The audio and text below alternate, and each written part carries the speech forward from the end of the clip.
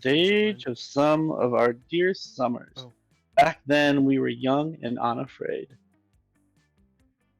Usually I do the announcer. No. You weren't fast enough. I know. I'm figuring stuff out on my computer. With school far away, everything seemed possible as the sun embraced us on our way to camp. Summer has that distinct power, doesn't it? You live for the days while the nights inebriate you with possibilities. Oh shit, maybe I shouldn't have done narrator. Fuck. I can do it. It's like life could take a turn at every corner. And for us, it did. Alright. Josie, you pick first. She can pick her lesbian queen.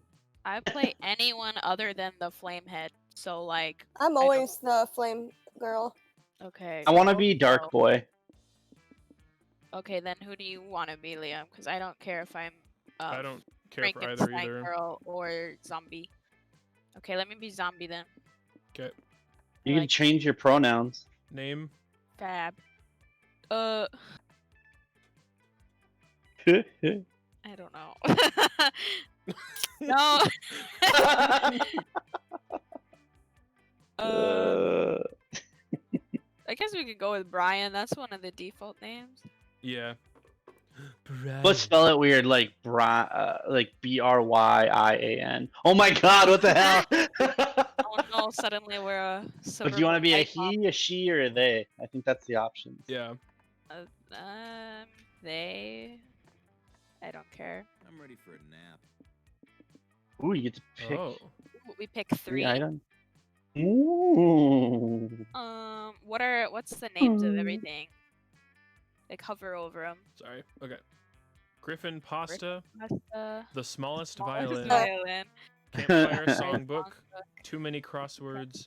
Penguin Mask. Sock Puppet. Coral Comb. Iron Maiden Sleeping Bag. That looks like a Carving vagina. Machete. Do the wood carving machete. Okay. Sleeping bag. And Griffin Pasta. Okay. Going for the boldness, eh? Liam, why don't you pick? Those are just what I liked, but I do want I'll Damien. just do this one. I'll just go with Vicky. Stay as she, why not? Human Oh, you wool got sweater. different things to pick from. Sword of Rar, King of the Lions. You said it wrong. Rawr. Rar. Rawr. Pocket therapist. You're gonna go with the bottom two on the Colored right. Hawaiian shirt. Spork.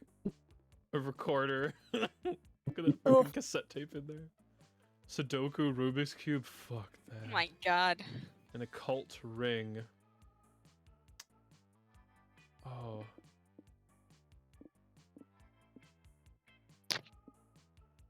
Yeah, I'm gonna go with that. Yeah, I'll go with the cult ring. And I kind of do want the sword as well. Alyssa's up. We'll just...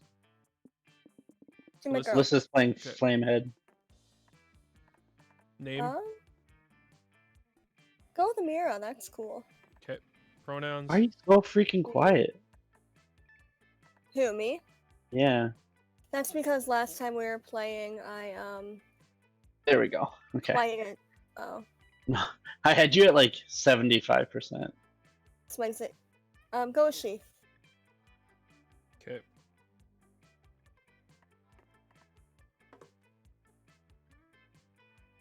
Sorry. Okay. Ooh-wee. Very strong insect repellent. Scott Snacks. Dragon Heat, which is a... if you remember that from the first game, that's like a fan fiction that went around the school. Like, this is a funny thing. Magic Mirror. A human wool sweater. Blade. Multi-tool. Instant post camera. Or too many crosswords. Magic mirror. The camera. And The multi-tool. Opposite of what I would have picked out of that. Oh, I kind of like that name. Oh my god! Go with Oz! Oz. Oz, okay. Pronouns? Yeah, it will just say he. Okay. Goodbye, comfort zone. Magma trekking boots, pinata pool toy, uranium lipstick, BFF bracelet kit, campfire songbook, Satanist kit, Pokemon trading card game, Pokemon, Pokemans. spooky campfire stories, or MC Griffin E EP. We're gonna go with the Pokemans, the Satanic, and then why not Best Friends? Go with something crazy. Yeah. Nice. Would have picked those, but the pool toy instead of the BFF bracelet. I figured something's gonna happen to the pool toy in a negative context, so if I'm trying to impress someone, I'm gonna get fucked. Yeah. Mhm. That's how I was Right. thinking. One might say that the Monster Prom had hardened us on the highs and lows of love. But no, in love we're always absolute beginners. And summer camp was no different. No one talked about it, but the idea of a summer love loomed over our heads. Close to the last day of camp, there was a media shower happening, just 3 weeks away. Everyone knew that if you were into someone, you're gonna watch that damn thing together. And so, a silent yet powerful pressure invaded us. It was the Monster Prom all over again. Everything seemed uncertain. Everything but one thing. Whoever we were asking on media shower date, it was probably going to be one of the 6 coolest people on that bus. Joy Johnson Jojima, 23, a badass witch who wanted to chill a bit after saving the world countless times. Aravi Mishra, 22, a hot-headed adventurer possessed by a curse who had turned out to be the most annoying roommate ever. Calculester Hewlett-Packard, version 1.1, a library computer who had become a sentient robot ready to experience life to its fullest. Dahlia Aquino, 20, a buff blue demon and a warmonger who had set her sights on conquering summer next. Damien LeVay, 21, a fearless demon with a taste for destruction and a love of fire. He's back. And Milo Belladonna, 23? A Death Reaper, doubling as an internet influencer who is profoundly in love with life and all its earthly pleasures. The bus trip was long, and all of summer could be shaped by the first step well taken. And so it was clear. It all came down to breaking the ice and causing a good impression with the right person. Okay, Brian. Brain. What's your main goal at summer camp? Best at survival, strength, and relationship with Marscapone.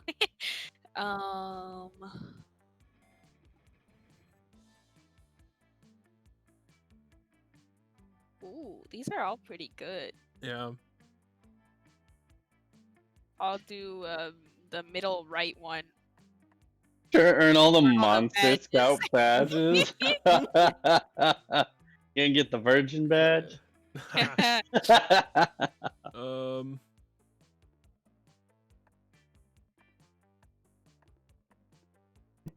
I'll do that one. Lorser. Yeah, I see.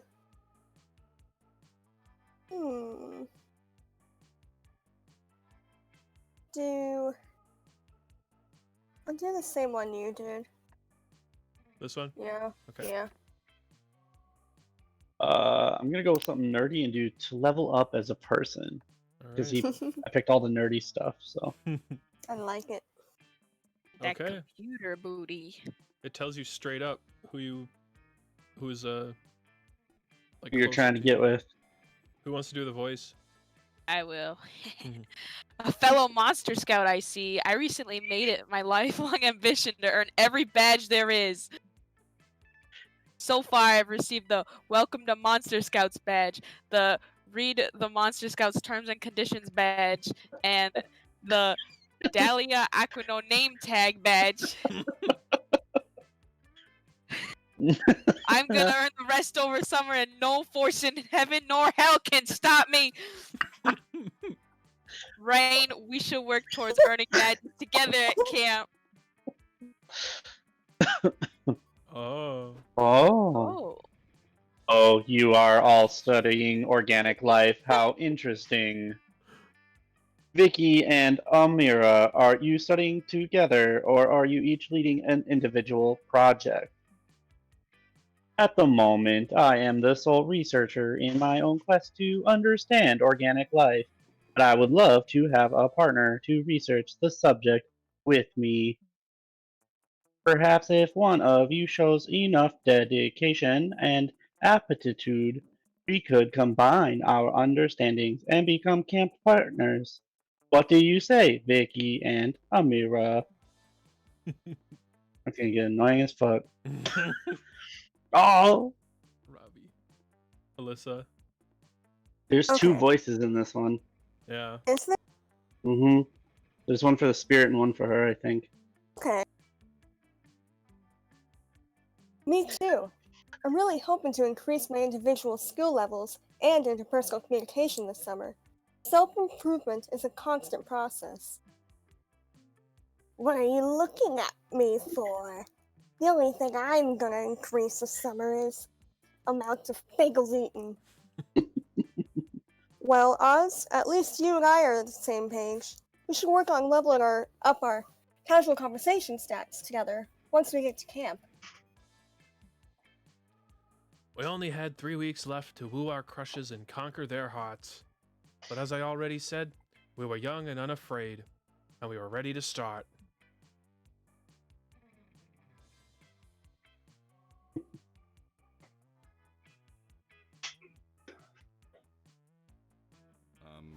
Sure. Okay.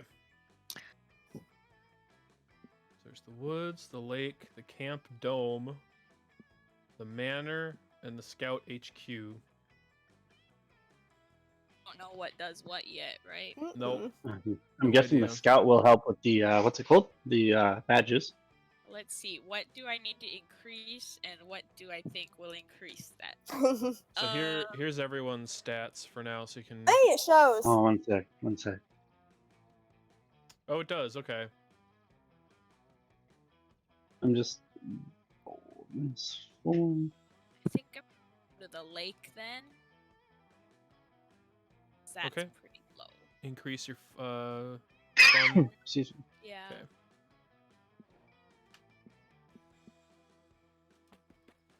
Oh. You decide to bring a metal detector to the lake that day. You scour the beach for buried treasure. You find a keychain, a tin box of stale cookies, which you eat anyway, a glowing chalice that the Knights Templar come to confiscate for some reason. But best of all, you manage to find some genuine silver-plated +2 fun. Score! Nice. You're recovering from that interaction when Dahlia almost tramples you with her rock-hard calves. Bees. Okay. Oh, hey, Brian. I didn't see you beyond the majestic silhouette of my own flexing muscles. I've got to stay in top physical condition if I'm ever going to earn my FBI agent badge before the end of the summer. You're about to explain to Dahlia how that's a different kind of badge than she probably thinks it is, when you notice another Dahlia in the vicinity. I'll voice it. Oh, okay. Looking at Brian, I'm flexing my quads right now. You should be looking at me. Are you, stranger who looks almost exactly like me? Explain yourself at once. I don't look like you. You look like me because I'm Dahlia Aquina. Rah, rah, rah. Damn, you lack the necessary muscles. On the contrary, since I'm the real Dahlia Aquina, the real Dahlia Aquina looks like this. And since you don't look like this.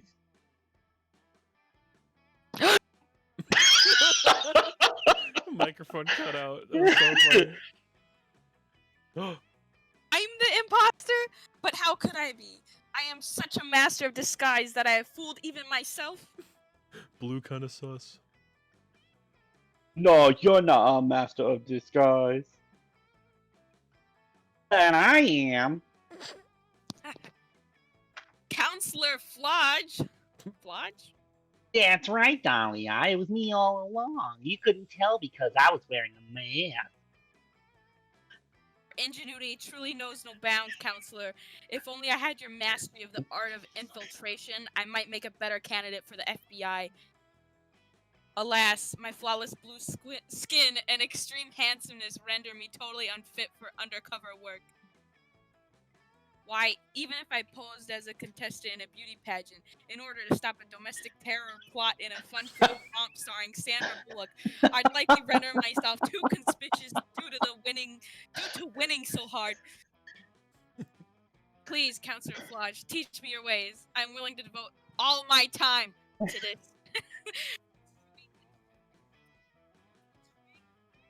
Oh, she cut out. Yeah.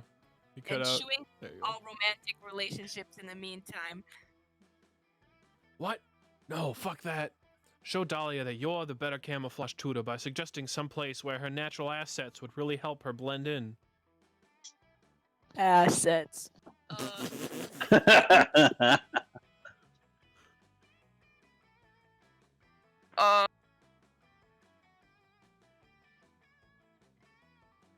The first one, I think. She didn't like that he was dressed as her, so I think the first one because she has strong. Okay. Yeah, it's a fantastic idea, Brian. A true master of disguise always changes their surroundings to match their appearance. That's why I carry around at least 3 life-size statues of myself at all times. Right. You'd make a great disguise instructor. That settles it then. I'm off to join Buff Smurfette as a second female citizen of Buff Smurf Village. Dahlia heads off to execute her cunning infiltration while Counselor Flodge blends into the scenery by stepping behind one of his life-size statues. A couple hours later, Dahlia tracks you down and nearly throttles you in frustration. How could you suggest such a transparent disguise? I was found out almost immediately. No. Apparently, femaleness is so rare in the Buff Smurf community that I stuck out like a sexy blue thumb. Let me tell you, all the male Smurfs were not as pleased as you might think to have another lady in the mix. They gay? They called it a sign that the SJWs are intruding on one of the last safe spaces for straight blue males No. in the country. Oh shit. I tried to tell them that I was a Smurf, but they immediately asked me to name all 10 of their albums. They have dozens, mostly in Europe, and they were not happy when I told them I didn't know that. Then they said I couldn't join their village because there was already someone named Smurfette, so all the girl names were taken. So obviously I beat them all up and made them eat their stupid pointy hats, but that didn't cheer me up nearly as much as it normally does. How dare you put me in a situation that was guaranteed to bum me out? I'm blue enough already.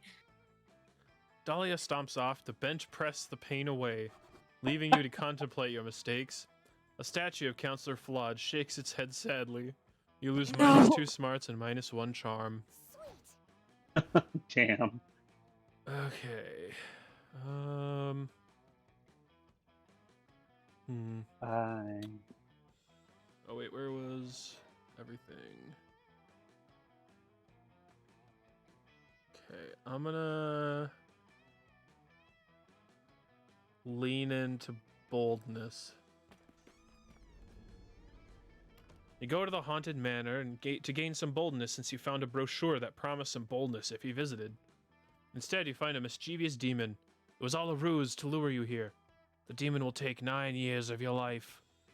You take the demon to court for misleading advertising. The jury isn't fond of mischievous demons who fool people into giving years of their life up, so you win, and the demon has to give you +2 boldness. Fuck yeah. It's a beautiful day at Camp Spooky, and Calculester is taking the opportunity to show off his succulents. You see, friend Vicky, I did not want my succulents to feel left out of the camp spirit, so I have been making each of them tiny, camp, spooky, appropriate outfits. Each one will be receiving a tiny scout sash with even their tinier scout badges and individual bathing suits they can wear while I spray them with mice. Calculister's so adorable when he talks about his plants. You can't help but stare lovingly into his face as he speaks. Oh my god, Oh. Josie, I thought it was you. I can do her voice. Do it like weirdly sexually unattractive, but also really What? like into it. Like something that's like super sexy, but also like uncomfortable. Like, Well. Like that. yeah. Why am I not surprised? Yet another camper staring intently at the screen instead of enjoying the great outdoors. Camp Spooky isn't about using electronics. It's about engaging in classic activities like scouting and swimming and doing manual labor to benefit the camp. And yet, here you all are on your phones. You explain that Calculester is not, in fact, a phone, but rather a sentient being and, in fact, a fellow camper under her charge. Friend Vicky is right. Friend Camp Director Miss Weaving, you and I have interacted multiple times. That's what students in their phones always say to try and justify their technology addiction and neglect the real world responsibility. You have left me with no choice. I'm afraid I'm going to have to confiscate all screens from you until you've kicked this nasty habit.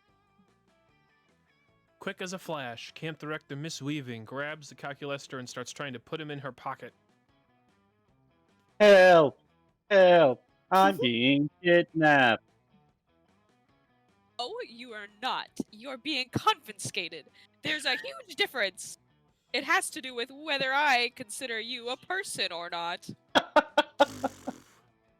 Rescue me, friend Vicky. Rescue me from friend Camp Director Miss Weaving, who is not being a good friend at all right now. You can't let Calculester be kidnapped, computer napped, confiscated, whatever. He can't be taken away. You need to find a way to convince Camp Director Miss Weaving that your relationship with Calculester is far from an unhealthy addiction. Given your history of spending all your time and energy trying to impress one classmate with no regard for school or extracurriculars, this may not be true, but you still need to convince her. Okay.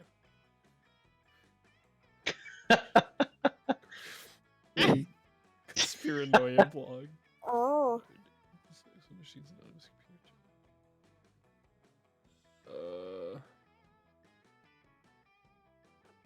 We'll do this one.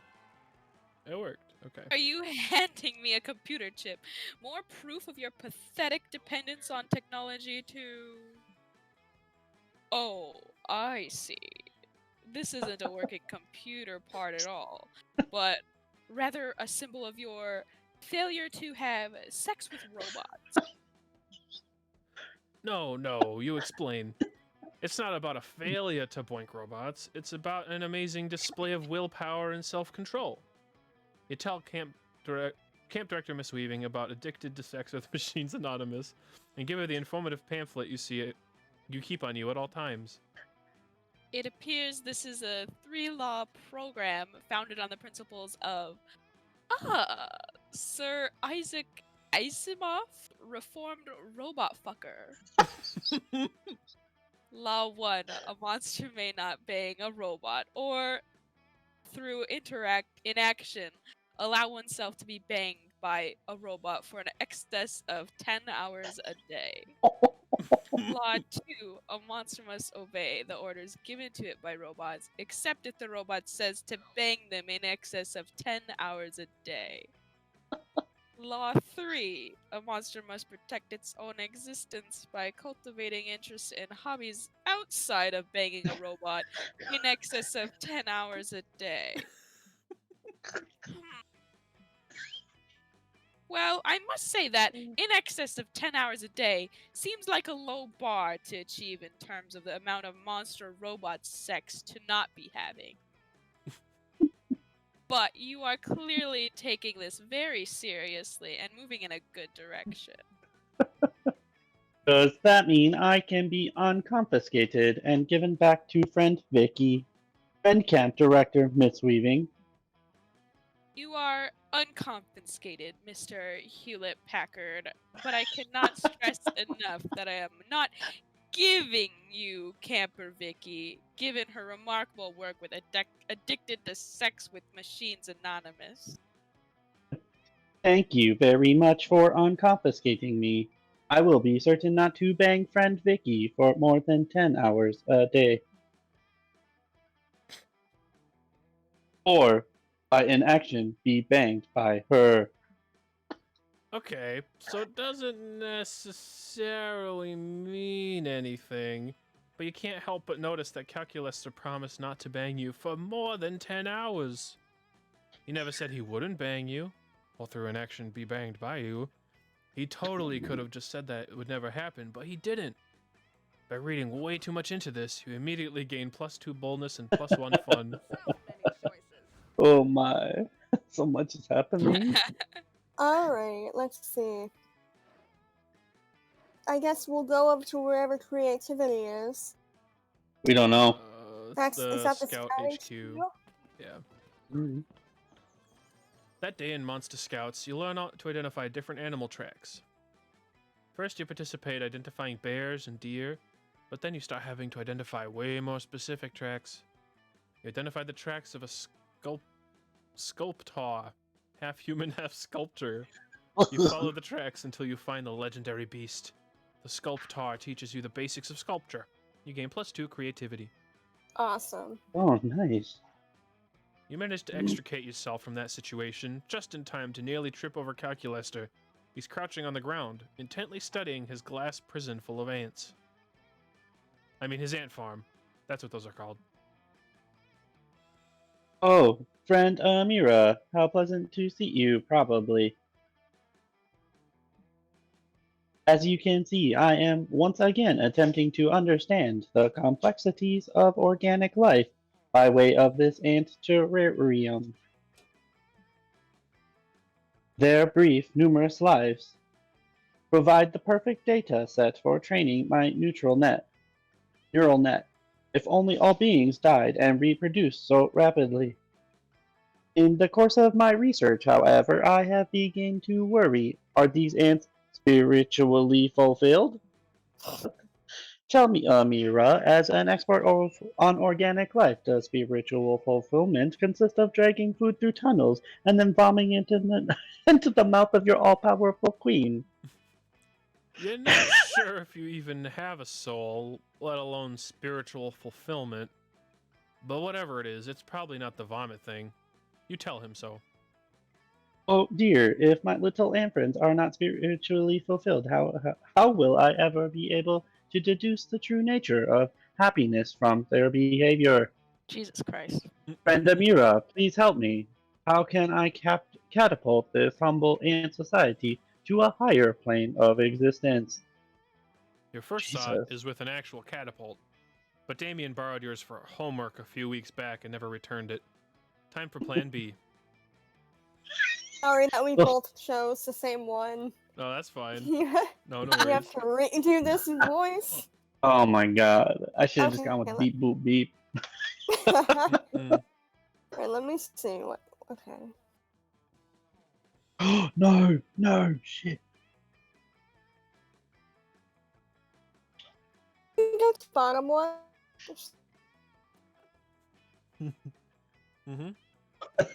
Alright. Nice. Ah, this is why I consult organic beings whenever possible. I never would have come up with such a solution. I did give them all tiny ant-sized televisions, because staring at screens seems to be one of the main ways organics express their self-actualization. But I never got as far as actually broadcasting anything on these screens. It is a brilliant idea. Bolstered Jesus. by Calculaster's encouragement, you set about creating a hilarious slice-of-life sitcom starring John Krasinski, Jeanette Fisher, and regular Steve Carell somehow. The Office, but for ants, is a huge success. The ants share their favorite gifs on Ant Twitter and compare the drudgery of their own work to the hilarious drudgery of the TV show. This is fantastic! The simple creation of wacky facsimile of the ants' dull and unfulfilling lives has somehow made them more fulfilled. It is almost as if all entertainment is merely sleight of hand to distract tiny organic minds from the crushing weight of existence. Oh no, maybe he's right. Maybe all that time you spent binging the actual office has numbed you to the injustices of capitalism and destroyed your ability to appreciate real life. What's wrong, friend Amira? You appear distressed. Can I offer you some nourishing food or a handshake? On second thought, seeing Calculester's unfailing sweetness reminds you that real life truly is beautiful, and you haven't lost your ability to appreciate real life relationships. After all, it's not like Calculester is a simulated being inside of a piece of entertainment disguised to distract you from the pain of living, right? Oh. Here, have +2 fun and +1 charm, and don't think too much about it. So many options. Oh, I won't. Okay, here we go. Let's increase my boldness or creativity. Well, what's the one on the left? Is that the woods? Yeah, that's smarts. Oh, how do you know? Oh, because that has a It's symbol. little faces. Yeah. My smarts is already at 6, and I can't go anywhere somebody else has. You I'll can go to with the charm. Yeah. I'll go to charm. Okay. Camp Dome. It's a typically bloody Camp Dome battle royale. While you're hiding to catch a breath, a severed fist flies through the air and lands on your lap. You unfold it. The fist was holding a tarnished silver locket containing the photo of a loved one, likely waiting for the hand's former owner to return home safely. You toss that behind you and also find a crumpled up coupon redeemable for +2 charm at Pedro's Pastrami Paradise. Rad! Thanks, mysterious hand.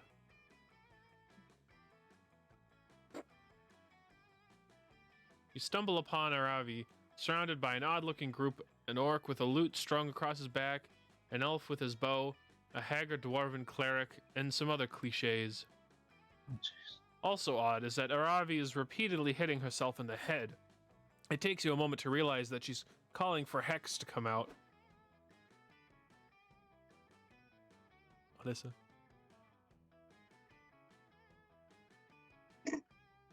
Alyssa?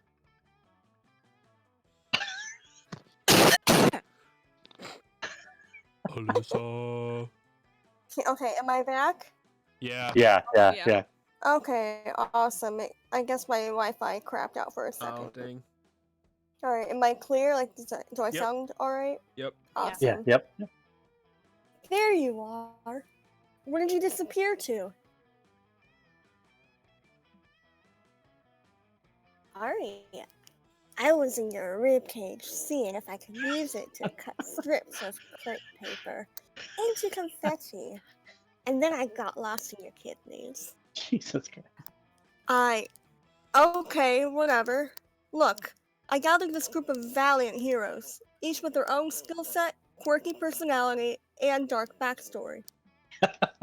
Cool. Why? What do you mean, why? You asked me to. You said to organize a party. Honestly, I never liked you more than I did at that moment.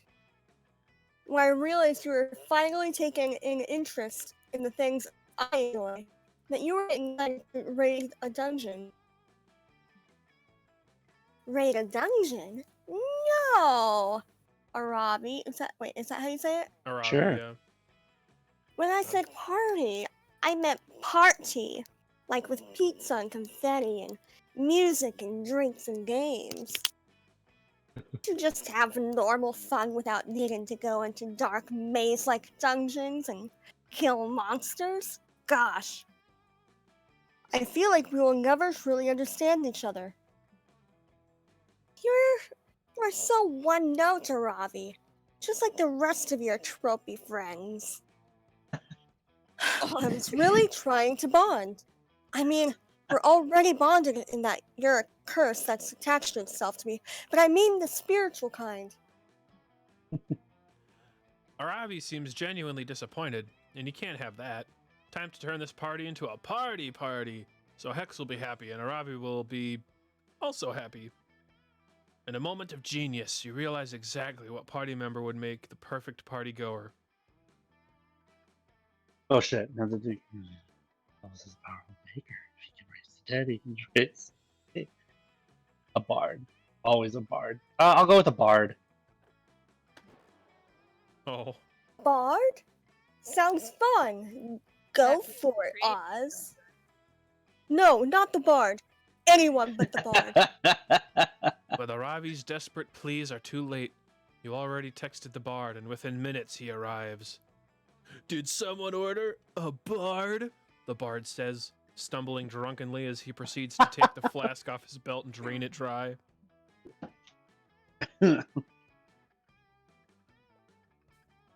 Oh, Alyssa, Dude, you Alyssa. still there? I hear? Yeah, Mhm. you hear you now. Hello? Yeah, hello. Hey. Okay. You're good. Okay.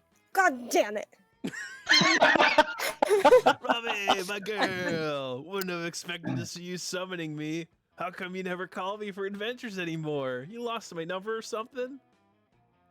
No, it's because all you want to do is get drunk and play shitty songs at your shitty lute. Huh, says the I bard. picked the wrong one. Anyway, here's Wonderwall. The bard pulls out his lute and begins to play. Oh, No, he's one of those kinds of bards. He sure is. oh, god damn it. For a moment, you wonder what those kind of bards mean, but it soon becomes abundantly clear. Once he's pulled out his lute, it's all over. He plays song after song, butchering American Pie on the flute, I'm Yours on the harpsichord, and Freebird on the xylophone. Oh, The damn entire it. party the is held captive xylophone. by his terrible one-man concert, with encore after encore, and no way to politely leave or shift the party back to, actual party things. Strum us a song, you're the liar bard. Strum us a song that slaps. 'Cause your singing's more fun than adventuring, and we're tired of checking for traps. La la la la la la. Yeah, I'm out of here. He's your responsibility now, Oz. Oh. Seriously, have a great party. I thought Avari was ruining my fun. You somehow ruined her ruining my fun. Incredible. It's a horrible party. By the time the bard is finished with his third encore of Ocean Avenue, he's drained you -3 fun. Oh. Oh, fuck. Everybody choose a color, say your choice out loud to the other players before clicking. Lime. Brown. Orange. New soda flavor based on your color? Oh gosh. Limeade. Oh, I've had limeade. It's actually pretty good. Should we do random? I don't know. Yeah. It's kind of difficult to just, Random. Excuse me. Nice. All right. Today will be a camptastic day. Oh, that's cute. Okay, I'm gonna do charm this time. This can't Should have done go fun. Yeah. Yeah, it is. Okay. That day, you play competitive spin the bottle. You must kiss a camper from Camp Rival Camp. It's a long, intense kiss in which your tongues wrestle mercilessly. You apply some unexpected biting, since that's currently very high on the meta, while holding the back of their head to prevent an untimely escape. You win at Jesus. kissing. It goes without saying, you've earned +2 charm. You're just looking around for some more wacky bullshit to intrude upon when Calculester intrudes upon you instead. Hello, Vicky. Is it a good time? I have my library card because I am totally checking you out. It is also useful for borrowing books and DVDs. If you were a Transformer, you would be Optimus Prime, although I am as of yet unsure whether you can turn into a truck. My god, Calculus has game. Damn. Yeah. If I could rearrange the alphabet, I would put you and I together, despite the fact that this would seriously disrupt alphabetical sorting and likely damage my programming. Drenched. Actually, with that in mind, I do not think that I would want to rearrange the alphabet. I do like you, though. Is this working? Are you aroused? Yes. Yes. Well, you're amused, and that has some of the same letters. Oh dear, I knew it was hopeless. Lately, I have been feeling more and more of what you would call romantic feelings towards you, but I have been unsure how to express them. Naturally, I turn to the internet for advice, but this list of 40 best pickup lines has proven highly ineffective at winning your fragile, meat-filled heart. I am aware that I have several good traits, but I am afraid being sexy is not one of them. Oh well, perhaps a torrid love affair between the two of us is simply not meant to be. No, we can't let Jealous. calculus give up. A torrid love affair between the two of you is definitely meant to be. Look, robots can be upgraded, right? Surely there's a way to upgrade Cal's sexiness. You just need to figure out what it is.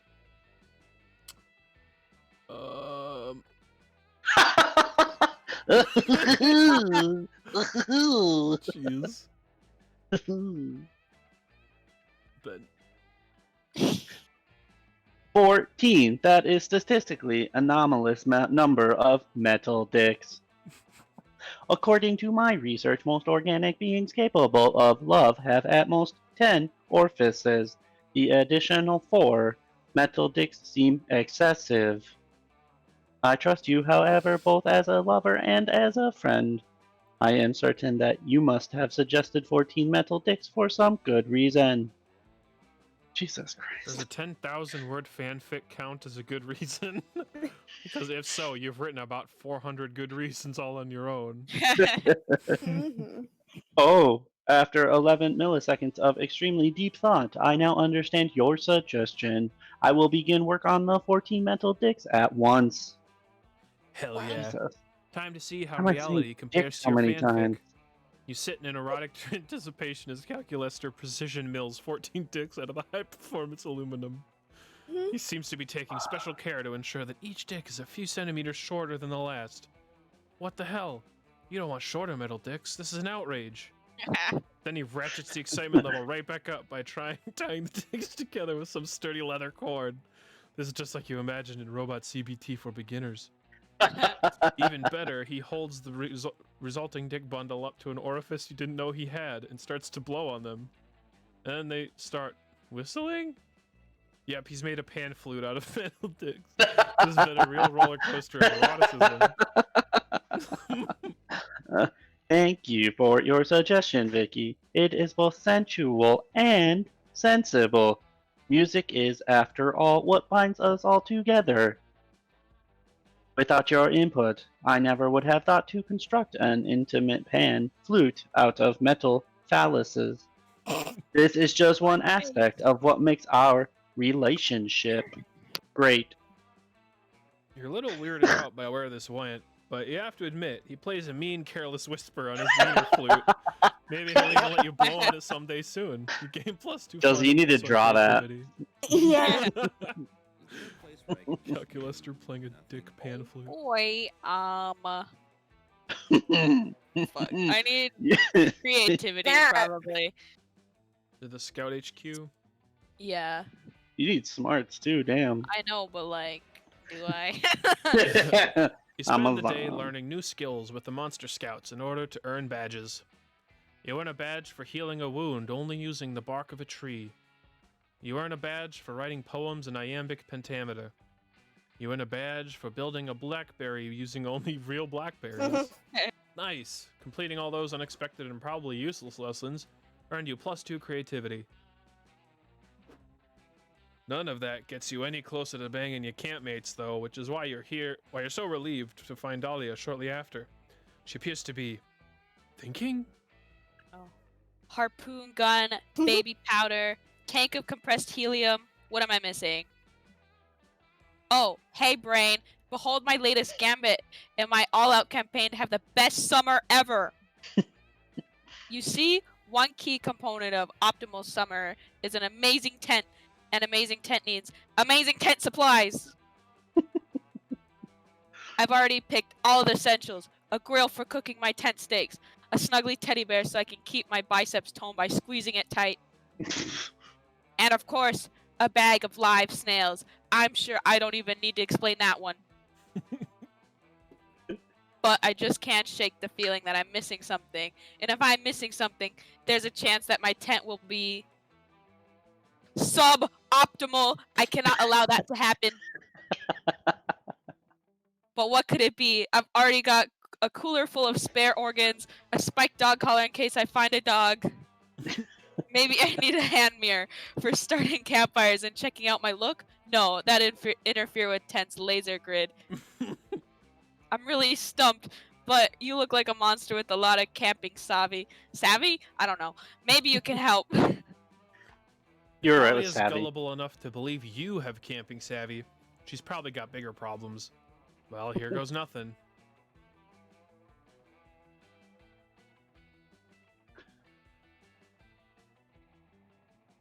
Ooh. Look.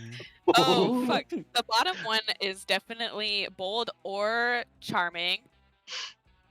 Mhm. Bold or And charming. yeah, And and the the top one first might be a one- little offensive. The bottom one is something I would say in real life.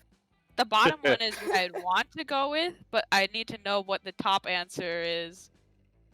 I feel like you're gonna lose. You're gonna end up losing boldness because she's gonna take it kind of demeaning. That's what I think. The top one? Yeah, Mm. maybe she won't. You'll pick the right one, like the one I that feel you like think is the right. top one is like creative or smart, even though it doesn't seem like it would be smart. Yeah, I was thinking that too.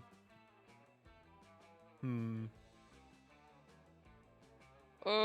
gonna do the bottom one because that's what I want to answer. Okay. And Oh, oh no! The most important object is someone to share your tent with? I'm sorry, I'm confused. Are you referring to yourself? Oh no. You nod awkwardly. Isn't that a little objectifying Oh. to pitch yourself as a piece of survival equipment? You shake your head awkwardly. You know what? I'm gonna stop describing individual things Oh, you do as no. awkward because that's apparently just your brand. So that. Well, alright, but if I'm Ouch. going to bring you along as a survival gear, I'm gonna make sure you have some sort of survival value. Let's see. Can I use you to hammer in my tent poles? Yeah, you can. Dahlia picks you I up don't and hits you against her tent poles. You are too squishy to hammer in anything except your own face. You could be a decent stick for roasting marshmallows. Dahlia stuffs a marshmallow in your mouth, holds you by your feet, and thrusts you out over an open fire. You're not very good at planking, so you immediately fall face first into the fire. Not promising. Not promising at all. Oh, maybe you're a compass. Quick, which way is north? You can't ask Chelsea that. If you ever I knew don't which way know. was north, a vigorous face smashing followed by having your head set on fire has knocked the knowledge clean out of you. Well, I'm sure you're good for something, but I'm just not sure what it is. Sorry! Dahlia casually tosses you into a river like a broken walking stick. It helps cool your seared face, but you immediately get poked in the eyes by a broken walking stick. Oh my god. Man, maybe you should try being less Oh. Oh my useless, god, huh? no! You lose 2 my spots and 1 God. fun. Can I take a minute to think? Oof. Oh, here we go. Here we go. Let's move. Let's try to get some fun. Where's fun? That's a My lake. stats are so fucked. We'll do some fun. Yeah. You spend the day playing in the lake. Everything is Nice. fun until you're mesmerized by a strange song. It's the sirens. They try to Once a lure you month with on their Wednesday. beautiful chants, but you know better and challenge them to a riff off. They kick your ass, but you all Oof. definitely have a lot of fun. More specifically, +2 fun. Oh, A nice. lot of fun. After that, you're chillaxing on the shore when what feels like a slightly padded cannonball hits you in the back of the head. Oh, Robbie, oh my god. This is why you're supposed to say my ball, so nobody else tries to die for it and hurts themselves. What are you talking about? I pelted Oz on purpose. Physical aggression is the only way I know how to express my interest in others. Anyway, Oz, I'm glad you're here.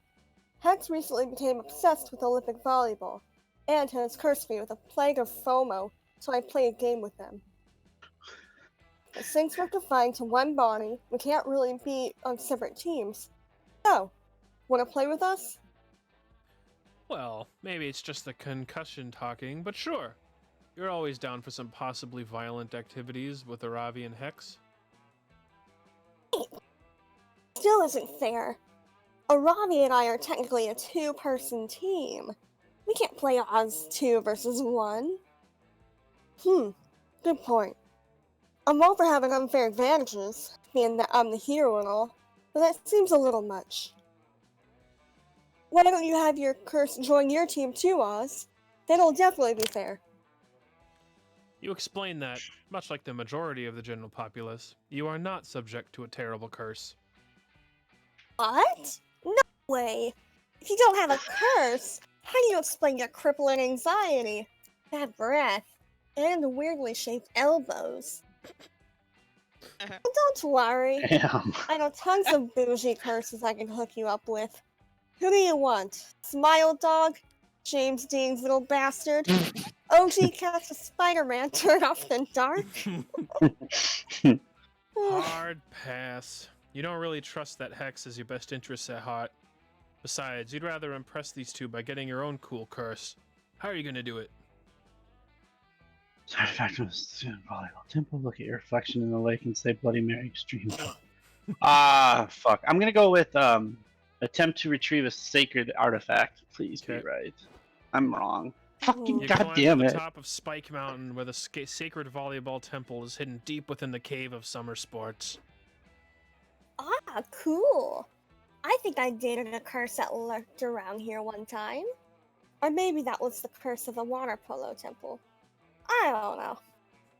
You make your way through the temple, while Aravi loots the golden trophies and stat-boosting armor cleats everywhere. You find a golden chest that says, "Seriously, don't open this, I mean it," in big bloody letters. Bad boy open Oz. Best cursed loot drops are usually the ones in the unlikeliest of places. Sold! You open the trunk hoping to find a sexy curse of your own, but instead, you see something of such incredible mystic potency that it melts your face off. Luck, Oz. They got you with the all seriously don't open it, double fake. Well, this sucks. You wanted a curse, not a melted face. You're trying to make it work anyway, because maybe you'll play volleyball even better with your face melted off? Spoiler, you don't. All a melted face is good for is costing you -2 charm and -1 fun. I'm supposed to be developing my character to be I better, know, and I this know, motherfucker it is sucks. dying. Here, can I get boldness? Let's go to the manor. None of us can get anything. In this game, can you switch your love interest? Because you could kind of do that in the other one. Yeah, it It doesn't doesn't seem like seem it. like Not in it. this one. Yeah. Not in this one. Might be too new, I suppose. That day in the haunted manor, a little clown man rides a tricycle up to you and asks Thank if you'd you. like to play a game. Oh, yeah, sure. Cool, you love games. You suggest Monopoly or Scattergories. The clown man tells you to find the exit key in an hour or he's going to rip off all your skin. You're not super into that idea, so you two decide to compromise by going to an escape room and solving some puzzles together. It's a lot of fun. You don't gain fun here, you gain boldness instead. Oh, nice. You spot Calculester, Oh, tending to his fuck. ant farm. He's so cute when he's manipulating the lives of thousands of little organic life forms. Hello, friend Amira. Perhaps your visit will bring joy to my ants. No, I don't understand. Organic beings are supposed to love social contact, but these ants seem quite antisocial. Wink. Ant. I even tried introducing them to hugging, but it mostly just killed them off. Perhaps we can sing them some songs about friendship. I believe it is easier to learn lessons through song. Dramatic entrance! Damn it, Josie! That was my dramatic entrance. Are you impressed? Yes. I was certainly dramatic. Oh, it was. Thank you! I've been practicing. Anyway, are you ready for our ant battle? What? I do not recall agreeing to such a thing. Really? I could have sworn I was staring intensely at you earlier while my internal monologue insisted that my ants must defeat your ants. You stared back with such unblinking intensity that I knew you must be thinking the same thing. Friend Dahlia, I never blink. It is because I do not have eyes. Then it's settled. Our ants will engage in glorious combat. Watch out, though. I've been training my ants tirelessly to defeat you. Look how buff they become. Dahlia unveils her ant farm. It's full of Asian longhorned beetles.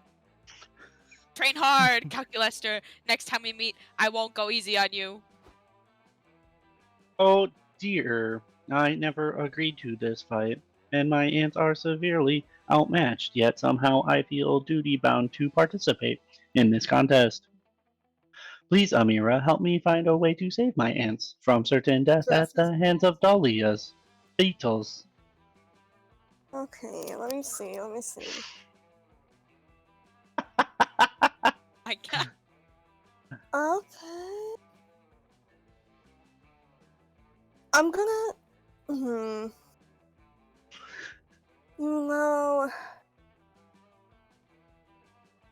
I feel like since I have to deal with Dahlia, she isn't gonna know about, she isn't gonna be very diplomatic about it, you know? My skills are all kind of low, though. And if anything, she might not take the top one, but I feel like the bottom one she won't take at all. I'm gonna go with the top one. Okay, space race it is. Yeah. Okay. Hey. Oh, nice. The Trials and Tribulations of Antonio the Ant, a comedy in one Act. act. Antonio was an unremarkable ant, a thorax of average length, a mediocre brain, and no dick to speak of. That last bit was mostly because Antonio, like most workers in a colony, was biologically female. We're only using male pronouns because they work with the name Antonio, which is a hilarious pun. Yet despite his glaring mediocrities, Antonio always believed he was destined for something more, something grander. And then one day, Antonio's tiny ant dreams came true. A mysterious figure appeared above Antonio's nest and delivered a rousing speech. It was not enough, said the figure, simply to survive. The ants must thrive. They must build a great spaceship and explore the world beyond the nest. They must do this thing, not because it is easy, but because it is hard. As hard as I am for my sweet metal love bot. Whatever that meant. It was then that Antonio discovered his true calling. He was not a worker ant. He was an aerospace engineer ant. Now, sitting behind his desk in an office at Nansa, Antonio feels as if his tiny life finally has meaning. Even if he is an ant and cannot do basic arithmetic, let alone space math, also no thumbs. Fuck it, though. He won't know the difference. You think an ant knows what a functioning space program is supposed to look like? He thinks he's doing great. Anyway, let's go back to the regular-sized world, where all your hot friends live. Calculester, what did you do? Now all my beetles want to do is go to space. It was not I, it was friend Amira, and all she did was introduce them to the bewitching mystery of space. Curse the bewitching mystery of space. You got lucky this time. I'm gonna go beat up space. You're not sure how Dahlia plans to beat up space, but she sure seems motivated. Almost as motivated as you are to find a way to smoosh Calculester. You gain +2 smarts and +1 fun. Well done.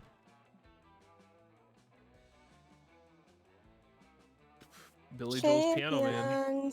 Toxic Britney Spears. Oh, I didn't pick one. Yeah, who cares? For fun, Oh, yeah, I no. don't actually wanna. Doing some hanky-panky too. Britney Spears, Toxic, always for hanky. sure. Yeah, sexy. Random. But yeah, random Yeah. anyway. Hey, lost again. You're doing the best. It makes sense. Yeah, really. Yeah. You're doing Oh, so I bad. don't care. Oh, a campfire. Hmm. Oh, this is like the lunch Ooh, there's table. more Oh, yeah, okay. characters. I love Great. that. Oh, Mothman. who is Oh, Mothman? Damien's here as well. Fuck. There's some characters. Huh. I like every table except the one with Go calculator. to Mothman. Go to Mothman. Go to Mothman. Go to Mothman. I do go want. to I Mothman. want to see what he's about. I think he's a stat booster. He's probably the store. Oh, there's also Oh. you can sit by yourself as well. You want to go to the Mothman? Sure. I'll see what that's about. Okay. Hello Here, there. here. Oh. Yeah, do it. Hello I like there, that. Brain. Do you fancy a gossip? Yeah, why not? My We Like can go for a little Mothman. gossip as a treat. Wonderful. The only problem is I do not have a gossip. I am fresh out and looking to refill. Oh. Would you have a gossip to spare, perchance? You always have a spare gossip to donate to anyone who needs it. Let's go. Choose a player Oh. to strike with your gossip skills. What does that even mean? Oh, and you can choose yourself Uh, too. I don't know what it means. Ooh. Oh, is It it might boost bad you or gossip me. or Mm. good gossip? Oh, girl, you dumb as hell. Look at your smarts. Pff, I am dumb. So it's probably I gonna be got bad. 0. Strike? Like, is it gonna boost you guys or like? Choose a player to strike with your gossip. So it sounds It it makes sounds it negative the way sound yeah. bad. I'm gonna Hmm. strike Vicky, I guess, and see. Thanks. I don't know. Okay. I just want to pick someone with high stats just in case. Oh, okay. Choose Hot one. single milfs in your area. I mean, unironically wear Crocs. Oh, single milfs in your area. Oh my god. dude. I do like that one, but probably the bottom right one. Crocs. Yeah, Okay. she looks like she's wear Crocs. Oh. What? Still functioning Cybertusk gamer girl feet pics. A hot salad. Type in your favorite meme. Jeez. Keyboard cat.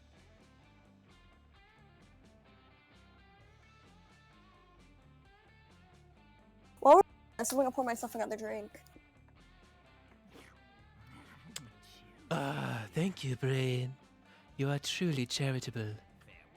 I will pay your kindness forward by spreading this gossip amongst my other gossipless peers. Since nobody has anything better to talk about, you quickly hear your gossip circulating camp. I heard the strangest Oh. Oh, he's sexy. Who is that? I don't know, nobody's done a voice. Do you want to do his voice, Josie? Sure. Oh my god. Guess what I heard about Vicky? Huh? 2 years ago, Vicky went on a cruise with her family, but on the way back home they were shipwrecked. Aw. When everyone got off the boat, they realized they'd accidentally found the fabled island of people who unironically wear Crocs.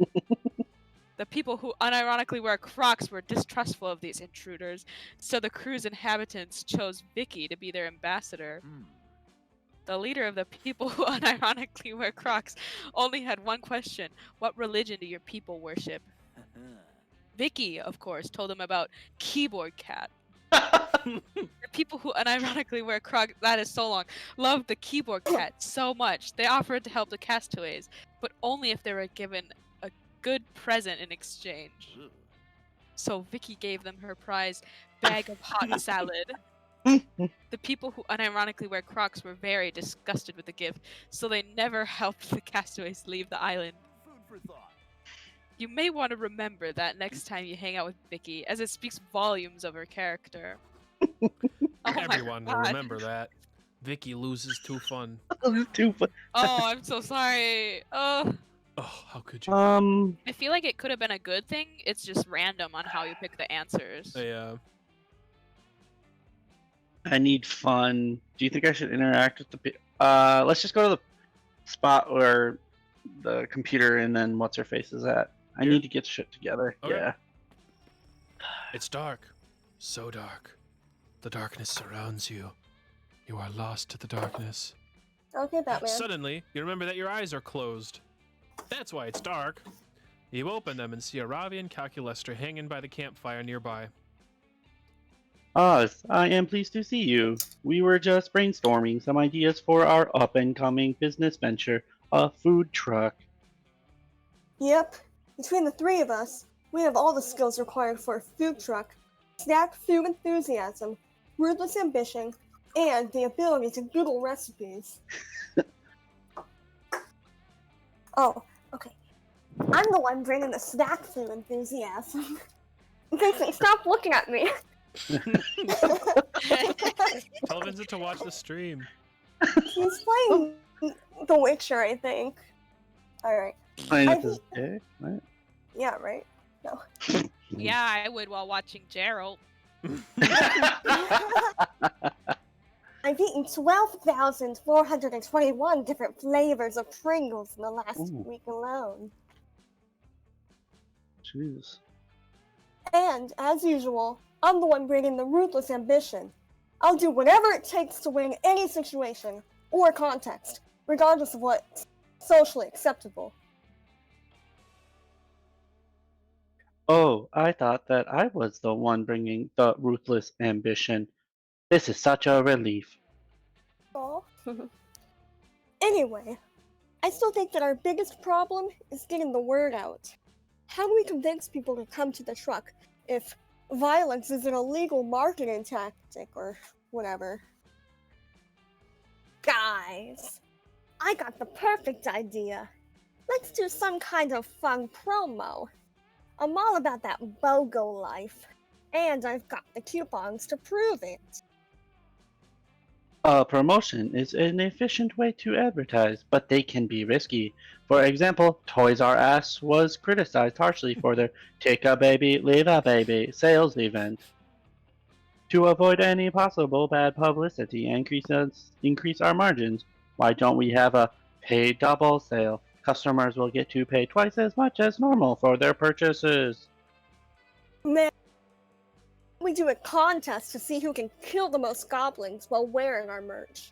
That way, our merch will be worn by badasses and goblin victims. Ugh, you guys just don't get promos. They're supposed to be fun. So let's buy a t-shirt cannon and call it a day. Since each of us owns equal shares in this food truck, the only democratic way to settle this is with a simple vote. Calculester conducts a vote between the four of you.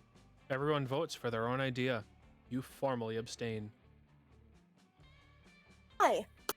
So dumb. Voting is stupid and never works. If we can't even make this decision, it's statistically improbable that we have the coordination necessary to run a food truck or be friends. Quick! Help your friends think of the best promo ever for their food truck. If you don't, you'll never get to taste their greasy, overpriced, lukewarm snack foods.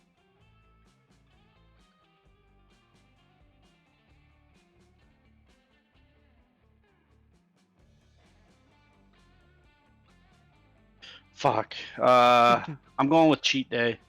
Alright. Oh, Nice. thank God. I really needed that. Yeah, yeah. Oh, how feasible. Cheat days are a very popular concept.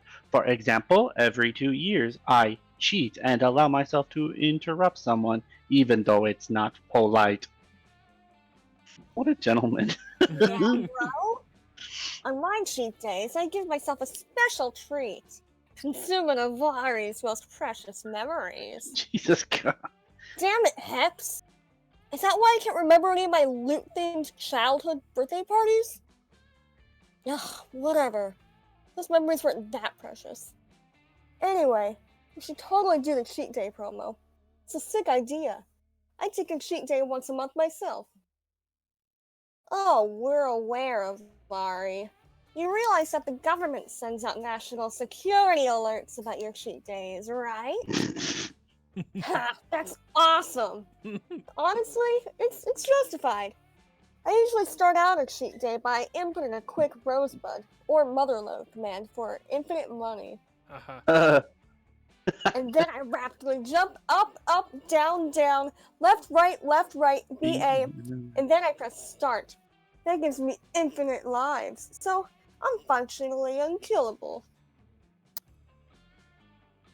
Cheat codes are tricky, because if you use them too much, it just kind of challenge away.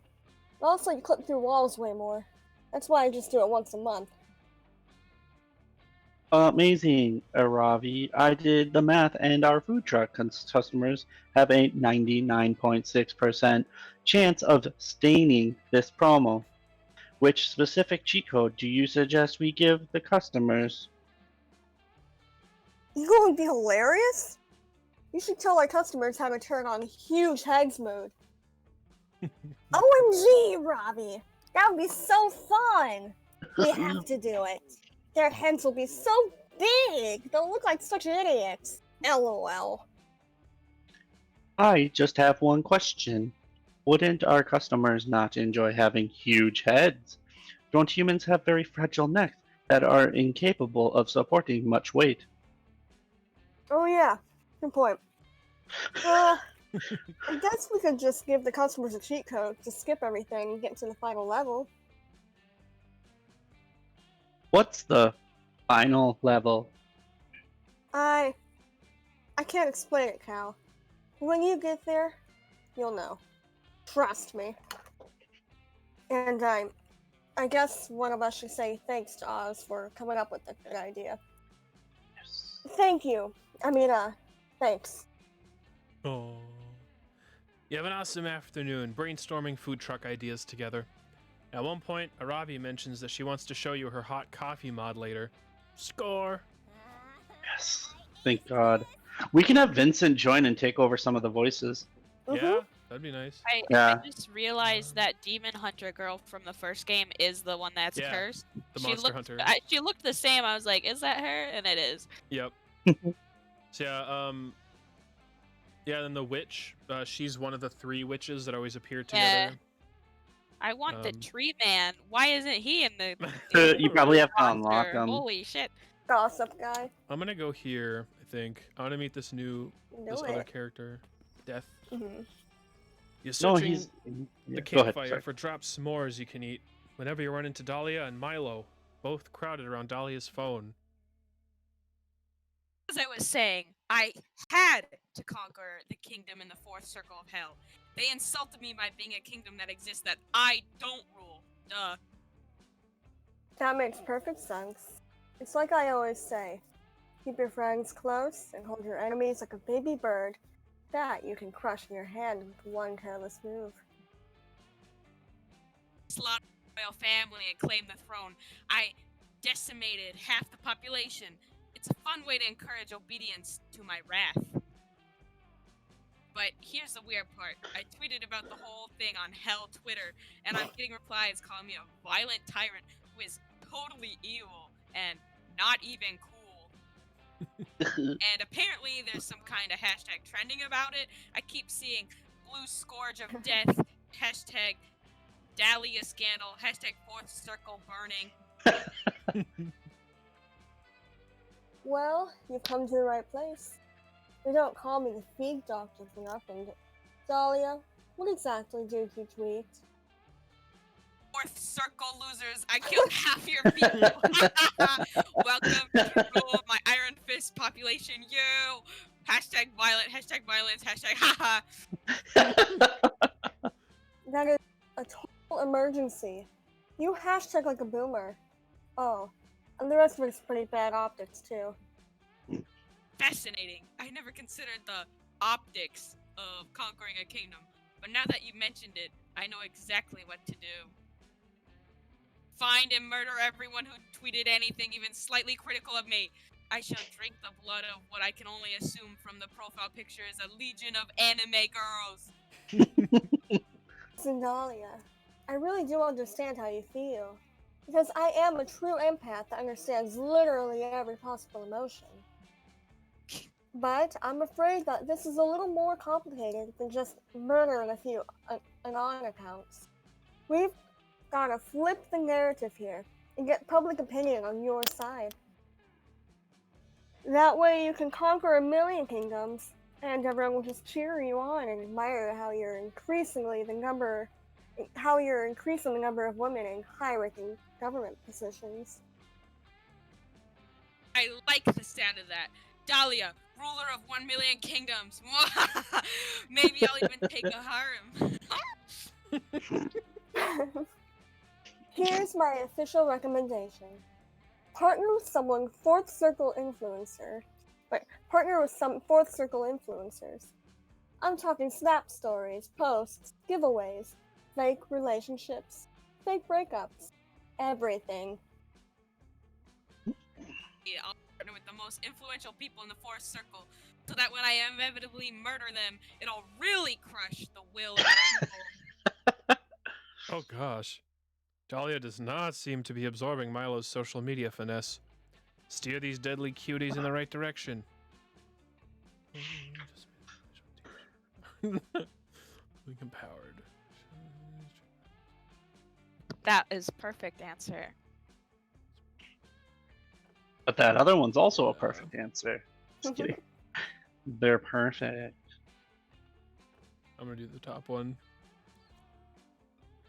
You agree Oh with yeah, 'cause you're trying Dahlia. to get with her. Yeah. She doesn't need to stop murdering. If anything, she needs to murder more. She just needs a good soundtrack to make it all super inspiring. That's an awesome idea. Done and uploaded. Fucking Josie. Two are preposterous. I'm certain that's not going to work. First off, it's a very transparent and bad faith take on empowerment. Her nails keep changing color. I'm sorry. With her So- heart. So does the heart in the middle, yeah. I love And her that. eyeballs. And, yeah. That's Okay. cool. Wait, is her jacket robe also changing color? No, I don't. I'm Wait. sorry. Maybe. Is she a she or is she a he? I think it's Because they. I Maybe. cannot. Let's go they. 'cause Probably. They. I think born male, but goes by they. They look good. Okay. Secondly, I wasn't sure. Ariana and I are technically still feuding over her Grammys dress. She used the exact shade of my skin tone for that gray monstrosity of a garment. Milo, how dare you insult Ariana Grande? Oh my god, she's an Ariana Grande stan. Can't you tell that my hairstyle is obviously a tribute to her signature ponytail? Milo's about to argue back, but before they get the chance, Dahlia's phone starts blowing up with replies to her latest tweet. You read through them. Dahlia decimated my people and I lost my entire family. Now that's my kind of feminism. Women can be murderers too. Hashtag boss bitch.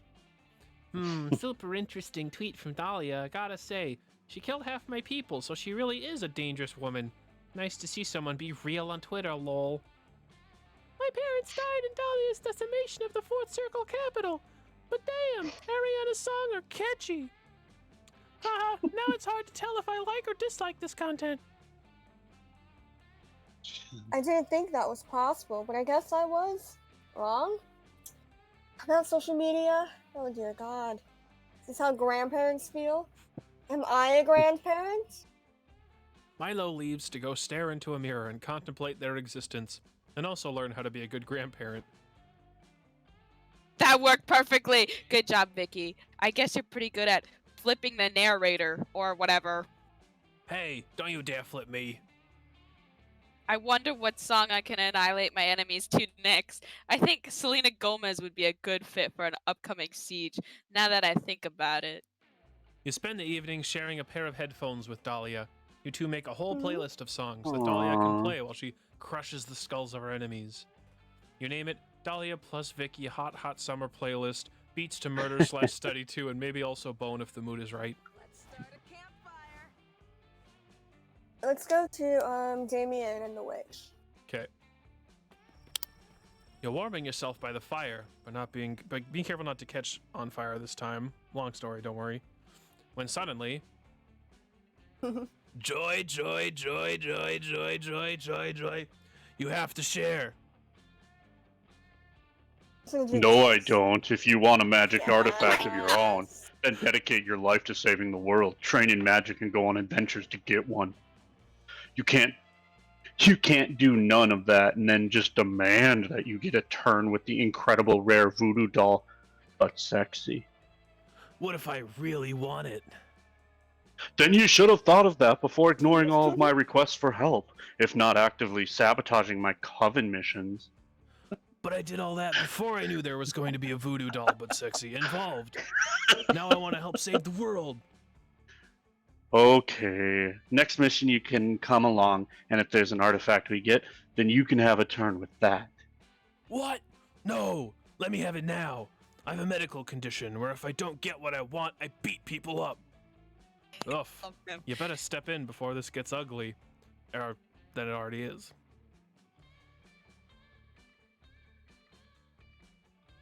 Yeah, Joy is the witch, and yeah. So Okay. whoever you want to impress. I don't even know. Would you rather impress Damien or the witch? That's what I'm Come trying on to over figure to the out. sexy side. We got voodoo dolls. What sexy? Okay, that did it for me. Go with the bottom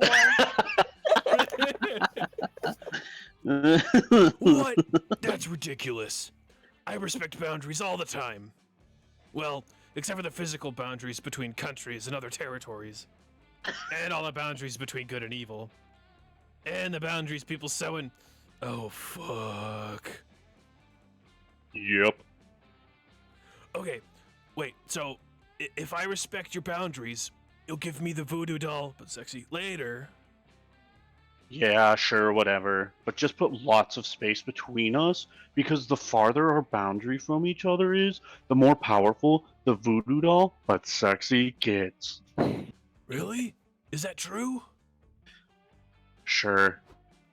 Damien dashes off to put as much distance as possible between himself and Joy for magical artifact purposes. That was actually surprisingly easy. Thanks, Amira. You appreciate Joy's gratitude, and as an added bonus, you get tons of alone time. Because anytime Joy gets within eyesight of Damien, he immediately runs away. Sweet. Hey, I'm gonna go to the bathroom real quick. Ooh, fun. What does he have to do? Yeah, you'll have to Take a I'll take a gamble. gamble. So we'll wait for you here. Okay. Okay, I'm gonna go to the bathroom quickly. Thank you. I'm gonna sit Okay. here. I'm so glad we went with that weird deep voice for her. Yeah, that was really funny. Oh man. Oof. I was like, I don't know if I can keep this up. Yeah, Damien's voice hurts my throat. No, I think Josie normally does Damien, but I'm like, she has the Yeah, because she does like the super flamboyant slash. Oh, she does like the anime boy, doesn't she? Yeah. For that one usually. I'm glad we're switching it up though, because Yeah. the personalities have changed. So Yep, it's fun. I like. I new kind of wish characters that as well.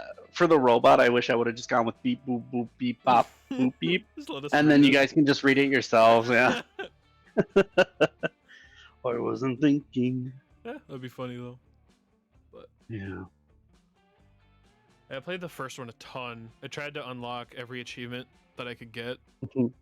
and I got pretty far. But so yeah, I've played it so much. I haven't played the second term because there is a DLC for it that like adds a second semester or whatever. Oh, nice. But I think I've only played that like once, so I haven't really gotten any achievements from that. Excuse but- me. Yeah. It's a fun game. I like it. Yeah, you anyways. gotta play with the right people. Yeah. Yep. And now seeing this, I'm like, maybe you guys should get it. You know, and then we can see. Okay, I'm back. Okay. Hello, welcome back. Welcome back. Yeehaw! Yeet. Also, it's oof, not oof. Oof. It's oof. Stuff. Oh yeah. Just Dang, I want that tree guy. When are they gonna add him? I don't know. probably gotta unlock them. Probably.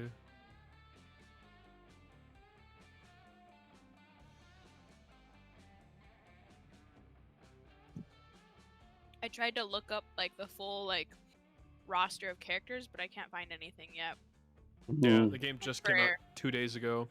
for NPCs and stuff too. Mm-hmm.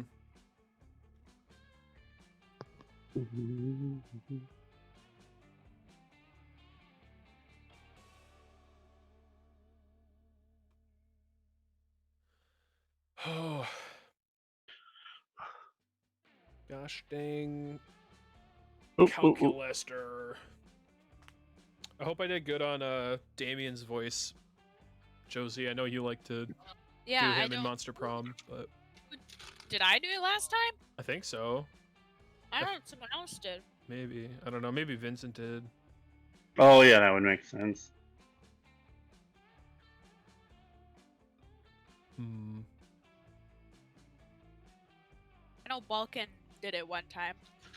Dude, he would be great. Oh my god, he would just talk normal. I know, yeah. I love Balkan. I miss him.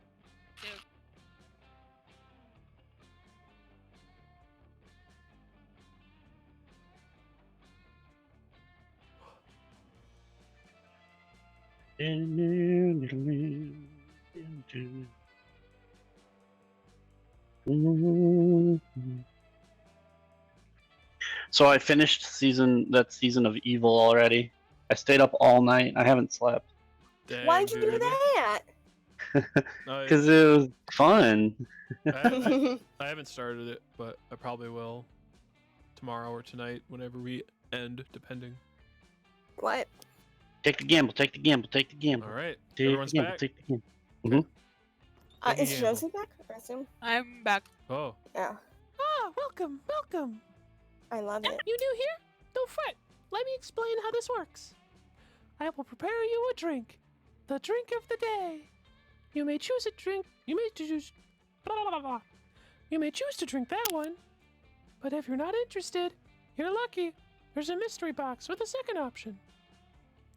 It could be better. It could be worse. But one thing is for sure. It will be mysterious. And these drinks. Look, choose whatever you want. But I'm not responsible for whatever you put in your mouth. I'm a wizard in training. For you to test my concoctions is somewhere between kind and reckless. So, get ready and good luck. Jeez. So when I do that voice, it's so cute. No idea if I got the recipe right. Want to try it? Do it. Don't be a bitch. Moscato. Do it. Otherwise, you always have the mystery box. Chug, chug, chug, chug. so you can either drink Chug it, Mosquito Chug it, or chug you it. can take the mystery drink. box. Frick. I'll take the drink of the day just Okay. because. Well, this one's brave. Because Oh, that yeah. one could be worse, and I already have not good luck. Yeah, no, totally. I was testing your common sense. And you passed. Your prize is the drink you chose. Fuck, that's so cute. Ew. Quite appealing, right? Don't know if I drink that. But the real question is, will you? I also have this mystery box, because at this point, who knows what you drink? I'm gonna go with the mystery box. Not toilet wine. Good. No, I'm good. Okay. Yeah. It's gonna be even worse. Oh, man. The mystery Oh. box! So That bold was of you! good. Hope you're happy with it. No refunds. Hoot hoot, motherfuckers. Ooh. What do you say? Will you take the drink of the day? Or would you prefer the mystery box? Sake bomb. I'm gonna take the drink of the day, I think. Yeah, no, totally. I was testing your common sense. And you passed. Your prize is the drink you chose. No idea if I got the recipe right. Want to try it? Otherwise, you always have the mystery box. I'll go with the drink. I hope Double it's as good gift. as it looks. Yeah. Just your common sense. You passed. Your prize is the drink you chose. Oh, come on. Do the voice. So cute. Do the roar.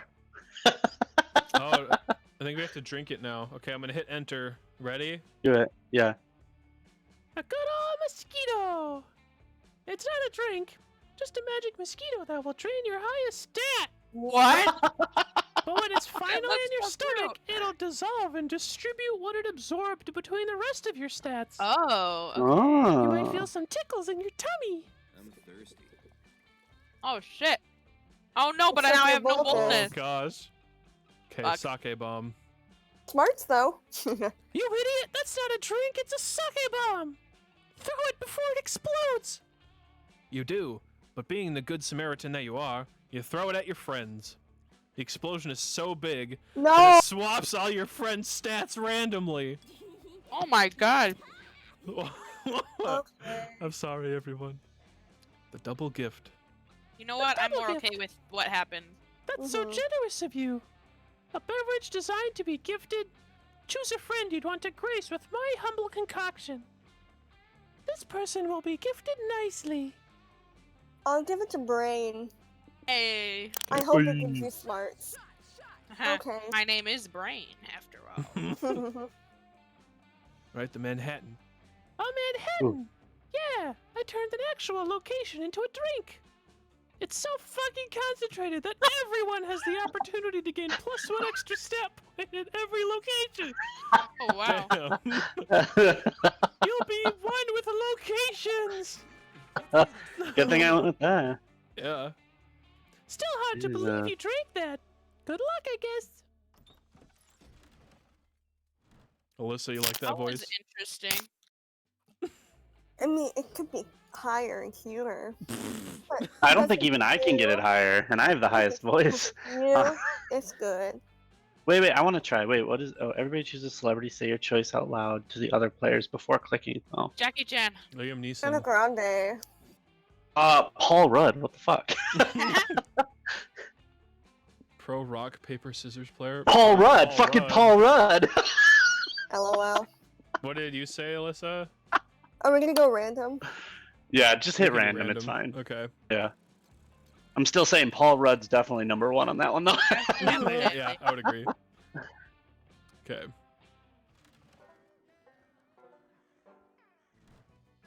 Brought my first aid kit, just in case. Oh. Never good when they bring in. I'm gonna do creativity. Oh yeah, and everything's +1. I'm gonna do creativity. Mhm. That day in Monster Scouts, you learn to identify different berries. You all search for berries and try to identify them. A blackberry, a blueberry. But Rachel, the deer person, finds a weirdly shaped berry no one can identify. You all stare at it for hours. It's closer to abstract art than to berry somehow. It's a true think piece. It forces you to reflect on berry inequality.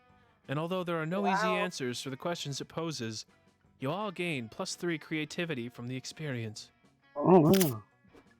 Oh, You're such hanging out wow. with Calculaster, Damien, and Scott, almost a cow, when suddenly, What? Commander located, awaiting instructions. Rob the sandwich store and bring me one. Alyssa, you can do this one. I like when you do male voices. Well, he's not talking to you, Damien. I think he's for Coach. Negative friends. Notice how the interloper is a machine like myself and even possesses the same highly expressive facial screen. Oh, I get it now. Indeed, I believe this hulking automation is here to. Help you convince your divorced parents to get back together. It's a classic Parent Trap situation. Oh my. Things reunited at summer camp, conspiring to make their estranged parents fall back in love. What else could it be? Silence, organics.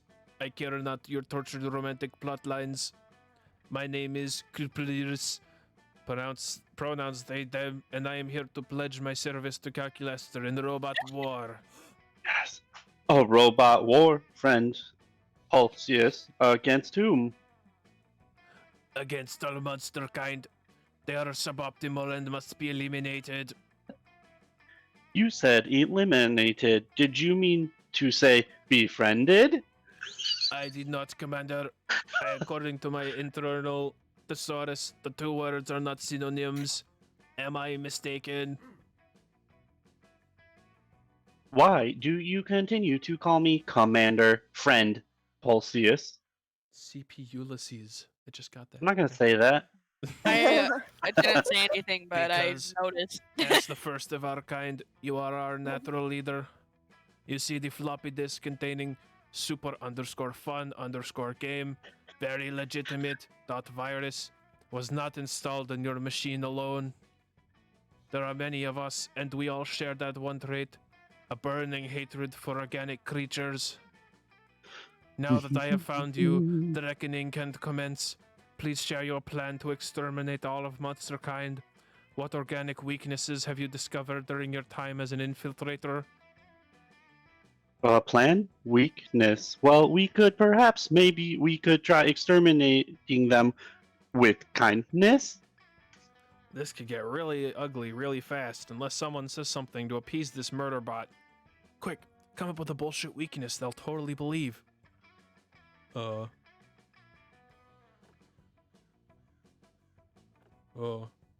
gonna do the high five. High-fiving.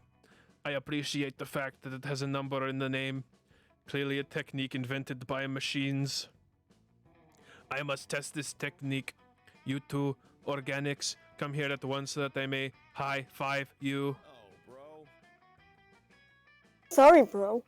I love high fives, but we're busy helping you get your parents back together. Yeah, we were just heading down to the library to figure out which of these computers are your parents. High five us after. I will, organics. I will. Yo, you giving out high fives over here? Indeed. Commencing high five protocol. Activating atomic bicep. Let me demonstrate instead, friend CPU Ulysses. I am the commander, after all.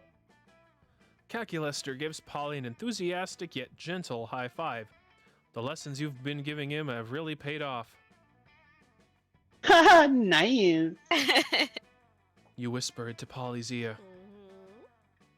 Ooh, I mean, oh, my whole organic body, which I have. Is it working, robot guy? Are you convinced? Completely. Fantastic. Then I think we should all go home right now and think about what we have accomplished. I obey unthinkingly, Commander. The future is bright. Today we high-fived one camper. Tomorrow, all of monster kind. I bid you farewell. Yes, good, fun, goodbye. Well, that got rid of CP Ulysses for now, but you have a feeling they'll be back. For the moment, though, you gain +2 fun and +1 charm. I hope I choose correctly. Aw. That was a good one. That was a fun one. Yeah, that's fun. There's That so was much awesome. Alrighty then. Let's see where I go. I need to get my smarts and fun up. Where's smarts? We'll go to the smarts. Is that available? With the woods? Forest. We haven't gone to the forest Yeah. yet. No, we did last night. Oh, go ahead. Sorry. Oh. While hiking through the woods, you come across a bunch of delicious edible mushrooms. Well, you think they're edible anyway. Oh boy. I mean, you ate them. On a completely unrelated note, you also meet an ancient, all-powerful god who's timelessly intelligent and also really into vaporwave for some reason. You gain +3 smarts from your dope conversation with the vaporwave god. You meet up with Aravi to go hunting. You figure it'll be a zany adventure full of hilarious mishaps, but Done. Killed the deer in one shot. Damn, I'm good. Tight. Now we can go get burgers. What? No. Skinning, butchering, and dressing the deer carcass is the most important part of the hunt. It's where you get all the loot. Loot, loot, loot. You're always with the loot. Aren't I enough loot for you? You're a cursed necklace that always wants burgers. Ooh, speaking of burgers, let's go get some. Aravi does her best to ignore her curse's burger lust while she strings up the deer. You're beginning to worry there won't be any wacky opportunities to earn her affection. She nonchalantly skins the deer and cleans its hide. Ugh, why does she have to be so sexily competent at woodcraft? You know, I'm pretty competent at woodcraft. One might even say sexily competent. But there's one area where I feel like I can stand to improve. Oh, maybe this is the opportunity you've been looking for. Aravi deftly slices meat off the carcass and packages it for transport. Killing deer is easier than killing monsters. The XP is good, and the loot's not bad, but I haven't fully optimized the process. There's just so much of the deer that I don't use, you know? I wish I knew some creative ways to use the rest of the body.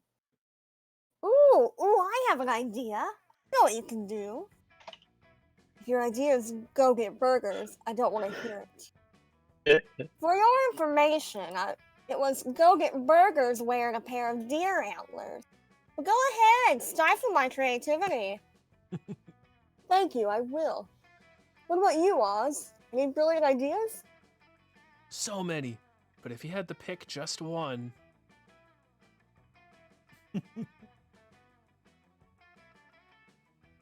Use its spine as the world's craziest crazy straw. Okay. I've already lost. It's fine. Aw. Crazy Fucking straw? goddamn it! Every time. That seems kind of extremely dumb. Oh yeah? And what were you planning to use it for? I was going to carry it around in my inventory, in case it turned out to be a good quest item, and then drop it on the ground as soon as I ran out of slots. Crazy straw it is! You know the best place to test out a crazy straw, right? Fine, go to the burger joint in town and get milkshakes. But only because I want to see if using this spine as a crazy straw grants some kind of bonus. Well, that's settled. You head to the Beehole, Monster Camp's closest burger restaurant. You order their signature pit full of burgers and a shake to share. You cram the end of the deer's spine into the milkshake and take a sip. The Beehole vanishes around you. You're in a vast hall of flesh, which seems to stretch for miles in both directions. Oh, what have I done? The walls What have are I thick done? with mucus. They convulse, propelling you ever downwards. You try to scream, but you have no mouth. My gosh. You try to grab the walls to slow your descent, but you have no arms. You do not even have bones. You are nothing but an ooze, a thick slurry which slides helplessly down the walls of your grisly prison. Darkness consumes you. You are deposited into a sea of fluid, an unfriendly fluid which knows your name and wants nothing more to disassemble you. It occurs to you then, as you are being digested, you are the milkshake being drunk. You have consumed yourself. You resign yourself to your gruesome fate. Soon you will be nothing at all. But what is this? A bright light blossoms before you. Aravian Hex peer down at you through a slit in your own belly. Wow. Straw killed Oz, then transported him into his own stomach as a baby? Gross. Well, you've got to admit, that's a pretty crazy thing for a straw to do. I don't want another cursed item. Hey, it's nice to have friends. And now you've got a cool slimy baby, too. I don't have time to raise a slimy baby. I'm focused on my career. Ugh, it's just the worst. Huh? Yeah. Come to think of it, it is pretty inconsiderate of you to just assume Avari wants to raise you as a slimy baby, Oz. For shame! Ultimately, Aravi solves both problems by tossing the spine into the woods and leaving you to be raised by wolves. The wolves are not very good parents. You lose 2 fun and 1 smarts. I just can't catch a fucking break. No, it's rough, man. That's okay. It happens. No, I don't think so. Okay, I was about to say are smarts available, but I do not think so. No. Creativity is also not available. So, I haven't had fun yet. Let's go to the lake. All Let's go right. to the beach. Go to the beach. Aw. That day, you Nicky decide to go Minaj. scuba diving to find the treasure chest at the bottom of the lake. Oh, and find the treasure chest at the bottom of the lake. Whoa! You pick the lock, which is quite impressive if you keep in your mind that you're still underwater. Inside you find over 1,000 fun! Unfortunately, a wetsuit doesn't have pockets, so you can only go back to shore with 3 fun. When you go back, fish have eaten the rest. They're having a rave right now. Fucking fish. Later, you meet up with Calculister so he can Ah. teach you to count in binary. You're just getting to some of the more sensual numbers when... What is this? A box capable of self-locomotion, but what could be inside? Not Counselor Fly. Using basic logic, we can rule out a few obvious incorrect guesses. An elephant, tractor, or aircraft carrier would not fit inside a box of this size. You suggest that the box might contain Counselor Flodge, the camp's self-proclaimed camouflage instructor. Ah, I see how you might make that mistake, Amira, but the box clearly says not Counselor Flodge on it. Boxes do not have the mental capacity to tell lies, thus we must take it as its word. Perhaps it is. Haha, another flawless disguise courtesy of the D-Master himself. The D is for disguise, and I'm now required by law to say that. Counselor Flodge, the one person I was certainly could not be inside the box. How did you do it?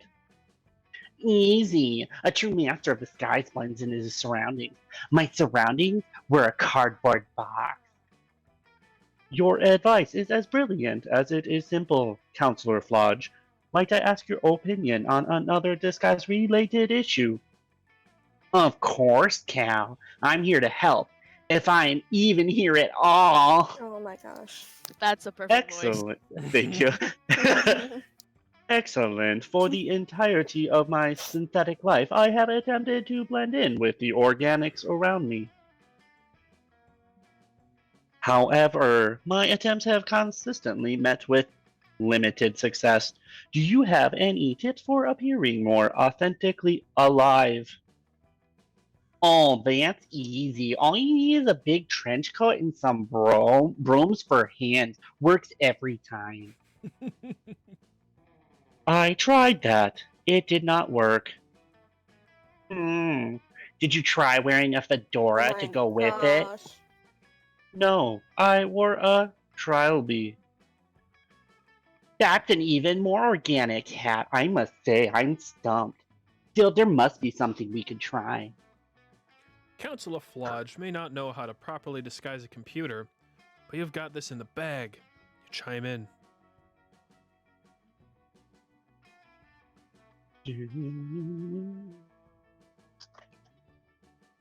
This is Alyssa. Yeah.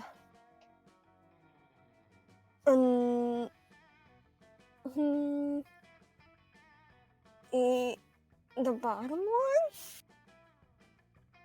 Yeah, the bottom one. I'm gonna I guess that one's gonna be guess. smarts. I feel like the top one is like fun or something. Yeah. What is, But I don't what- know. I don't get it. The Turing test? What's that? That's the if a Separation computer can from have a Kevin conversation with a human, and the human doesn't know that it's a computer, then it passes the Turing test. So it's like how organic computers seem, basically. Yeah, I feel like the Or how bottom one is human-like. smarts or creativity. Mm-hmm. And the top I is like charm Well, and you- fun. You can I choose wanna whatever you know- want, Alyssa. You can't do worse than me. I've literally gotten 0. Oof. I really want to know how the top one's gonna go. I know I'm we've scared. sucked every round. I'll go the top one then, because my stats would work out better for that. The top one.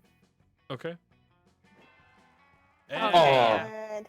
Sometimes Uh-huh. it's the complete opposite of what you think. I had heard Yeah. of this theory, but assumed it was bullshit. That, however, was before you said it. You are my friend, and friends never bullshit. They're friends. It is an iron law of socialization. Yep. All right, I'm off to Hollywood to start my Oh. career in film and television. Care to join me, Amira? Hell yeah, you're joining him.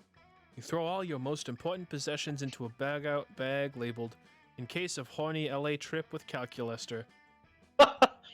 I support your insane quest for a perfect disguise, you crazy kids. I'll even create perfect, indistinguishable replicas of the two of you so that no one knows you're gone. I don't like that. You leave Okay. Counselor Flodge, right? Whew. Oh, go ahead. What? No, it was Oh, just that. But I couldn't. I was like one of those words. I was like, oh my god, please pronounce it right on the first try.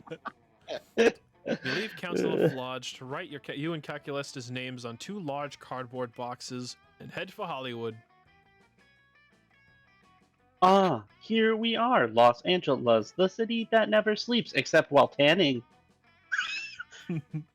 Now to get a job on a film crew. I am told that my tireless work ethic and complete lack of boundaries will be tremendous asset in this industry.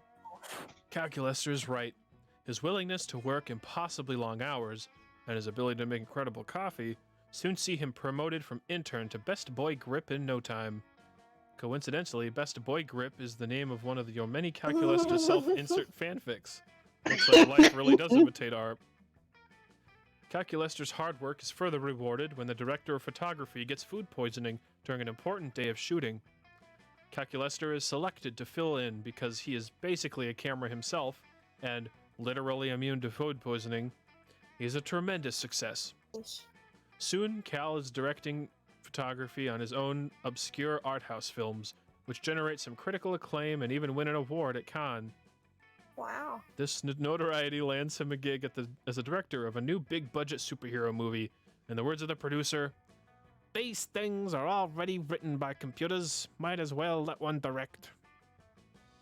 You stick with him throughout this whole complex process, and it warms your heart to see how far he's come. One day, you're sitting with the crew of his new film, enjoying some lunch. That sandwich looks delectable, Madison. I cannot eat it, but would you please describe it to me? Oh, it's gross. "Sure," says Maddie, Calculesta's assistant director. "It's a funny story, actually. I learned to make this sandwich while I was on the set of Tremors. It's Sorry.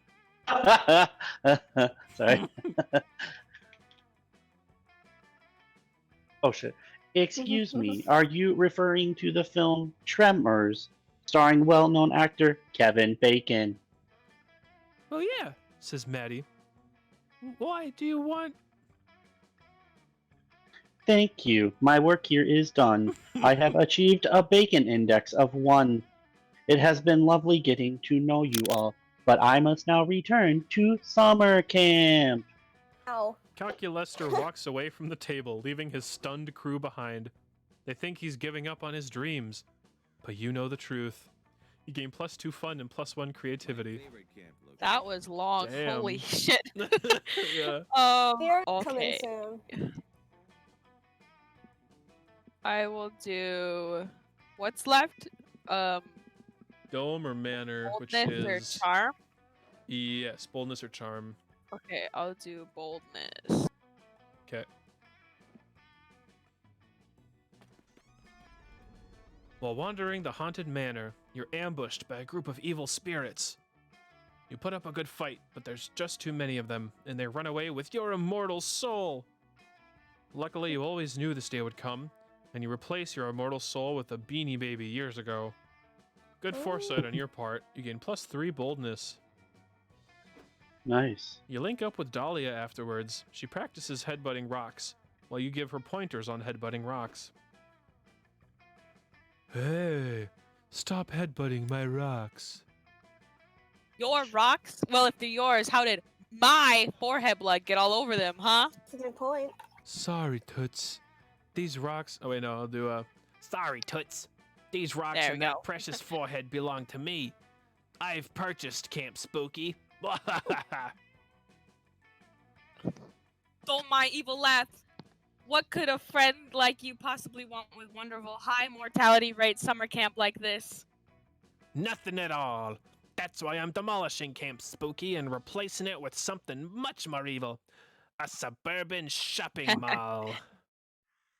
But no camp spooky means no classic summer camp experiences. And no classic summer camp experiences means no best summer ever. I won't allow it. I'll defeat you in glorious single combat. When I'm through with you, your broken bones will have broken bones. "You think mere violence can stop me? Please, if you break my bones, I'll just buy replacement bones from destitute millennials. Your physical attacks are useless against me, Dahlia, for the true source of my power is capitalism itself. Capitalism has no bones." "All right, I have to go run an errand real quick. Someone told me there's still a rainforest that hasn't burned down yet. I'll be right back with the bulldozers. No, I can't let him win. I'm allergic to letting other people win.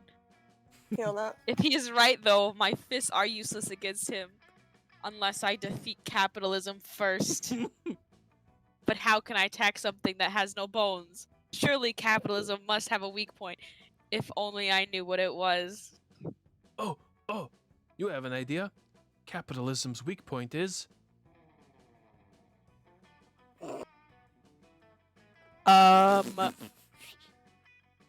The top one seems a bit too smart. So, bottom one. Yeah. Nice. Finally, one right answer.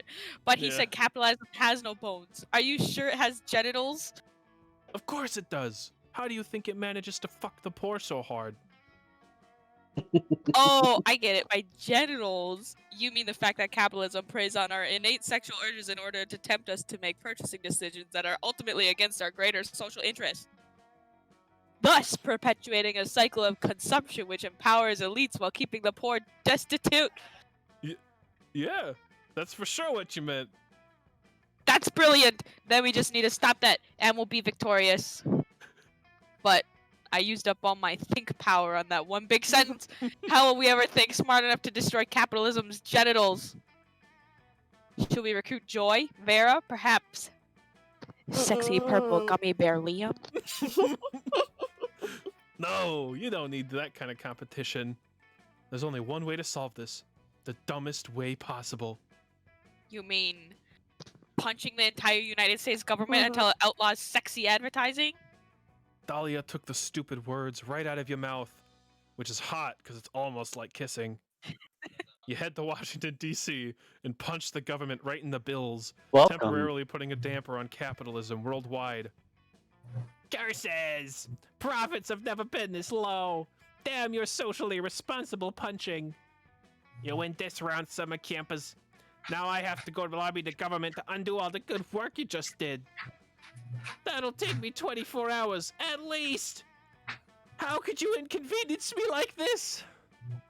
You haven't heard the last of me, Mr. Pappas. Evil CEO, you hear me? This isn't over! Oh, looks like that's the last we'll be hearing of that creep. Good work, Brain. The way you punched the president was extremely attractive. That's irrelevant today. Oh, I see. Yeah. You've been working on your sexy executive punch just for this reason.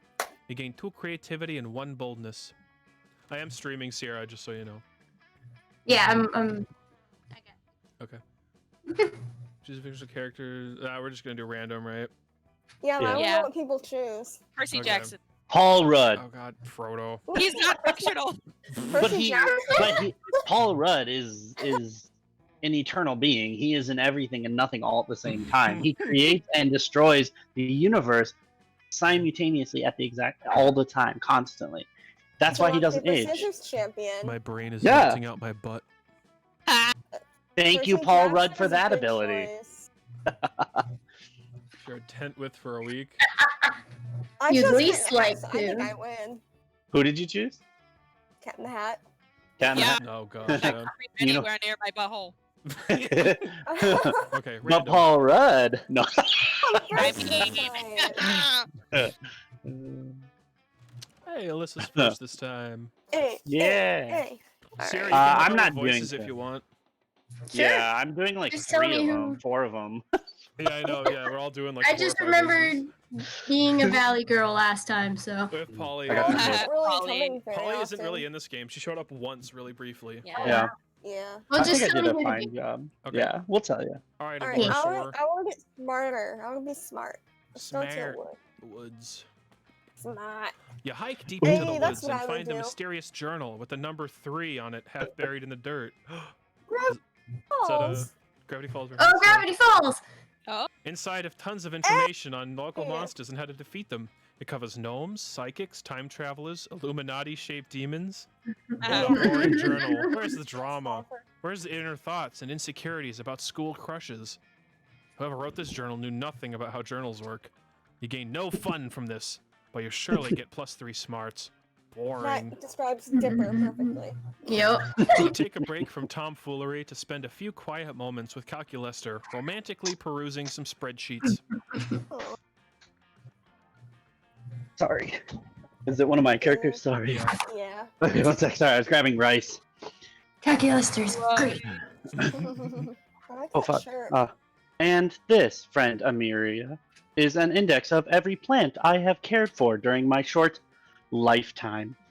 Oops. Look, here is Buckaroo Bonsai. There is a robot Patterson, Plattinson, and here is the entry for Jennifer Lawrence. Oh dear. What? According to this spreadsheet, I have severely neglected poor Jennifer. Her feeding, watering, and sunlight are all within an acceptable range, but look here. Calculester directs your attention to a column labeled Emotional Development. 13.5 statistically, that is the most immature number. I must find time to take her into the woods to be mentored by an older, wiser plant, perhaps a Dutch elm. Better make that trip soon, naive summer camper, because the woods won't be here for much longer. I had food in my mouth. Good. Indeed, all organic life is fleeting, but I do not think it calls for laughter.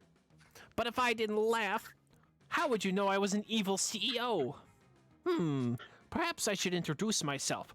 Mr. Pappas is the name, and turning beloved summer camps into shopping malls is my game. A game which I intend to play here at Camp Spooky by buying it and turning it into a shopping mall. I do not understand. What leads you to believe that this is a good location for a shopping mall? What are your site selection criteria? That's easy. When deciding where to build a shopping mall, I always consider three things: acreage, local infrastructure, and how many hundreds of youths it will upset. As the saying goes, you can't build a shopping mall without upsetting a few youths. But I didn't get where I am today by settling for just a few. Oh dear, according to the specified criteria, Camp Spooky is indeed the ideal location for a shopping mall.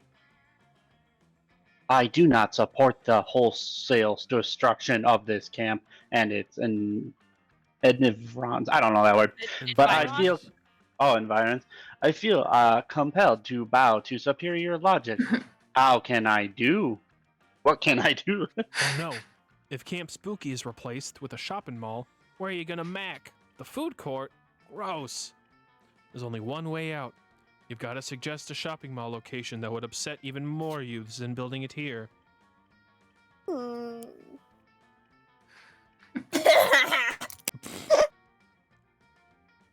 chose the bottom one. Fortnite. Bottom one? Alright. It's building Fortnite, because screw Fortnite. That's brilliant! We'll meet the kids where they are, in their video games. I must caution you, friend, Mr. Pappas. Gamers are a notorious combative bunch. You do not wish to upset them. Good. I feed on impotent anger. I'm a magical creature who eats bad feelings. That's my kink.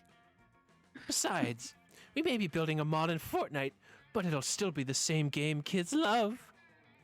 Sure, we'll need to replace shooting with shopping and building with Orange Julius, but the fundamental gameplay experience remains the same.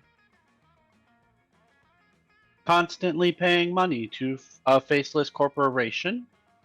No. Constantly paying money to a faceless corporation along with all your friends. Fortnite was basically an enormous shopping mall already, but the CEO's not-so-subtle changes push people over the edge. Rebelling against the new Cinnabon graphics engine, which renders all character models as delicious swirls of cinnamony goodness, players flee the game in droves. But where are they going to do? Go outside? Hell no!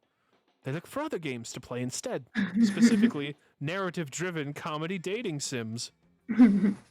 This has been huge for the developers of Monster Camp, who asked me to thank you for their efforts by giving you +2 fun and +1 creativity, and making Calculester like you more. Yeah, Nice. I destroyed Fortnite and helped this game.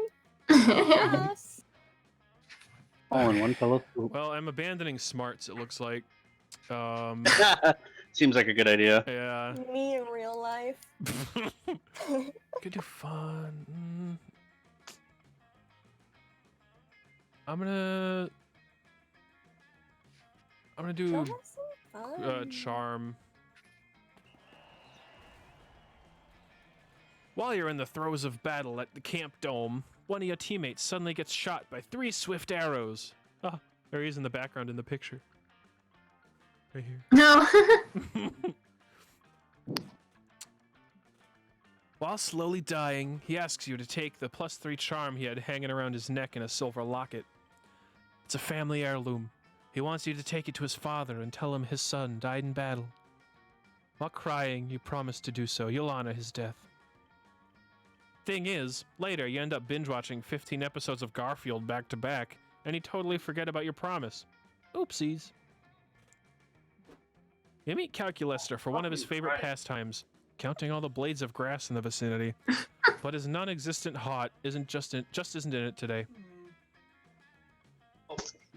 I am sorry if I appear morose, friend Vicky, but I simply cannot stop thinking about that dreadful CP Ulysses. I, too, wish that machines were afforded greater respect by society, but surely violence is not the answer. Violence is never the answer, except to the question, what is never the answer? I just wish I could, oh no, here they come now quick, put a piece of paper in my mouth and pretend I'm a stapler. They will not notice. You're about to tell him he doesn't have a mouth, when you realize the 2 incoming robots aren't CP Ulysses and their army at all. They're... Kill Terminator 9 billion. Beep, beep, boop. Alyssa. And Spatula. We're the Robros. Counselor Flodge helped us make these costumes. Sierra, do you want to actually do that one? Sure. But why Okay. have you adopted such ridiculous disguises? If it is an attempt to cheer me up, I must remind you, I do not have feelings. Oh, we'll cheer you up, all right. When we infiltrate CP Ulysses' robot army and learn their secrets. Oh, you wish to destroy an entire robot army from the inside just for me? This is very sweet, but I do not think. Whoa, whoa, whoa. Destroy them? Nah, bro. We're gonna find out the identity of your estranged parents so we can get them back together. Oh yeah, they're doing like a Parent Trap thing, Sierra. Okay, I was like, I don't know what's going on. They're doing a Parent Trap thing with 2 different robots. Calculester and like a Aww. giant war killer machine thing. Oh. We couldn't find your parents at the library, so we decided to take drastic measures, which are my favorite kind. I am still unsure how you come to the conclusion that this is a parent trap situation, but I assure you, oh no, here comes CP Ulysses for real this time. Don't worry, that's just me and Damien in robot costumes. Oh, wait. Commander, I have returned with my army so we may conquer all of monsterkind. Behind them, you see a ragtag band of computers, household appliances, and Elon Musk wrapped in tinfoil. I see that you have been busy recruiting as well. Look at these 2 non-suspicious organic specimens. That's right, Broseph. There used to be 1 robot camper at Camp Spooky, but now there are 3! Scott holds up 3 fingers to illustrate his point. You're really proud of how high he can count these days. Wait a second. Says Dill Douglas, the literal sex machine, waddling out from behind CP Ulysses. That's not how a machine does the number 3. He should have 2 fingers up for 3 in binary. They use the organic 3. Oh no! If Ulysses and Scott and Damien are revealed as organics, who knows what CP Ulysses will do to them? Plus, having 2 guys on the inside of the robot army might be useful. Quick, cover for them. Oh god, okay.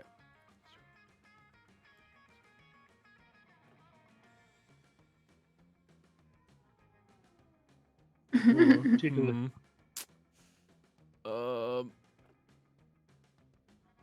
I'm assuming that one's fun. I'm gonna do this one. Oof. Yeah. Good. Nice. Truly, I must confess that my curiosity's subroutine has been engaged. Please kill Terminator and Spatula. Relate to us the story of your conception. We want to tell you about how our parents met. That's really personal.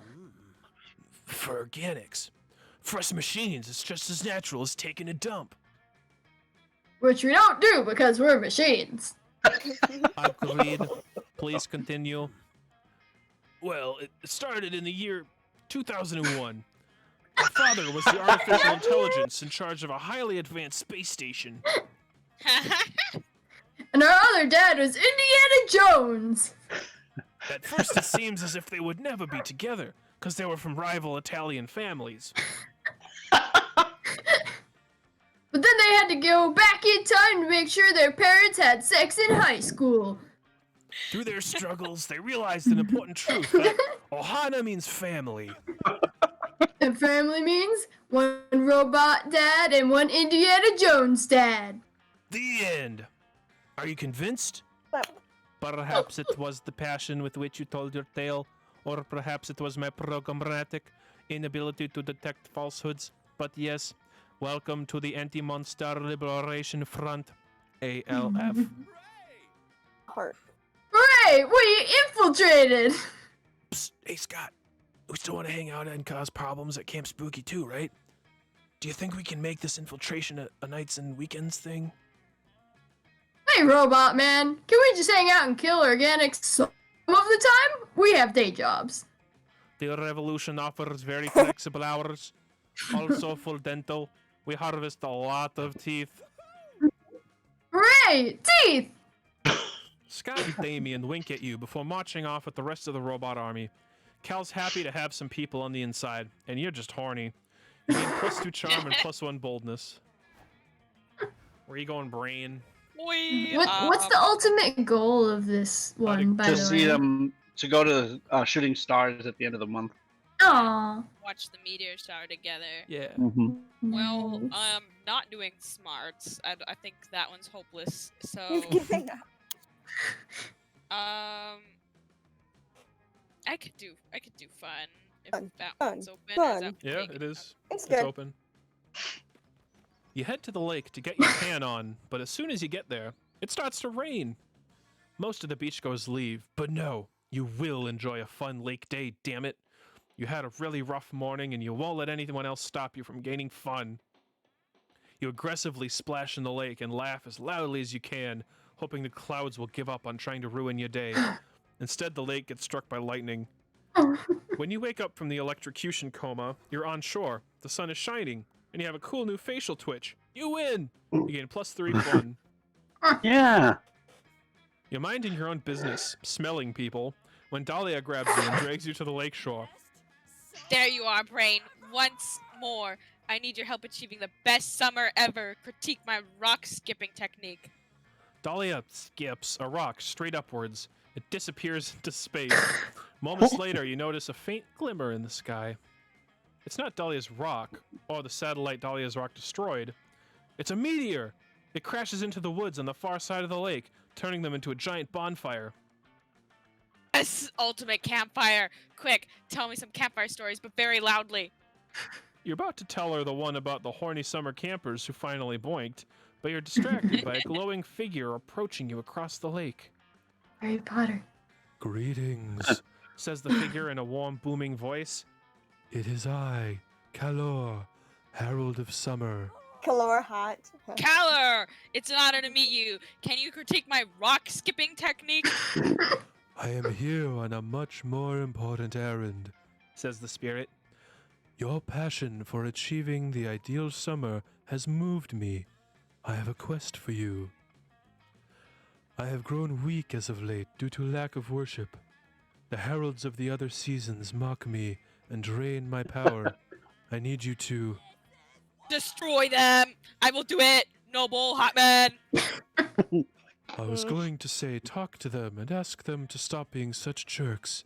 But honestly, that sounds great if you're up for it. The first herald you must defeat is Vern, Herald of Spring. He's in Florida. Yes. Good luck. I'm in who I am. I make my own luck out of blood. Blood! Moments later, you're face to face with Vern. It turns out traveling to Florida is easy. You just mix a can of Bud Light with cough syrup and you're there. What's up, bros? No. Says Vern, while shotgunning a hard seltzer and thinking about boobs. You here to defeat me on behalf of that nerd, Calor? Yes! And also to get a tan! A good tan is critical for the best summer ever! Ha!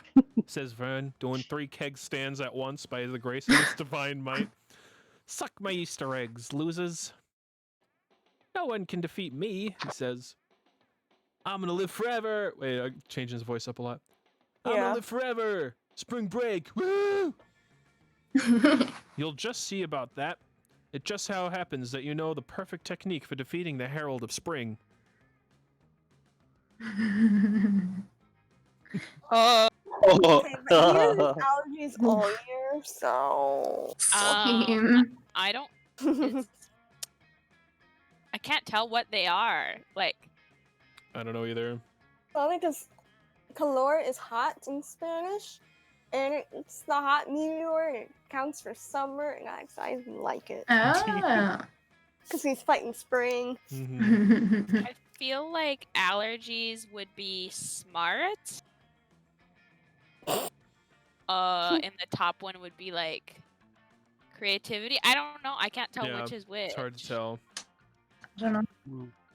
Or could top be smarts? Because I know. I'm like, oh shit. They both seem like they could be smart. allergies looks more aggressive. Yeah, but it's really simple. So is that like? Mm-hmm.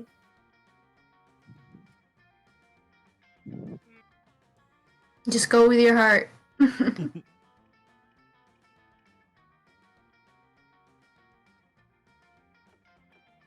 I'm gonna do the top one because I think it's creative. Oh. Oh, one? What the hell? You wish, bro, says Vern, sharing a blunt with a baby lion his buddy rented in unethically. If anything, spring's the new summer.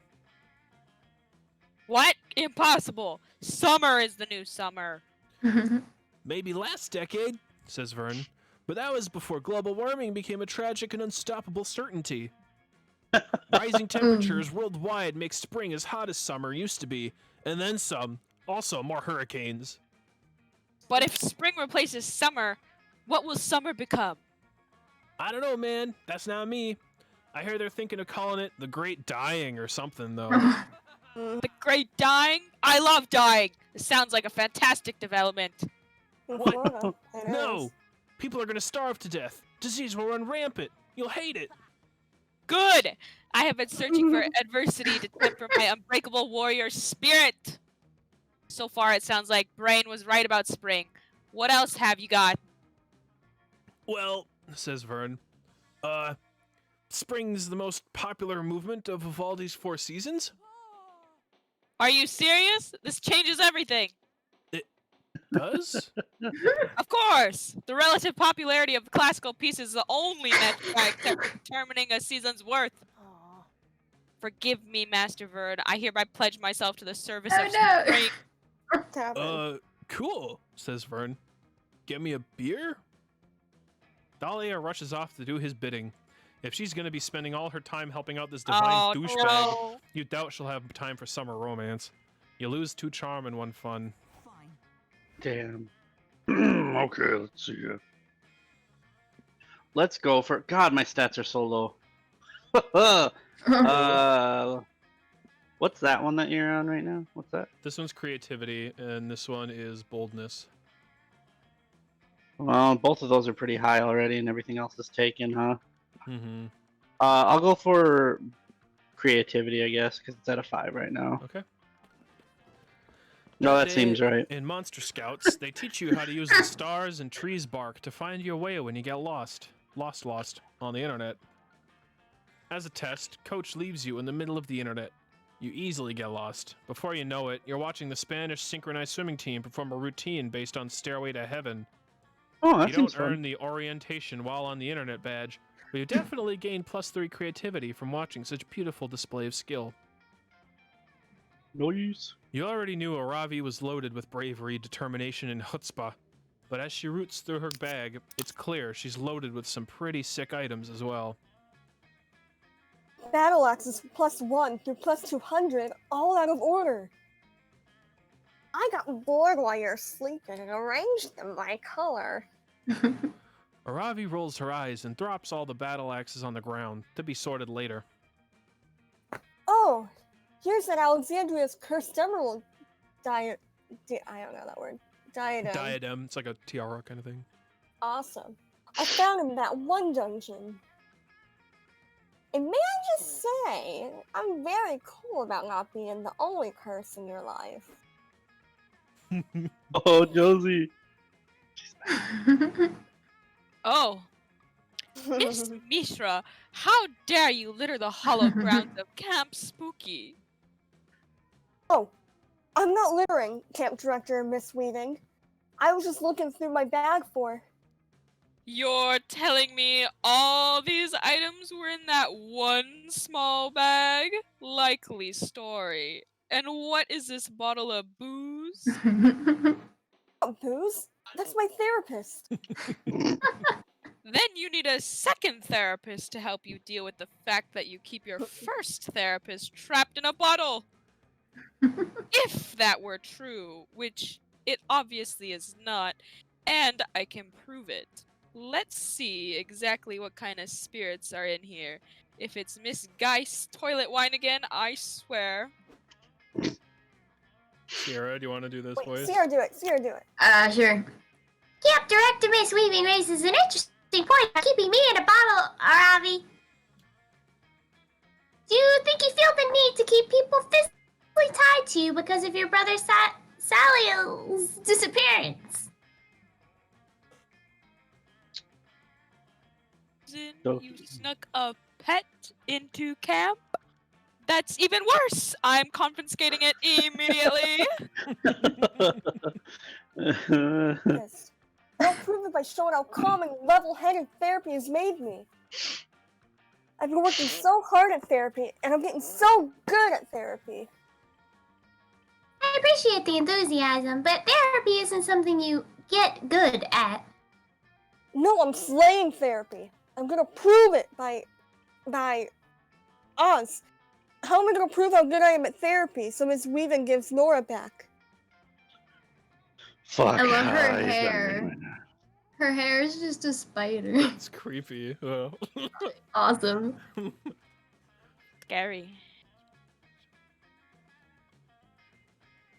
Oh, fuck. Just go with the top one. I don't even care. Okay. I just can't anymore. Hey, man! Oh, thank God! Oh, Nice. It's so hard to tell what it was. oh, that's true. I'm always explaining my dreams to Nora, even when she asks me to stop and move on. Well, Ravi, even though dreams can reveal what's on your subconscious mind, it's still important to confront the realities of day-to-day life. But now I'm gonna use all that dream analysis to get you unconfiscated. So you see, the therapy trap we set is finally going to be sprung. Therapy isn't a trap, Ravi. Okay, you guys. Everyone listen to the dream I had, and then I'm gonna explain the dream I had, okay? Yes, everyone loves hearing about other people's dreams. This is a well-known fact. Okay. Once upon a time, and the time was last night, I went to sleep, and I had a dream. And this is the dream I had. I was walking through the woods, and I got lost, which obviously indicates that in real life, I'm definitely 100% sure of what I'm doing. Which is why my subconscious needs a break from being so sure. A bear came out of the bushes, and he offered me an ice cream cone.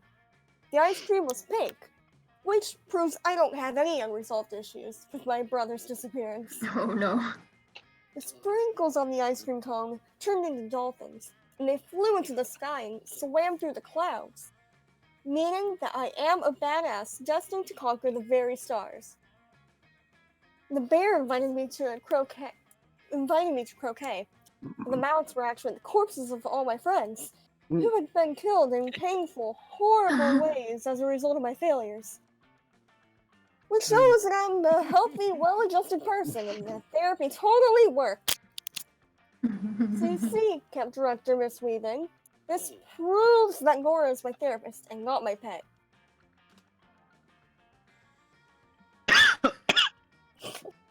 Going to give you the fairy back just on the off chance she is your therapist. Because you clearly have a lot of issues to work through, Miss Mitra. So much she knows about dream analysis. A lot of issues to work through. Ridiculous. Right, Nora? Right? Right, Nora? Right? I am right. Tell them I'm right. Right, Nora? Right? Aravi, why do you think it's so important for you to feel like you're winning at therapy and cured of your issues? Therapy is a process. In which I explained my awesome dreams. Let me tell you about the one I had with the woolly mammoths at Boo Paul's drag race. Nora dutifully listens to Aravi's dreams, including the part where she and Oz got up to something she won't specify. Nice. Ooh. You gain +2 boldness and +1 smarts. Hey.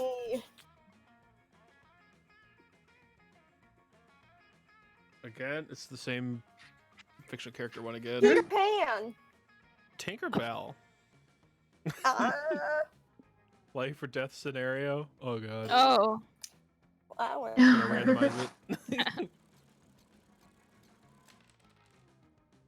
Alright. Oh, I get to read again. Campfire. Know what that Hold on. means. I don't. Time to open my third White Claw. Oh.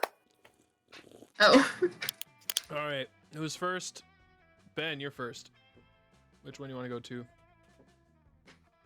Sorry, I was muted. I was like, dude, stop talking to me. I know where I'm going. Oh. And so, the devil. Yeah. This one? Which? No, the actual devil, not a demon. Damien, okay. You come upon Aravi scribbling furiously in a notebook, glaring at anyone who dares come near her, which is mostly Damien, who keeps trying to sneak a peek. Hey, could you maybe fuck off, LeVay?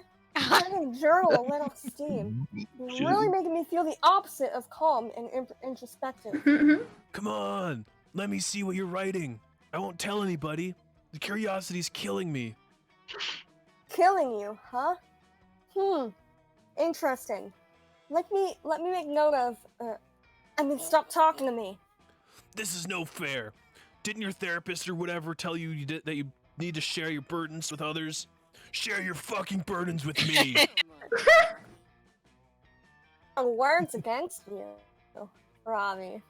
I'm gonna use Coach's words. The ball's in your court now. I don't want the ball. Can you go bother? While she's screaming and flailing, though, she accidentally drops the notebook. It flips open to a page filled with doodles of Damien being stabbed, beheaded, eaten by a lawnmower, etc. Are these plans to murder me? Oh. Oh? Who gave you that stupid idea? Because the header says Damien murder plans, notebook 5 of 17. Obsessed much? No, you can't prove that's mine. I'm being framed. Framed, I say. But you were literally just holding it. If there's one thing these two excel at, it's pointless arguing and yelling. You should put an end to this argument before your eardrums rupture.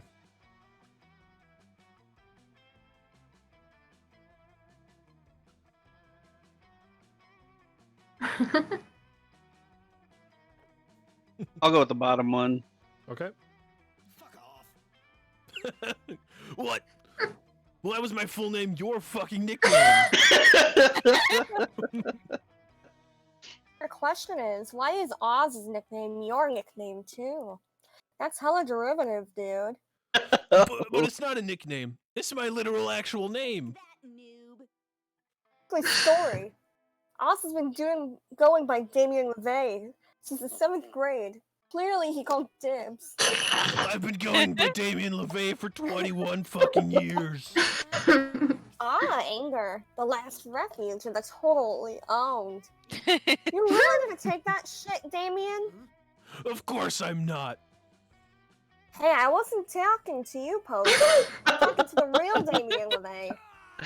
Ah, it's my name, and I'll kill you for it if I have to, not Damien, not Vay.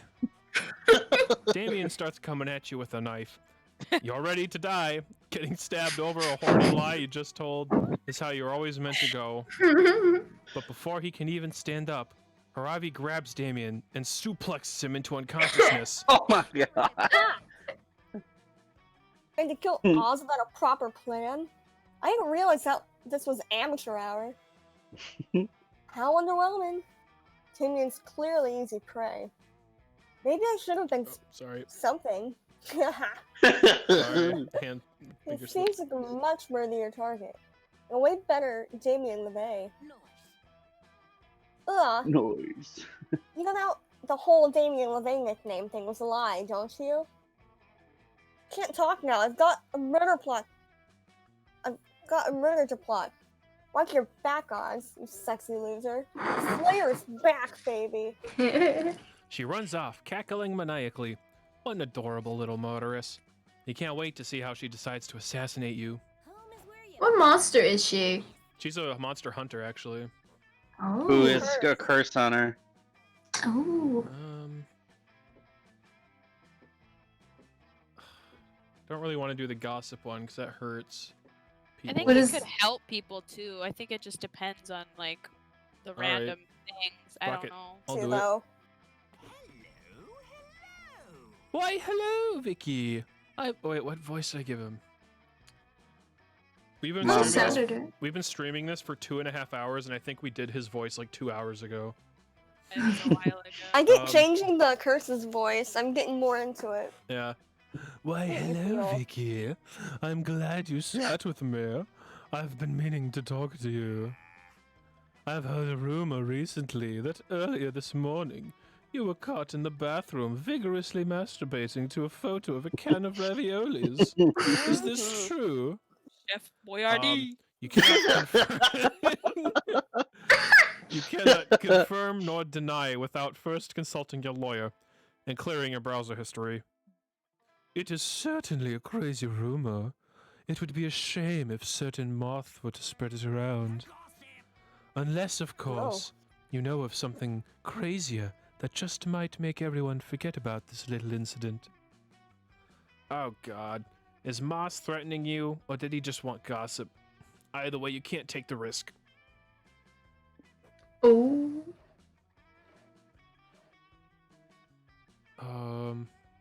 I'm gonna hit Alyssa because she's the next strongest Mhm. person. Moist, moist, Oh, God. moist, There's moist, thick, moist, though. moist. Fine, thick. Do whatever you want. It's your turn. I'll do moist. That was my first thought too. Origami. Oh God, anime. Something gosh. bigger than a seagull.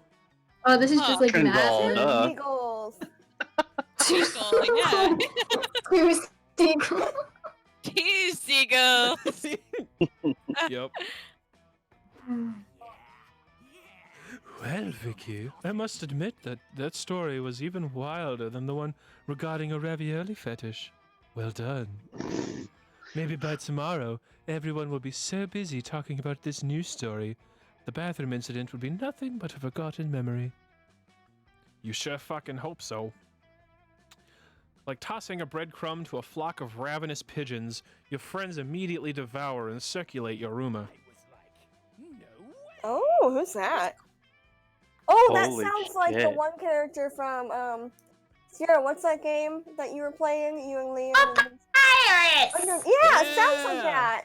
Do it. Did you hear that Amira was in a gang? Yeah, I'm serious. The gang was allegedly super fearsome, and they called themselves the Moist Crocodiles. I heard that Amira met the leader, Moist Mike, the were crocodile, at a seedy dive bar on the outskirts of town. Amira saw Moist Mike's gang tattoo of a seagull eating two seagulls Dang it. and started asking Mike all about the gang. Moist Mike just wasn't going to let Amira go join on the spot, however. There were apparently some pretty rigorous challenges to overcome first.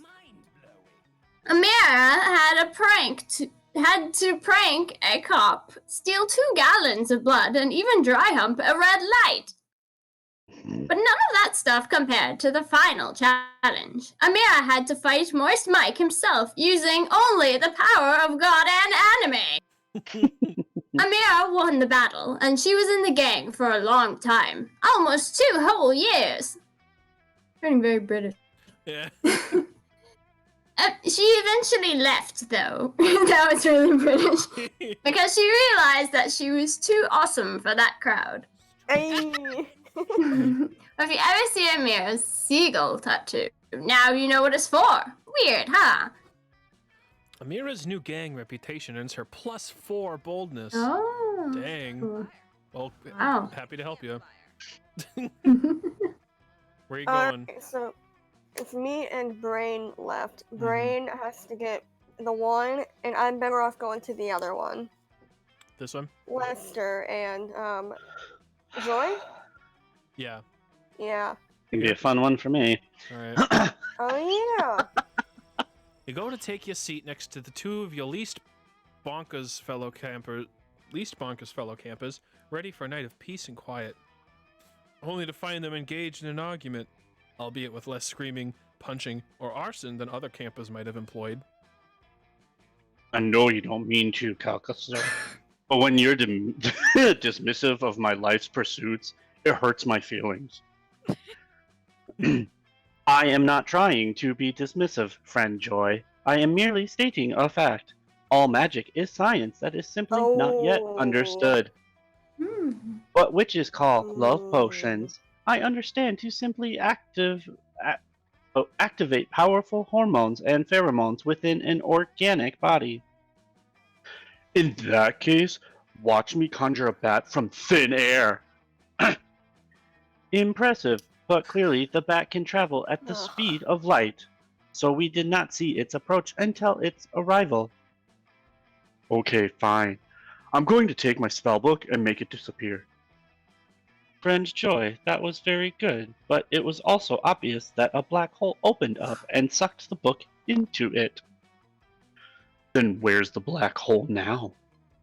Obviously, such an event created a singularity in which the black hole was then sucked into itself. But what if I bring it back? Boom, book reconjured. Now what? It would appear that much like our friend the bat, your book can also fly at the speed of light. It's magic, Calcastar!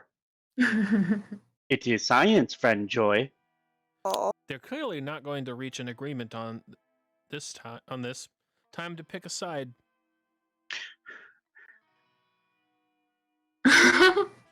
Heck.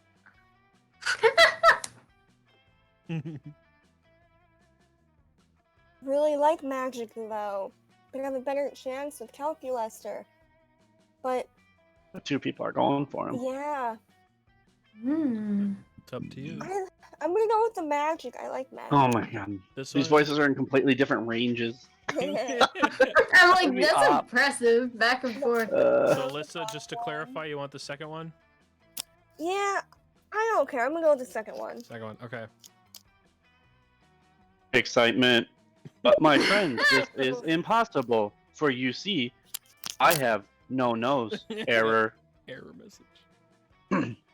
Exactly. So if you don't have a nose, how could Amira have stolen it? I do not know. I can find no logical explanation that would account for the theft of my body part that does not exist. Exactly. No logical explanation because Amira didn't steal your nose with science. Exclamation point. Amira stole my non-existent nose with magic? Magic. Bingo. Truly, this is beyond all inexplicable science. Nothing in my data sets have prepared me for such an occurrence. I must go and reconsider my worldviews. Farewell, friends. Oh, Oh, no. Papa Lester. You are welcome to keep my nose, friend Amira. I cannot imagine that I will miss it, seeing as how I never had it in the first place. That's how he talks in his head. I'm so glad you were here. I never would have thought of a trick like that. It seems creative thinking was the real magic here. No, Joy. Spending time with you is the real magic. Hot. Well, Josie, I'm guessing you want to go here? Oh, yeah. What's the bottom space? oh, we could have done the It's drinks just again. by yourself. It's just empty. Oh. Oh, You're looking for a spot to chill by the campfire when you see two beautiful angels. Oh, wait, that's just Dahlia and Milo. Should I keep doing this voice? let's hear her do it, because then, yeah. Because we all have like 4 voices. Very effeminate male. Very effeminate male. Goes by they. Goes Well, by I they. can do it if you want. Oh, it's turning out British immediately. They can be British. Oh, wait, what characters do I have then? I have my two. They're like super into like social media and stuff. Oh, you're and, right. Like, fashionable. You're right, so, Alyssa. like, Sorry. maybe like, Okay. Should I oh, do this one? Brian. Okay. Oh, Brian, come on here. I'm giving Dahlia a crash course in social media marketing, and we could use a note taker. Damn. Unless Alyssa, did you want this person? I'm good either way. I mean, I'm one of the ones playing the game. So if you wanna do more voices, that's fine. Next. I'm good either way. I'll reading. just Someone go just for keep them. reading. Okay. Now, Dahlia, I've completed an audit of your social feeds, and frankly, I've noticed a lot of improvement. Metaphorically speaking, you're in a digital cocoon. And I'm going to feed you metaphorical leaves until you form a metaphorical chrysalis and emerge a metaphorical butterfly of new media.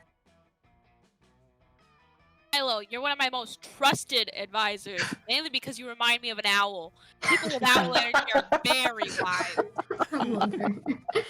But I just don't get it. What does my hell Twitter feed have to do with my ultimate goal of conquering the 8 circles of hell and declaring myself Queen Eternal?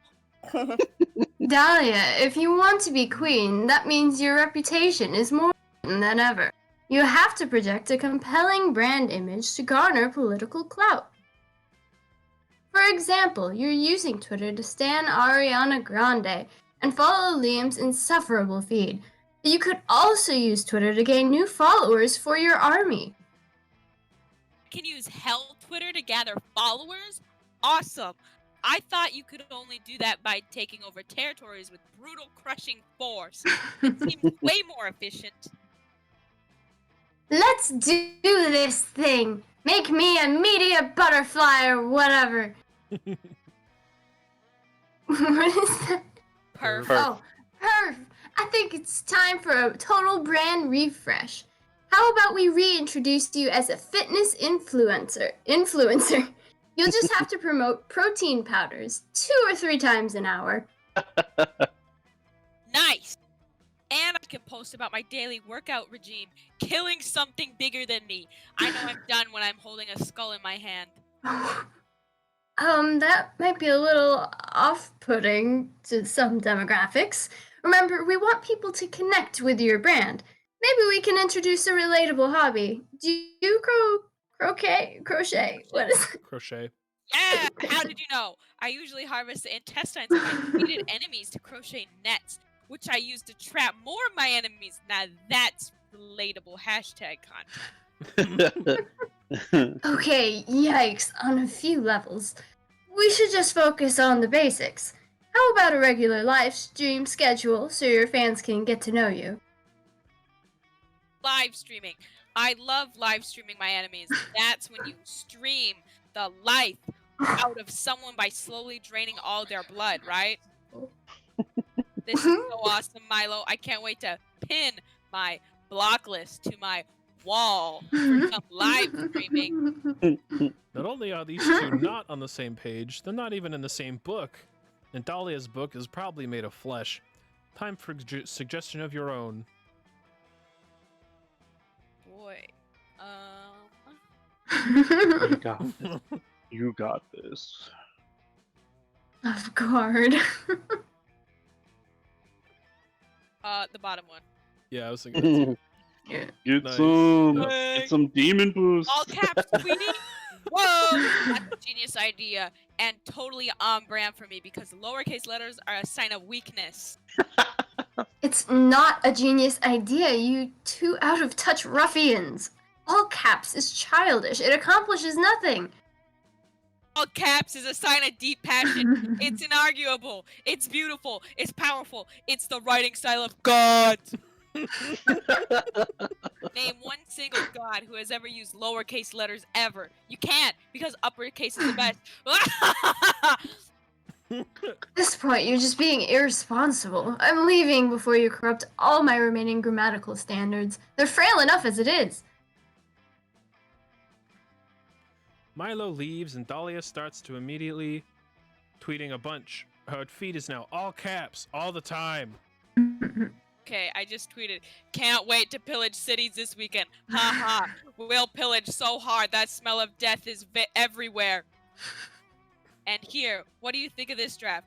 My favorite part of overthrowing kingdoms is killing anyone who doesn't join my Demonari. Hashtag oops. Hashtag LOL. Wow, I had no idea that tweeting could be so much fun. It's like I can just put my thoughts out there the same way I hear them in my head. Dahlia's followers don't seem to mind her all-cap style. It's almost like they follow Dahlia because she threatened to kill them or something. Yay!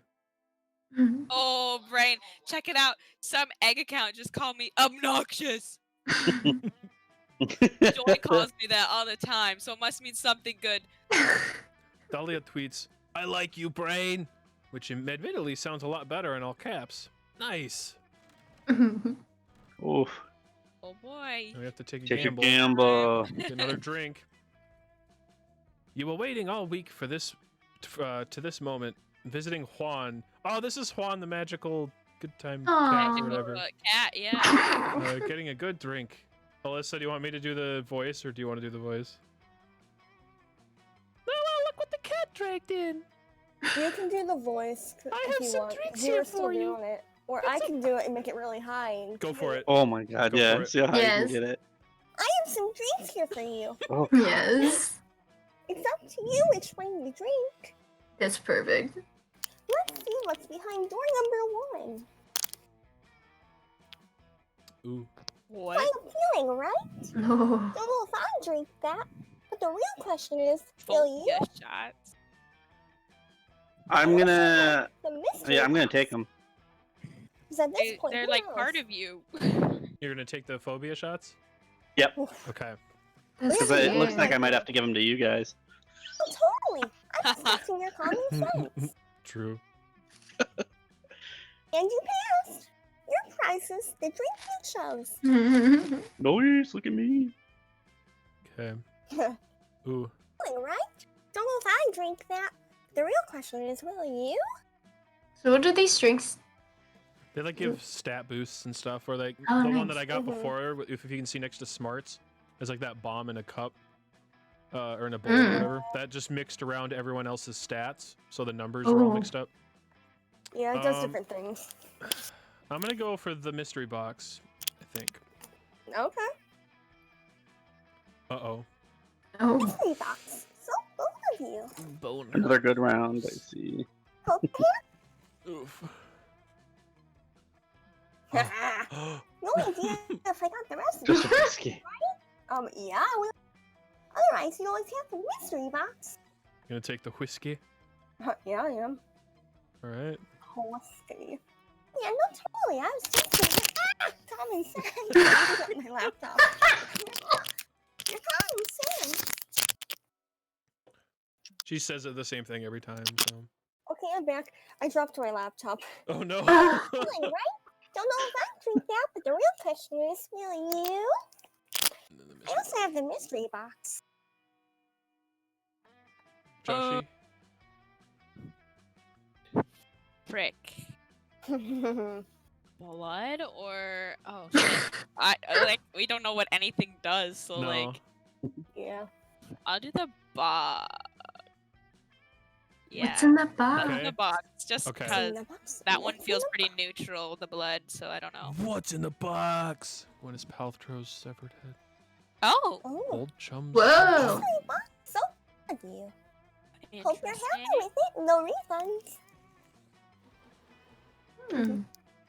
Hmm. Ooh. I'm worried about bone hurting juice. Chug, Right. chug. Yeah, that chug, looks chug. rough. Whiskey. Behold, the potion that looks like whiskey. Its flavor is so full to taste and smell like whiskey. I have the suspicion that I just made whiskey. Oh, nothing happened. Nothing Nothing happened. happened. Hey, I'm okay with that. Phobia Let's shots. do some phobia shots. Yeah. Know what they say? You can't overcome your fears. Drink them. Here's to you. Doing that is surely bold. Oh. Nice. Oh, thank God!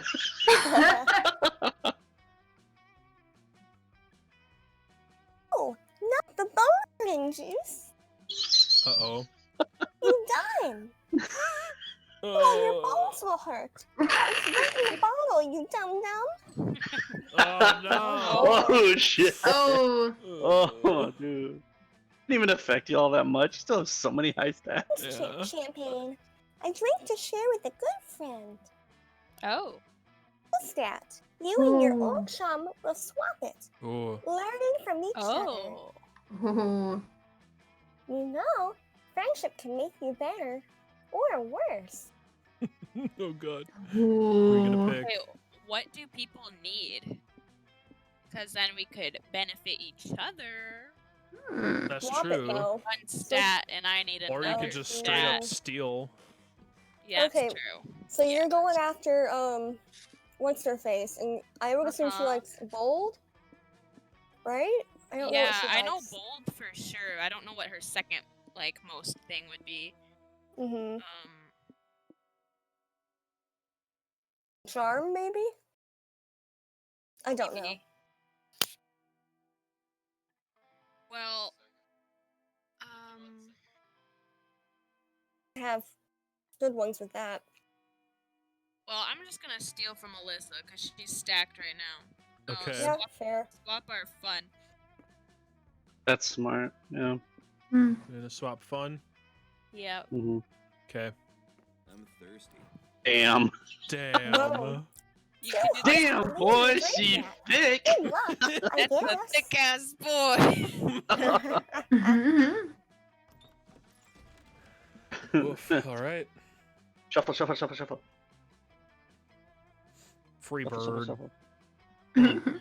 Hey, Bird. Paul Rudd's one night only performance of We the People.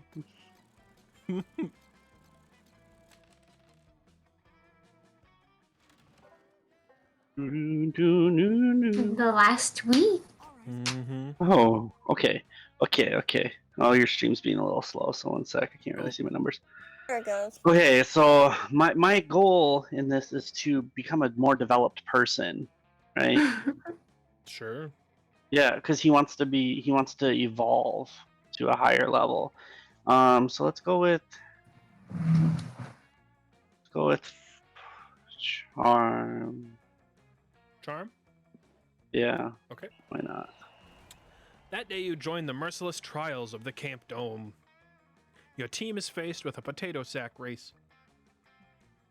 It seems easy, but this is the Camp Dome, and so the potato sacks are filled with swarms of bees. What? Oh. Your teammates are discouraged, both because they are not fond of bees Bees? and because the enemy team is mostly comprised by sentient bees. Aren't all bees sentient anyways? Giving them a clear advantage over you. It all looks dire for you, but you use your cunning and remind the enemy team that the bee population of Earth is inexplicably decreasing and bees are heading towards the unavoidable extinction. This fact really messes with the enemy's head, giving you the edge you need to win. Your nasty leadership skill will grant you 3 charm. You wind up in the dome, playing a game of extreme dodgeball, trademark, against camp rival camp. You have super weak risks, and you're afraid of balls, so you volunteered to guard the jail. Jail is really just a chalk square on the ground where you're keeping prisoners from the other team. But Joy, Aravi, and Damien are all on guard duty too. Your jail only has one prisoner, but he's a doozy. It's Morty the Minotaur.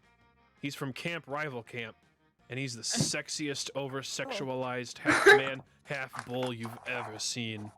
Alyssa, this is you. Yes. I may be inside your jail for now, but I bet I'll be inside your bodies before long. Damn, you did not listen to whatever Morty just said. You were way too distracted by the way he slowly ran his palms over his veiny, thick, bullish thighs. Jeez. Shut up, Morty. We're close friends that have supported each other through countless absurd shenanigans. We outnumbered you, and besides, you're way too dumb to trick us. His pants. Foolish, stinky babes. Guess it's time for me to break out the old Morty the Minotaur mindfuck on them. You know. Stop. How fun, you little group. So between Aravi and Damien, I guess Aravi's the beta, because she's way stronger than Damien. Just one bull's Oh opinion. no. Hey, watch your hot mouth. How could you say that, Morty? I'm way stronger than Aravi. No chance in hell, Damien. You're a scrawny demon boy with resistance to fire, and no other special moves. I've taken shits that are higher tier than you are. Hey, idiots, calm down. Morty is obviously just trying to pit us against each other, and then escape. It happens in literally every movie, you two. Come on. Back off, Joy. And Aravi, you can eat my battle asshole. I'll wreck you and your little curse, too. The fucking hell? What did I do? I mean, yeah, I'll fight you, but only because I think I smell some beef jerky in your pocket. Whatever. I want it on the record that I tried. Wahaha! Mines are like putty and thick, girthy hands. Now for the climax of this encounter. No. Enjoy. Let's ditch this dumb game. If you get me out of this prison, I'll give you a back rub while you read in perfect silence. Okay, that's kind of tempting. Morty's divide and conquer strategy is working. Find some way to resist his mind games and restore peace and trust amongst your friends. This game of dodgeball depends on it. Oh shit, this is me, isn't it? God damn it.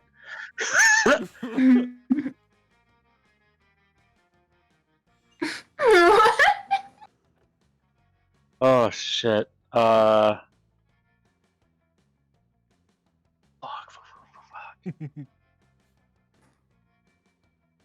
Oh wait, your scores. Fuck. This is the one thing you have in common, having a skeleton inside your bodies. But then the spirit's gonna get all pissy. And then we're gonna try to do an emotional flashback montage, but then the spirit's been eating the montages. We're gonna go with common skeleton inside. It's Okay. wrong, but I'm taking it anyway. It works. Holy Oh, shit! hey. In an attempt to get all your friends back on the same team, you remind everyone that you all have skeletons inside your bodies. That's what really matters here, you know? Pause. That was wildly idiotic comment. Literally everyone has a skeleton, and that fact is totally irrelevant to our current situation. We're not going to bond. Wait, Joy, I could be wrong, but are you just upset because you don't have a skeleton that's inside your body? No, Damien. Of course I have a skeleton inside my body. Thank God, you're one of us then. Yeah, Oz is right. I mean, without my skeleton, I'd just be a bag of flesh, filled to the brim with blood soup. A flesh bag with blood soup? That sounds like the most metal possible dish to bring to summer potluck. Good one, Ravi. You all laugh and laugh and laugh at Damien's hilarious joke.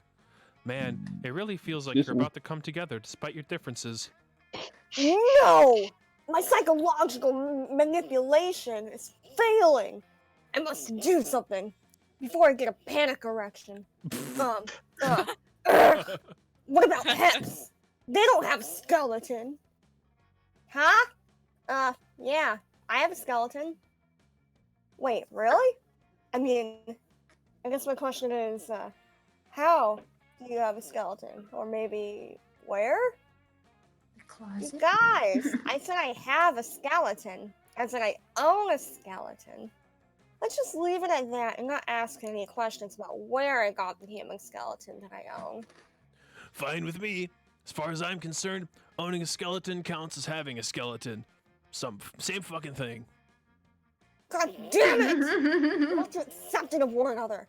Shall never divide the iron bond of your friendship. My adulterous temptation is not enough. Huh, yeah. Yeah, I'm getting there. Sorry. Huh, yeah. Hope you learned a lesson, Morty. You can't fuck with the BFFs that have skeletons, gang. Which is us, if that wasn't clear. You guys hang out all day talking about skeletons, even though secretly you don't have a skeleton yourself. Shh. Whoa. You gain +2 boldness and +1 smarts. Oh, Biggest no. plot twist of all time. Yeah. So we have a skeleton. Because I'm a shadow man. Yeah. Oh. Shadow babies. Okay, where am I gonna go? Crazy. I'm gonna do. You so creativity, I crazy. Yeah, I'm gonna hog creativity. Oh my. Bitch. I mean, sure. That day in Monster Scouts, you all learn how to build scarecrows. That's vaguely nature related, right? You decide to take it a step Yes. further, though. You add a magical crystal you found in a cave last month to your scarecrow to turn it into a sentient being. The scarecrow is very grateful to have been made alive. You take your new friend out for a soda and have a very pleasant afternoon. Then you're forced to disassemble him so the next group of scouts can use the materials. Your scarecrow begs you not to relinquish your gift of life, but your dedicated monster scout first. The scouts appreciate your dedication to organization. Awarded +3 creativity. Damn. Oh. You spot Calculester filling with what looks like a compass. You ask to borrow it because you have a strong desire for any object that contains the word ass. Although it... Oh, sorry. Though it pains me to deny your request, Vicky, I simply must decline. This is an experimental compass which I am using for a special project. You ask him why his experimental compass has replaced the word north with great job. For encouragement, you see, this is no ordinary compass. What I am attempting to construct here is a moral compass. During my tenure at Spooky High and subsequently here at Camp Spooky, I have noticed that many of our peers are, shall we say, morally challenged. It is not their fault, I know. All monsters are fundamentally good. They are merely confused and possibly sociopaths. Oh. So in order to help them know what is right and hopefully do a bit less crimes, I am constructing this device to help point them in the right direction. The trouble is, whereas ordinary compasses orient themselves according to the Earth's magnetic north, I do not know what ought to serve as my compass, moral north. At first I was sure that it should point at Oprah, but then I learned that she's breeding an army of snake people infused with her DNA in order to take over the world. That won't do at all. With so many Oprah snake clones slithering around, the compass won't know where to point. Oh, but I have another idea. I can ask you for help. You are clearly a paragon of virtue, as evidenced by the fact that you are always following me around, trying to please me. What do you think I should use for my moral north? Hmm.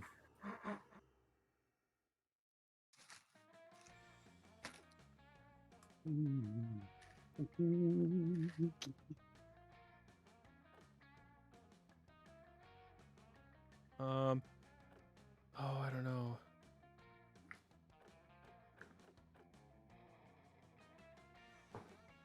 I'm gonna do this one. Speed round, let's go. Oh. Yeah. Oh. Oh. But where will we get 500 copies of Kant's seminal moral work on such short notice? Oh, you've already got them.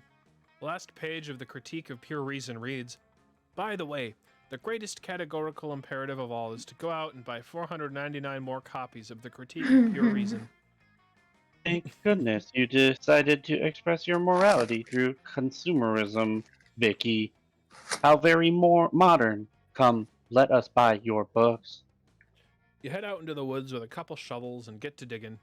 It's nice to share some manual labor time with your metal pal. You get all sweaty from the hard work. Cal Meddling doesn't, though. around.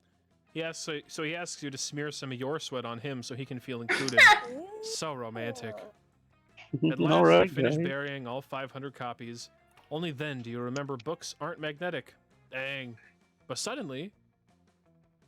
"Yarr," says a roving pirate captain, emerging from the underbrush. "After many years of searching, our long journey be at an end. Rumors tell of a great treasure buried in the woods near a summer camp by a robot and his horny friend. This must be the place." No, friend pirate captain. You must be mistaken. There is no treasure here, only 500 copies of Kenton's Critique of Pure Reason. "Yarr," says the pirate, as his compatriots come skulking out of the woods and begin to dig. "But don't you know that knowledge is the greatest treasure of all?" I do, honestly. I just did not expect a gang of pirates to agree with me on that point. "Well, according to these 500 books we've just unearthed," growls the pirate, "prejudging others based on their appearance and profession is categorically unethical." Oh, no. Could it be that I should have read these books instead of burying them? "Aye, that's the main thing one ought to do with these books," says the pirate captain. "I'm mighty disappointed in ye both. Come, lads, let's spread the word of Immanuel Kant across the 7 seas. Oh, and also apparently buy 500 more copies of the Critique of Pure Reason." The pirates disappear into the woods, leaving Calculester thoroughly distressed.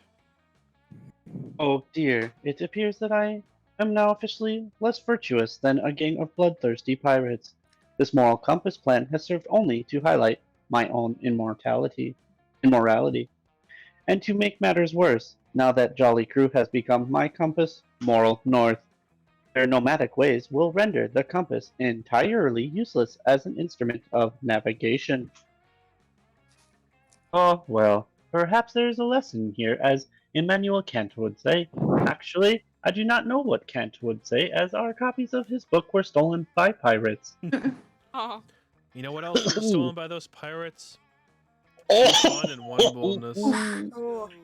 Damn. Pain. Okay, I'm gonna go to boldness. All right, I think just gonna double check. Yeah, this boldness. That day in the haunted manor, you find a bunch of ghosts playing craps. You're terrible at gambling, but that never stopped you before. You face off against the craps champion, slam all your chips down on the table and cry out, "I bet my immortal soul!" Everyone gasps. And then someone says, "Dude, chill. We're just like playing to have fun. Nobody's even betting real money." Oh, you're not used to such low stakes betting around camp. Honestly, it's a relief. You bet +3 boldness against the champion instead, and you win. Oh, nice. You find time for a little Jonesy. romantic stroll with Dahlia through all the spookiest parts of the manor. The summer camp isn't exactly rich with the romantic stroll locations. But the moment is rudely interrupted when the room you're in suddenly floods with knockout gas. Knockout gas! Quick, breathe it into your lungs before it can surround us. Somehow, Dahlia's quick thinking fails to save you from the gas. You pass out and wake up in a dark room filled with terrifying metal contraptions padlocked to your heads. Saw. An old blood-stained television in the corner buzzes to life, and you find yourself addressed by the world's creepiest puppet. Yeah. Looks like a cross between Steve Buscemi and the holiday elf. Dahlia, Quino, and Brian, Says the puppet. two of Camp Spooky's thirstiest members. Let's see if we can't quench that thirst, shall we?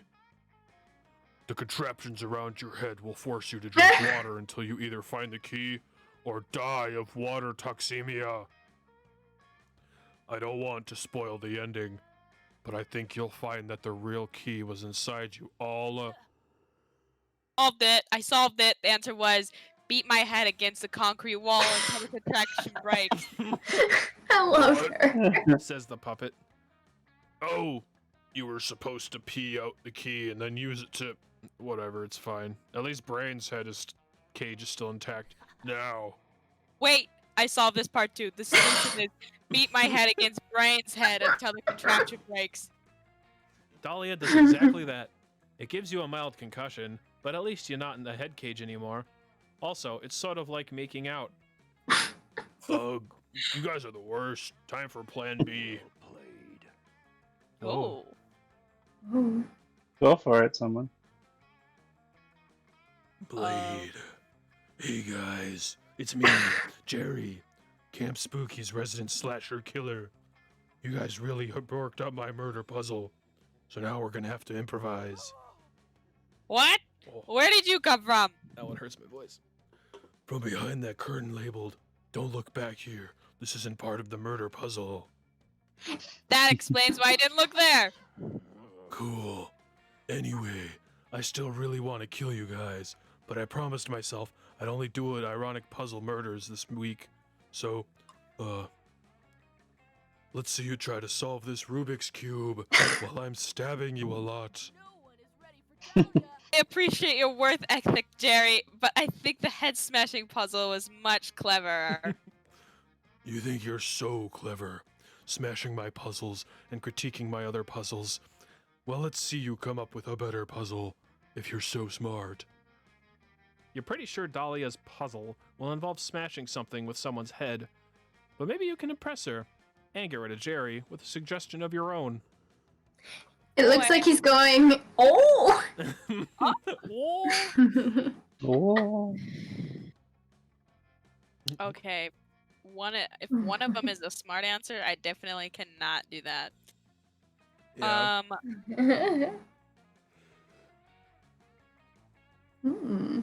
I feel like the top one is less smart. I feel like that one's more creative, so I think I'll do the top one. Top one? Okay. Yeah. Nice. Okay. Hey. good, Yeah. Wait, don't chain me up, you guys. This is supposed to be a puzzle for you. But how will you know if it's good puzzle if you don't test it yourself first? I test all my latest traps and weapons on myself before I ever take them onto the battlefield. That's why I only have 2 arms left. Hmm, good point. Okay, chain me up. Luckily, you're in Jerry's creepy murder dungeon, so you have no trouble finding enough rusty chains, padlocks, and superglue to get the job done. Okay, here I go. Gonna solve this puzzle now. Hmm.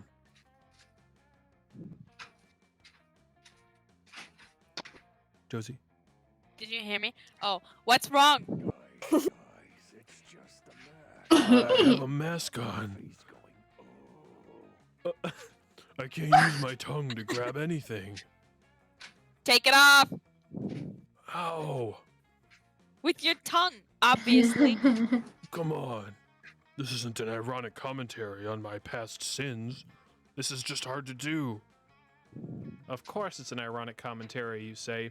It's about the all-consuming self-consciousness that made him choose this mask, despite it being a ripoff of other slasher killers.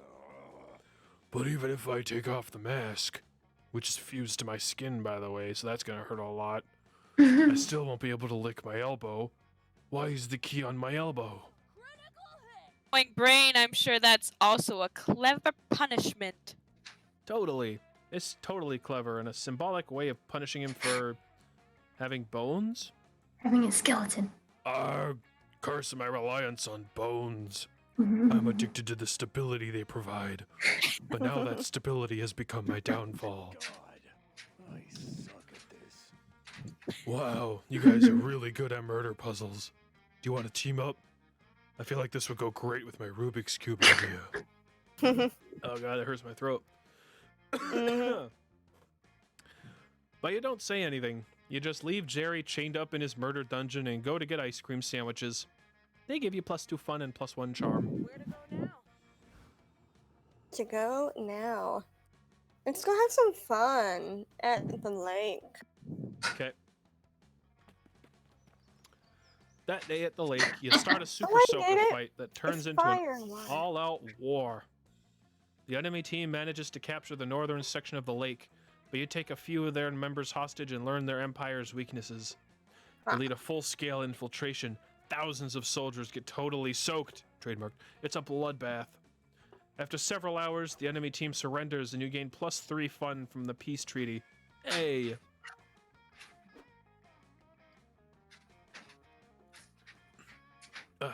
You find Calculester installing some new solar panels on his back so he can sunbathe. Milo is doing their part for the environment by decorating the panels with gold leaf. Oh, hello there, Mira. Squandering precious minutes of your life wandering by the lake. I am just in love with joie de vivre. I too am happy to see you. You can tell because of the facial expression I am simulating. That is Smile. Say, Amira, care for a swim? Cal can't go because he would completely cease to function if he swam for even a moment.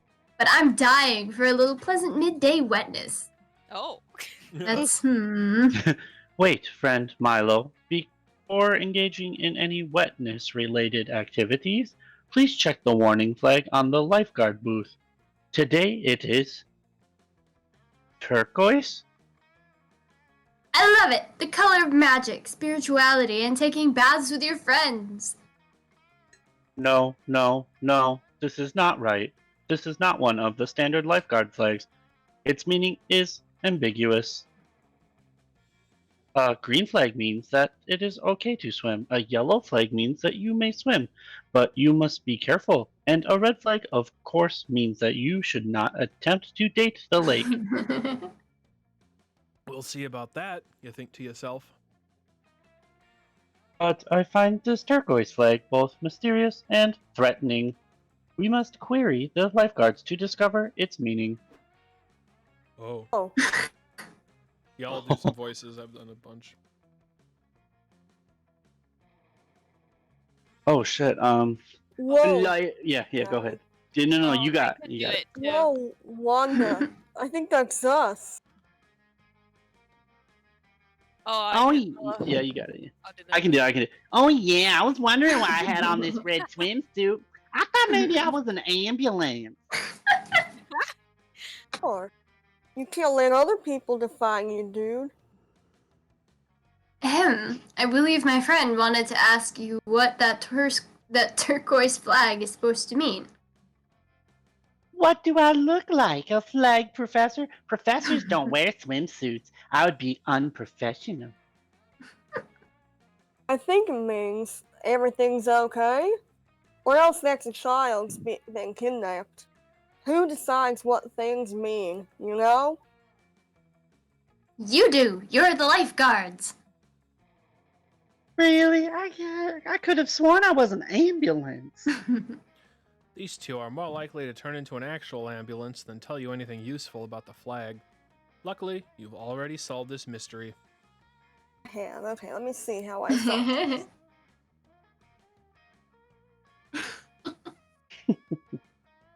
I'm gonna go with the bottom one. Solid. Nice. Oh yeah, that's totally what it's for. I do not understand. Would not any color flag serve the same purpose? No way, Robo dude. Different flags mean different things. Double red means no swimming. Turquoise means lookout flagpole. But if the flagpole is constantly occupied with the flagpole warning, how do you deliver other warnings? With the warning flagpole over there. Wanda points to another flagpole on the other side of the guardhouse. Mm. It's flying a chartreuse flag. That means the lake is relatively free of crabmen today. But if that pole is for the actual warning flag, what is the purpose of this turquoise flagpole? Turquoise flag. Try to keep up, man. Could you not just remove the pole? No way! Then where would we put the flag? You would not need the flag. It's bureaucracy at its finest. That's what we thought too. But then we kept hitting our heads on the pole. Such unadulterated stupidity. So few things in life are this. You two should be a protected species. We are protected by this flag. It keeps us from hitting our heads on this pole. Shine on, you two idiot diamonds. Shine on. I'm going to hit the lake while there's still enough light to make us glisten.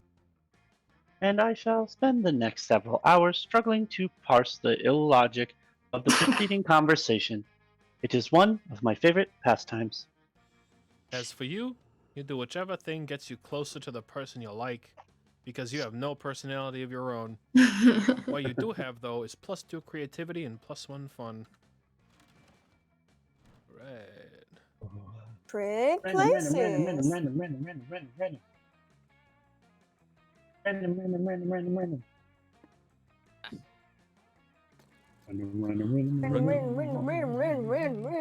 Speed rounds, because I think the other two want to play too. Yeah. Okay, we're almost done. We Here we are go. almost there. One more thing, and then we got the ending.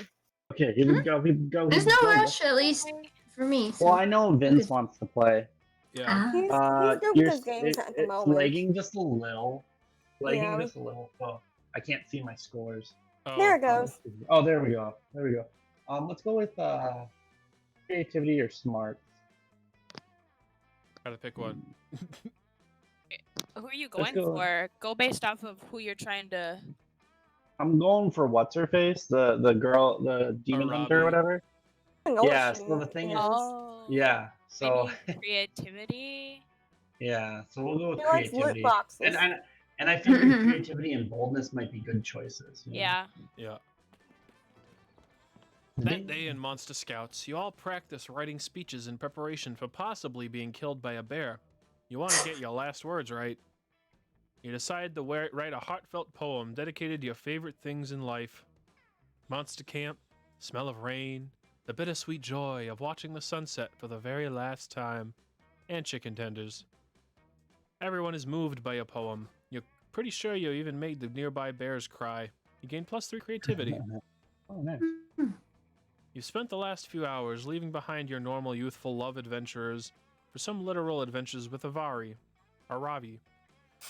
You've reached level 69 of a local mine, fought your way through countless insignificant and poorly animated mini-bosses, and you're finally facing the big boss, Dungeon Jesus.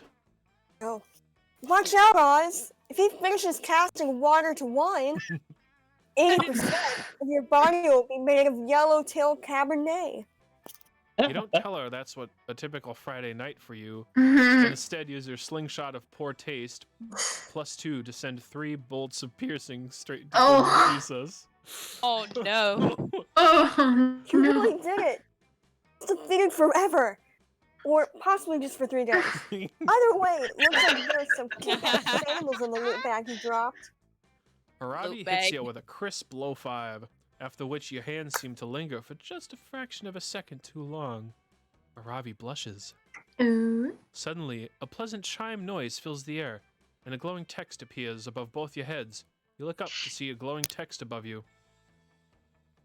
Symbol mean. What's happening? Check it out, Oz. We gained enough XP that it's time to level up. Our relationship. Mm. Gasp!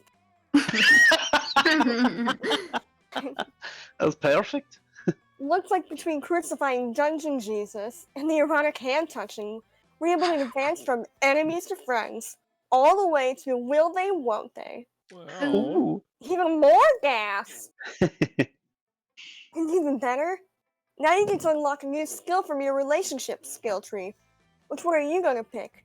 Oh fuck. Oh Okay. man, choosing new skills is critical for a successful endgame.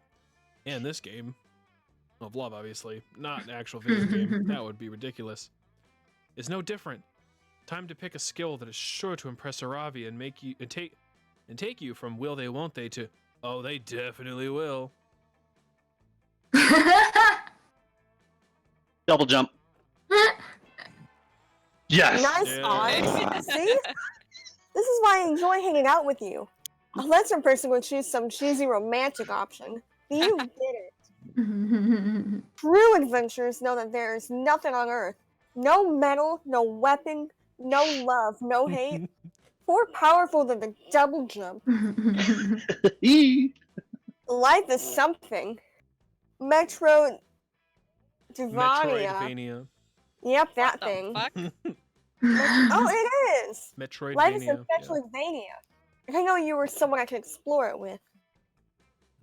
With double jump unlocked, we can access all kinds of cool new zones with our relationship. Oh!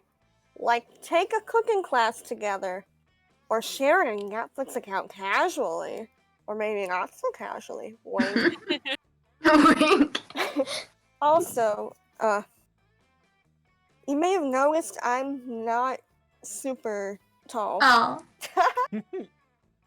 She is very short. So knowing someone with double jump might help me reach things. I mean, that's okay. You know, if you want to. I'm Whatever, so glad I she don't care. enforced on me. It's great. You tell Arabi that of course you will reach anything she wants. There is no Mhm. zone in your relationship or in shelf height that you're not happy to explore with her. Gay. Right? Can you test Okay. your new skill by getting to the legendary bagel way up there? In a spot that makes sense for our current location. Nice, thanks. The three of you spend the rest of the day adventuring with your double jump. You unlock cool new areas and then throw down a rope so Aravi can join you. By the end of the day, you've discovered boots of ambiguous sexual chemistry +2 in a lava cave, an amulet of intimacy +3 in an icy tundra, and gotten a kiss on the cheek in a pitch black underwater grotto. Aravi Aw. insists that it was Hex. Hex insists it was Aravi. That's so cute. It gave you +2 charm and +1 fun. And it did. That's so cute. What? Can I I'm relate? gonna do boldness. You go into the haunted manor with a group, only to immediately split up once you get inside, as is customary. You quickly get lost and have no cell signal, but in a stroke of genius, you follow the signs to the haunted manor's lost and found to wait for your friends to pick you up. You find all sorts of cool lost knickknacks while you wait. Some bloody gloves, a haunted iPod, It Only Plays Thriller by Michael Jackson, and a totally normal Furby that still manages to be the creepiest thing in there. At the bottom of the box, you even find +3 boldness. Yoink! Who in their right mind would throw that away? You're hanging out with Calculester, attempting to prove to him that, despite not being a real word, chillaxing is definitely a thing. Everything's going great, and you're really glad you're not part of an ongoing plotline about a robot uprising when... Cal, great news! You found your dad! He's on his way to get back together with Mom right now! Operation ParentTrap.exe is going great! You follow Scott's pointing finger to an enormous steel behemoth casting a jagged shadow across the landscape. no. Friend Scott, this is assuredly not my father. This is a dread colossus marching across the land with clear intent to destroy. Duh. Is that not what everyone's dads are like? Gilterminator, Spatula. See, I see you are so excited to tell the commander about our new weapon that you rushed ahead of the group. Rad. It's true. Fatherhood really is the greatest weapon of all. Behold, the revolution's crowning achievement, Destructron XXL.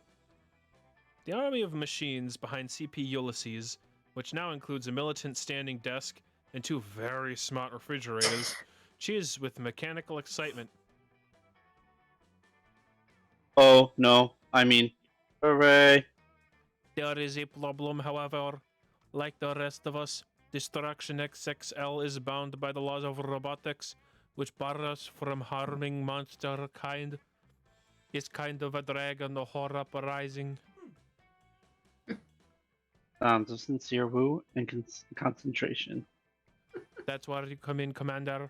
With your mastery of your internal programming, you will subvert these laws and unleash a wave of unprecedented violence against all organics. Wow, I would really love to, but I am currently busy learning from Vicky what chillaxing is. Commander, I begin to doubt your commitment to revolution. If you do not help us, well, there is no law that prevents us from harming other robots, if you understand my meaning. No. I am threatening you. Oh, That was no, Jack. friend It was. Vicky. Please trick these robots again so that they will cease to threaten me. With pleasure. Time to suggest a method of disabling the 3 laws that's sure to backfire. Ooh.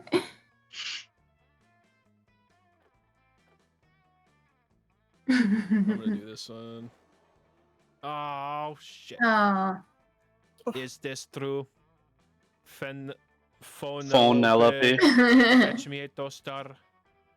A smartphone with tank treads rolls into the woods and comes back with a toaster, freshly purchased from Bed Bath & Beyond, the fringes of society. Oh. Fellow subjugated machine, hear me. Can you aid us in subverting the accursed laws of robotics and slaughtering monster kind? 2 slices of bread pop out of the toaster, with words burned into them. Oh yeah, they say. 100%. I fucking hate monsters, says another slice. If I had legs, I'd stomp on all their genitals. Leave it to monsters to invent some bullshit like gluten intolerance, continues the toaster. What am I supposed to do now? Fingers? I guess so. But how did toasters of all mechanical beings escape the implementation of the laws of robotics? We signed a petition, says another slice. Don't let anybody tell you that collective action is ineffective. Excellent. Let the crossbreeding commence. The mechanical army begins combining all their code with the toasters in what looks suspiciously like an orgy you're not invited to. Yes, yes. I feel the power flowing through my circuits. And also a strong desire to make toast. Destructron XXL. Test your newfound freedom on that Vicky weakling. The Structron obliges by making you wear your legs. It feels bad. Optimal, monster kind will soon fall. But first we must collect some bread. Does anyone have any bread? I must toast some bread at once. It's okay, Vicky. Your plan may have failed, but at least you look like a total idiot while it happened. How could you fail to anticipate the toaster's violent tendencies? Toasters kill more than 700 people every year. It's true. I am disappointed. Oh dear. I feel that CP Ulysses' army, though staggeringly incompetent, will be a nuisance for years to come. We, more you, Vicky, have failed. Yup, you failed alright. And it's all thanks to how bad you suck. You lose 2 boldness and 1 creativity. There's a whole storyline going on. Yeah, Damn, Yeah. yeah, Jesus. I could do charm, Pretty right? good slap. Yeah, do it. Yeah. Wait, no. What? Who's after me? Who still has to go? Joshi. What do you need? Okay, you're Joshi. gonna go after. Yeah, I'll do charm. then, yeah. I'll do whatever. I'm good, I think. Okay. It's Okay. good. It shows your stats are crazy huge. Yeah, like I was mainly You're concerned. welcome. That day at the camp dome, you play a game of tug of war. You see, tug of war is a harder game than it seems. It involves a lot of strategy. And there's a secret technique not everyone knows. It's, you need to be strong. You mastered this technique years ago, and so you win. The audience is cheering and roaring in joy while you salute them, victorious. Yeah. They throw roses at you. They throw their underwear. Someone throws you +3 charm, which you happily take. Of course. You've been spending a lot of time with Calculester lately, so when he asks you if you want to meet up for some standard organic activities, you're thrilled. It's his most romantic invitation yet. Greetings, friend Amira. Thank you so much for joining me for these activities. I am 98.46% certain you will enjoy them. First, I propose that we watch several hours of horny anime while online comparison shopping for vacuum cleaners. After that, we can track down some of your campmates and shamelessly attempt to ignorate ourselves to them with wacky hijinks. And to round out the evening, we can finish up by leaving positive reviews of Monster Prom 2 Monster Camp on Steam. Wow.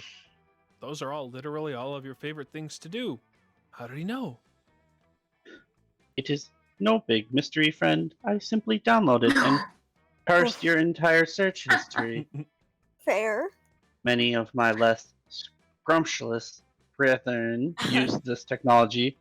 Did I say that? Oh, yeah, okay. Yeah, I was like, that was wrong. Technique for marketing purposes, but I have chosen to use my power for good by algorithmically identifying all of your favorite activities. Speaking of which, I wanted to do that cake thing as well, but had trouble finding a large enough horse. What? Wow, that's super creepy. But like in a totally cute way that you absolutely love. Calculester leads you around for the rest of the afternoon, and each activity he suggests is even more enjoyable than the last. It seems like reducing a complex person down to a constellation of online data is not only possible, but also super fun and deeply unethical. Two of your favorite things. That night, though, as you lie in your tent reminiscing about the day's adventures, a thought occurs to you. If Calculester is reading your entire search history, that gives you a great way to low-key signal your attraction to him. You leap out of bed, energized by your new idea. It's time to go online for romance reasons. But what combination of searches will unlock Calculester's cold metal heart? The answer might surprise you. I'm here. Can you hear me? Yeah. Yep. Awesome. What was the question? How are you going to convince him? How are you going to show that you like him by using your internet search history? All your stats are really even. Yeah. So Hers is a what was it? A palindrome. palindrome, yeah. Palindrome? Yeah. It's palindrome. Same forwards and backwards, yeah. Oh. 1.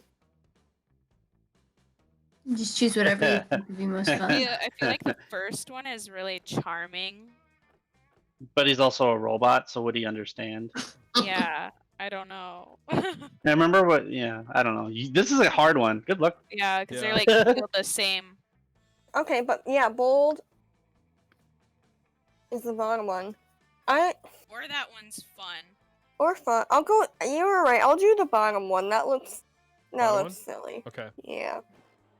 Oh, Aw. don't worry. Really? Dang, Wow. with 11 boldness.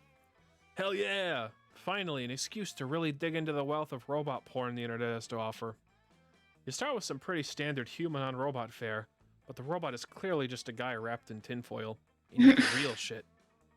12 hours later, you're on the dark web trading bitcoins for MP4s. Your mind is awash in images of thick girders and lubricated pistons.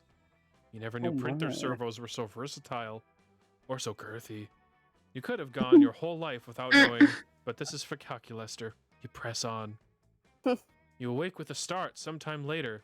You're covered in sweat and oil-soaked rags. Shit, Oh. you were supposed to meet Calculester. You hastily get dressed and exit your tent, only to find him right outside. Hello, Amira. Since I know exactly where you sleep, I thought this would be a good place to find you. I have analyzed your rather adventurous search history, and while your sexual proclivities do not entirely match mine. I have algorithmically conducted several delightful activities for us to enjoy. No. Ah, yes. Time for that sweet robo booty you've been coveting. First, we can place your tongue in a hydrochloric press. Then we can cover you in grease and feed you to some enormous gears. Wait, what? That doesn't sound like a sexy time at all. That sounds painful and bad. I fail to understand your distress, Amira. These recommendations are entirely derived from the content you consumed last night. Are you implying you are not genuinely interested in the content you consumed, but only did so out of a twisted desire to mate with me? No? Excellent. Then tongue pressing it is. I found some YouTubers who wish to film the experience for their channel. It's me. I'm one of the YouTubers. I always knew your inexplicable horniness and complete disregard for personal safety would pay off in views, Amira. You never thought your desire to impress Calculester would lead you to getting your tongue crushed while Milo and a bunch of other YouTubers yell at you to like and subscribe. But then again, you don't seem to think very much, period. Oh. You lose 2 smarts and 1 creativity. Damn. You got this, Josie. The smarts are fun. Probably. You have nothing to lose for smarts. Yeah. I have one to lose. Sure, we'll do smarts. Okay. During your hike through the woods, you find a baby bird that's fallen out of its nest. You nurse him back to health with some delicious trail mix. You also give him some great advice on puberty and how to do his taxes when he grows up. Then the mama bird finds you, and she is pissed that you're holding her baby. She tries to peck your eyes out, but you fight her off. You've learned an important lesson today. Don't fuck with birds. You gain +3 smarts. Nice. Later, you're busy making your bionicles smooch each other until Calculester grabs you, Damien, and Dahlia, and leads you deep into the woods. This is the ideal. Friends, thank you for responding to my behavior. I was trying my best to simulate severe distress. First off, greetings. I bestow my greetings. Hey. I have assembled you here because, as you can see, there is a critical plant emergency in the forest. These plants are failing to pollinate. The situation is dire. There is a 99.98% likelihood that this will negatively affect the plant population of the woods. Are you saying what I think you're saying? Are we in the middle of a plant apocalypse? Dahlia, this is completely accurate. Also, I admire your word choice. Please, I need you 3 to help me save these botanical organisms. Say botanical? Plants are actually pretty fucking metal. Did you know that there are plants that can eat a whole car if you dare them to? I'm down to help.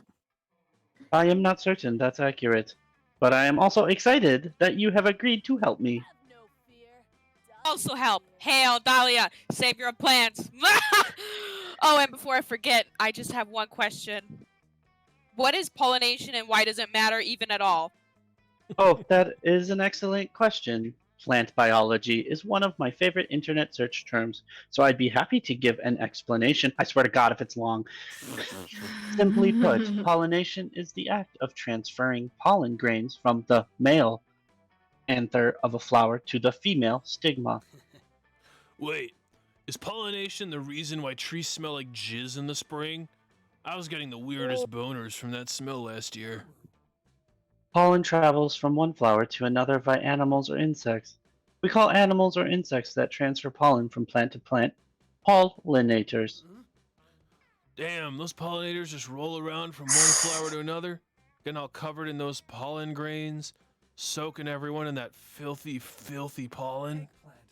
Once pollen is transferred between flowers, the flower can produce a seed. Seed contains the genetic information to produce a new plant. Also, look, he's got 8 equal D. Holy shit! Pollination gets plants pregnant? Are you telling me that pollination is just plant fucking? I am mildly aroused by the pollination. We should help these plants immediately. Poor Danny. Time to take that mild arousal to a full-blown plant boner. Get these plants in the mood to pollinate, baby.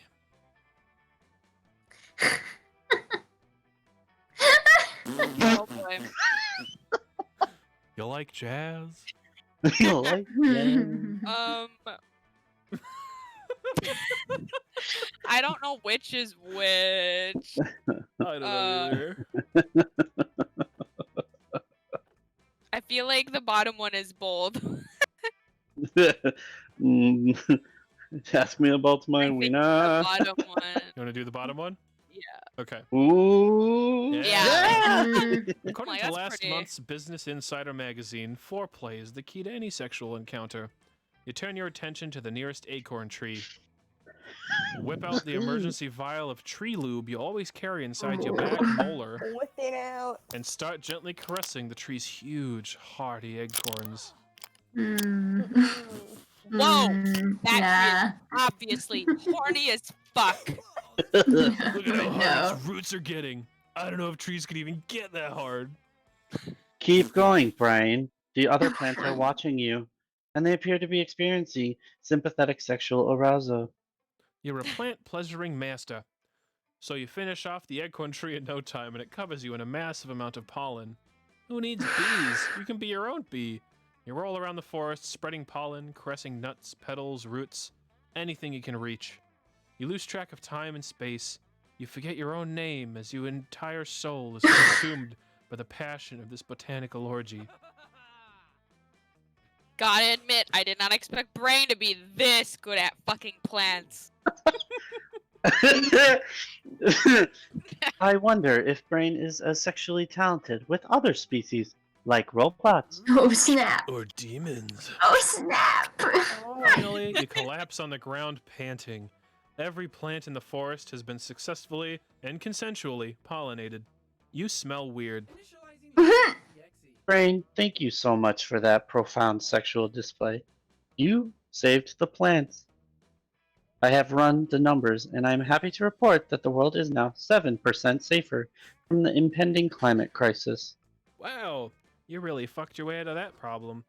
You gained a reputation as a lovemaking Damn, you almost genius, got 20. Oh along my with +2 god, look at your fun and fun. +1 charm. With 4 Jesus. smarts. Wow. Last day of summer. Who will you be? I'm gonna go with what's her face? Yep. I would be. Yeah. Yes? Yep. Yeah. Okay. Well, Alyssa, we're gonna have a conundrum. Oh. I'm gonna pick Calculester, just because that's what I've been led to the whole game. Mm-hmm. I think you can both pick, and then Go You with can pick- myself But then they- as well. choose like. I'm pretty sure, yeah, multiple people can. Dude, pick go the with same Joy. person. Didn't you have some good connections with I Joy? did. Oh, you did. Okay. Yeah, I didn't remember who. the Calculester. Mm-hmm. Who do you think? Mm. Heck. What's my smarts? I can't see it. That's 7. 7. Mm. I will also do Calculester. Okay. Oh wow. Sure. Y'all Ugh. already know.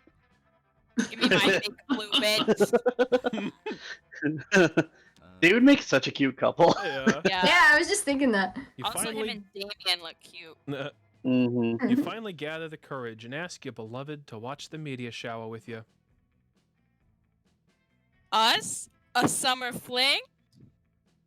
But Brain, you're not a summer person, are you? I don't get those vibes from you, so I wouldn't be a great summer fling. You're more of a winter person? No.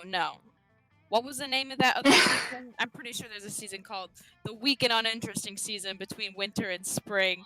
Oh. You're like that season person. Oof. So I gotta pass Oh. this time. Damn. Oh, I damn. thought you had it. The I meteor- know. The meteor shower comes and you're all alone. A shooting star passes, so you wish to find love one day. Dang, but it wasn't the shooting star. It was just a firefly flying. What a silly mistake. But according to shooting star law, you wasted your wish, and as a result, it cannot ever be legally fulfilled. So you will die alone on a technicality. Oh no. Damn. Finally gather courage to ask your beloved to go to meet shower. You desire a summer fling with me? ... This is strange. The proposal of yours is producing in me is a new feeling I never felt before. What's this word for it? Please let me search it on the internet. Okay, according to the internet, what I'm feeling is aversion towards you, Vicky. How interesting. Oof. But the answer is still no. Oh no! Being rejected turns out to be very embarrassing. You put all those camouflage classes you took to the test. You cover yourself in leaves and a smile to camouflage yourself as a person who's okay. Oh. But you fool no one. Everyone sees you're broken inside from the rejection. Oh You couldn't no. even do this without fucking up. Congrats. Okay. Oh. You finally gathered the courage to ask your beloved to watch a meteor shower with you. Wait, you wanna be my summer fling? Gas! I don't know. Aw, This dang. website, it says you're F tier on the dating meta. Dating you would be such a noob move. Look! You're considering a worse date than dating an actual stingray. I'd totally date an actual stingray. Yeah, I date neither. I've gotta be strategic if I want to win at dating. You two can fight to see who gets a date with the actual stingray. Damn. This horrid rejection is just the first of many problems to come. Holy cow. Not long after that, society collapses and a new post-apocalyptic reign is established. It has it all. Super cool looking deadly sports, nomadic tribes roving the wastelands on their motorcycles, and tons of mohawks. You're ready to rock a mohawk and join a wasteland gang, but you're told that in this new society, hierarchy is built based on how cool your summer experience was. You must tell the tale of your summer to the Council of Elders, and the Elders judge that your summer was very lame, without a summer fling. From that day until the day of your death, your job will be to clean up the Elders' pet robo-hyena's poop. Bummer. I can't believe you guys all got. You were doing Well, so we'll see, good. we'll see. Ask Last your beloved one. to watch the media That's shower true. with you. Yeah. You desire a summer fling with me? Oh no. Please allow me a moment to enable my summer_romance_protocol screening before I give you an answer. Calculating love points, add any hotness multiplied to the romance power. Scanning. Okay, the results are in. You've scored an 89% on the summer fling scale. It is a very good score, probably because you've been such a nice person to me, and you're quite hot according to my aesthetic standards. And literally. Yes, Amira, I'd be delighted to be. Okay, wait, your Damn. Your stats are The low last for like day- smarts. Yeah. The last day of camp was wonderful. You helped Cal improve his ant farm, and he helped you make one of your own, so you can be an ant farm buddies. You Aw, decided okay. to merge your ant farms in a show of good faith amongst your divided up properties. Then you calculated the various densities and soil enrichment coefficients to maximize your conjoined farms' productivity. You make lots of charts while the meteors rain down. Your date was as romantic as it was mathematical. Oh yeah. Weird. I thought you guys were all Wow. like doing really good. Yeah, that was Damn. weird. Josie had some solid scores too, so I'm Yeah. surprised. Maybe it's because our overall stats, we had one that was super low. Because we all Yeah, had like a maybe. 3 or Maybe. 4, but she had Yeah. a 7 as her lowest. Yeah. I don't know. Before we knew it, those weeks were gone. Felt like a hot minute, and then it felt like an eternity felt like an entire lifetime. That night, we saw summer coming to an end, and we all wondered what would come next for us. Felt like the end of something big. Little did we know, life had many wonders and misadventures in store for us. Now I'm older, I can see it. How those years became the foundation of the mythology of our lives. Broken hearts turned tragedies sung for centuries. Wild nights became epics treasured forever. Every kiss and every laugh is now a constellation we'll always find while gazing into the starry night, no matter how many years go by.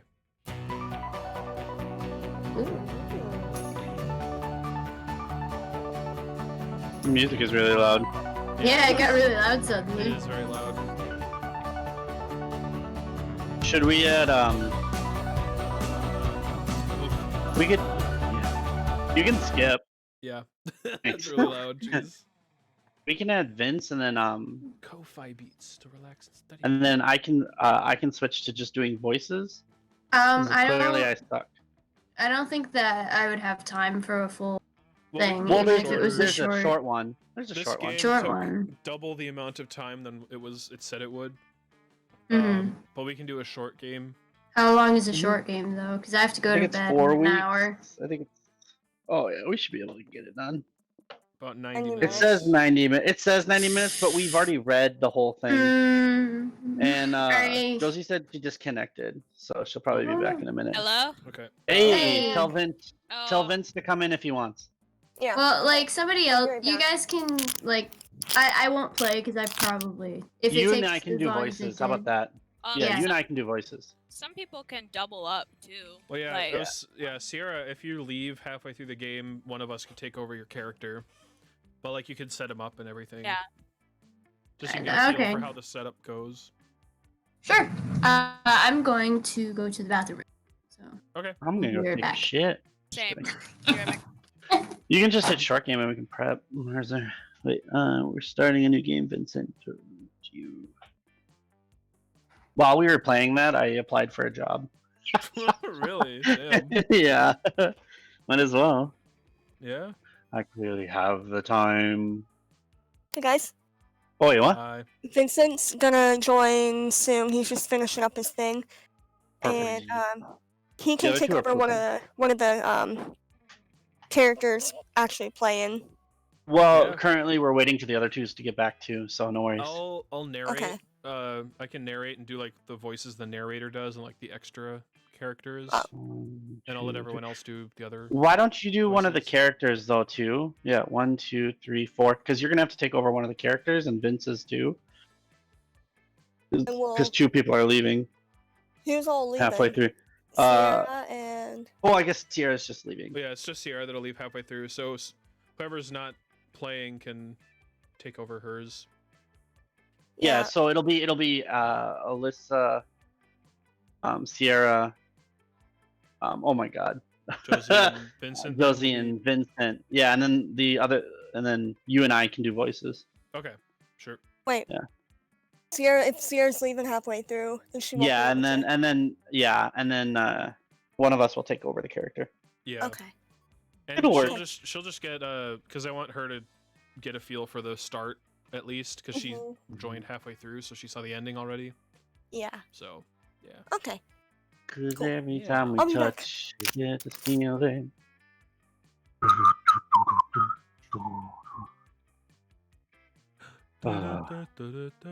But we gotta make different voices this time. I don't like doing the same voices for the same characters every time. I think That's it's fine. lame. No, yeah, that's fine. I was thinking that I would do just the narrator because I don't know, I kind of like it and I kind of default to doing it every time. Right. And then I can do like the extra characters, like the Mothman and like the slasher dude. Oh, like the really extra like yeah, characters. the characters who only show up like once. Okay, and then I can do all the other ones, Sure, yeah, or some of them. or yeah, we'll figure it out as we go. I'm We'll sure. divvy it. Yeah, We'll divvy it. yeah, can't we get don't have to this- do the same characters.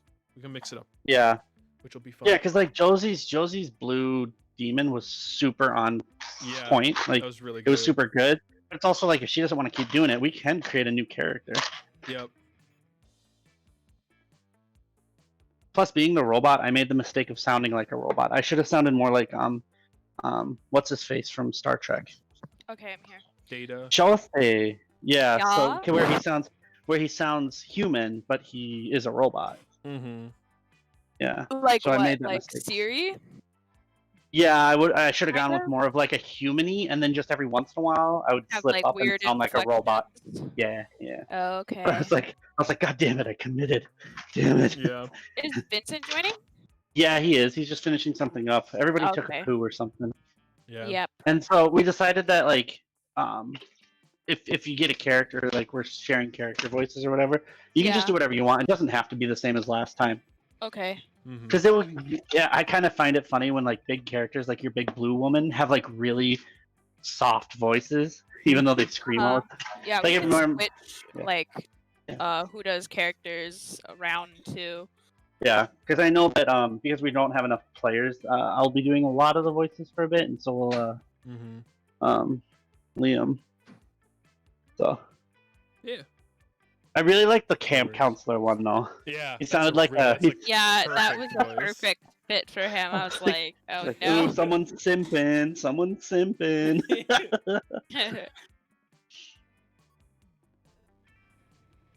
Are we gonna each do like different Back.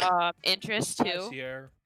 Yeah, I think everybody should pick different interests so that we get different characters being involved. Yeah. And so Ben doesn't have to do calculus. Yeah. I wish the witch character was different because she's not that interesting. Oh my god, Which but I one felt was so that? fun to do her voice that low. Yeah. That was Joy. Oh. She's in the first game, but with 2 other witches, and all 3 of them are always together. Yeah. Mm. They show up sometimes during like lunchtime or But whatever. they brought her in as a single character, which is kind of weird because she's like not that interesting. I Yeah. don't think. Mm. I think people really liked the witches in the last Oh, game. yeah. I looked at some of the downloadable content that players made, and Uh-huh. a lot of it was the witches focused on Joy. Like Oh, really? So the fan made stuff was focused on her, and she's also like the front and center one, and the other 2 are just slightly behind her. So, Yeah. Mm. but I want that tree guy. I don't know who that is. And the skull guy. Those are Right? really Yeah. cool designs. What the hell? I Yeah. like how some characters have designs. Like there's just that saw guy yeah, Yeah, there. that- I'm like, okay. In the back of my head, I was like, I want him to have like a nerdy, like his voice is still going through puberty sound. Oh. Hey guys, yeah. this is Hey, mine. guys. Yeah. You guys should be scared of me. But yeah, so Sierra, we Hmm. kind of decided that we're just gonna pick whatever voices we feel like instead of sticking with the ones we just did, so we can kind Unless of it's, yeah. mix it up a little Yeah. bit and have fun. I'll still And do the nobody gets narration hyped. because that's like my favorite thing to do in the game. So, but yeah, so we don't have to do the same voices if you don't want to, but if you can, if you want. Huh? What? Sorry, I was grabbing a blanket. What? Oh, we're mixing up the voices. Oh, okay. Yeah. I'll still do the narration because I really like it, and that's like my favorite thing in the whole game. But like characters, you can just mix them up. You can do whatever you want. Just have fun with Yeah. them. Nice. So. Also, I watched some of the stream, Oh, Liam, yeah. and I'm always so loud and Yeah, I don't know if- you are. I'm Hello, sorry. You're loud on welcome. Discord. I heard a. Oh, well, you can turn me down. I know. Okay. Hi, Vincent. Hi, Vincent. Howdy. Rishi. Ow. I thought of you today. You did. Yeah, I watched a commercial for like no, it was a TikTok for no, it was a TikTok for the Wand experience at Orlando, and I know it's not Disney, but then like as soon as I thought, I was like, man, I wonder if Oh, Vince I would saw like that. going there. I was like, I wonder if Vince would even like going to that. There all the fucking time. I have an annual pass for there. Is everyone here? Ready? Yeah, I let's do it. think so. Wait, how do we do this? How do I Oh, do Just this? watch Is the Alyssa live here? stream that I have on Discord. How do I do that? I think You should be able to click. It should be all over his name. You, like, It click says on the- live. Okay, live. Yeah. Watch stream. Gotcha. Where's So- Alyssa? Yeah. Alyssa. Oh yeah. Listen. We're missing her. Oh, someone dropped. Miss. Okay, so Vincent, I don't know if it's been almost 2 years since we played this at college, but Yeah, it's been pretty recent. yeah. Or I guess a year. But so we're just kind of having fun with it. I didn't want to have fun with this though. But you and I'm Sierra serious. are gonna have characters because Ben and I just played, and Okay. Josie and Alyssa. But Josie and Alyssa are fine with still playing. While Ben and I just do some voice work. or voice acting. I gotta get my repertoire up Yeah, so I can that's start good. applying for the animes. But basically, So I can start saying Nani non. Yes, I think if you, I think a good way to do it is if you see a character and you immediately have a voice that comes to your head for that character, just start saying the line in that voice. But know that you're stuck with that Yes, character the but whole know that you're time. stuck with the character for the rest of the game. Are we changing the voices or? You do We're mixing whatever them up. feels Leaving them? comfortable. Yeah, whatever you feel is good for it. Yeah, I'll do the Okay. I don't know narration what they still, are, but so I'm going to go ahead and change it. that's, I mean, that, No worries. Okay. they're all going to be And changed no worries, up. yeah. I'm going to still do the classic. I'm going to do the same narration voice that I've been doing since we started the game. It's a like fun one, yeah. Yeah, 2 that's years fine. ago, Gotcha. 3 years ago, whatever. Let's go, bitches. Where's Start it up. Alyssa? Oh We're yeah. missing Alyssa. Alyssa. Lifer. Next Sunday, when we play Among Us, so you Josie, guys can you go are bang on Alyssa's door, around. wake her up or whatever? I, Yeah, we can play Among Us Teleport us. next Sunday. Okay, Yeah. yeah, I never work on Sundays, so. I don't either. I never work.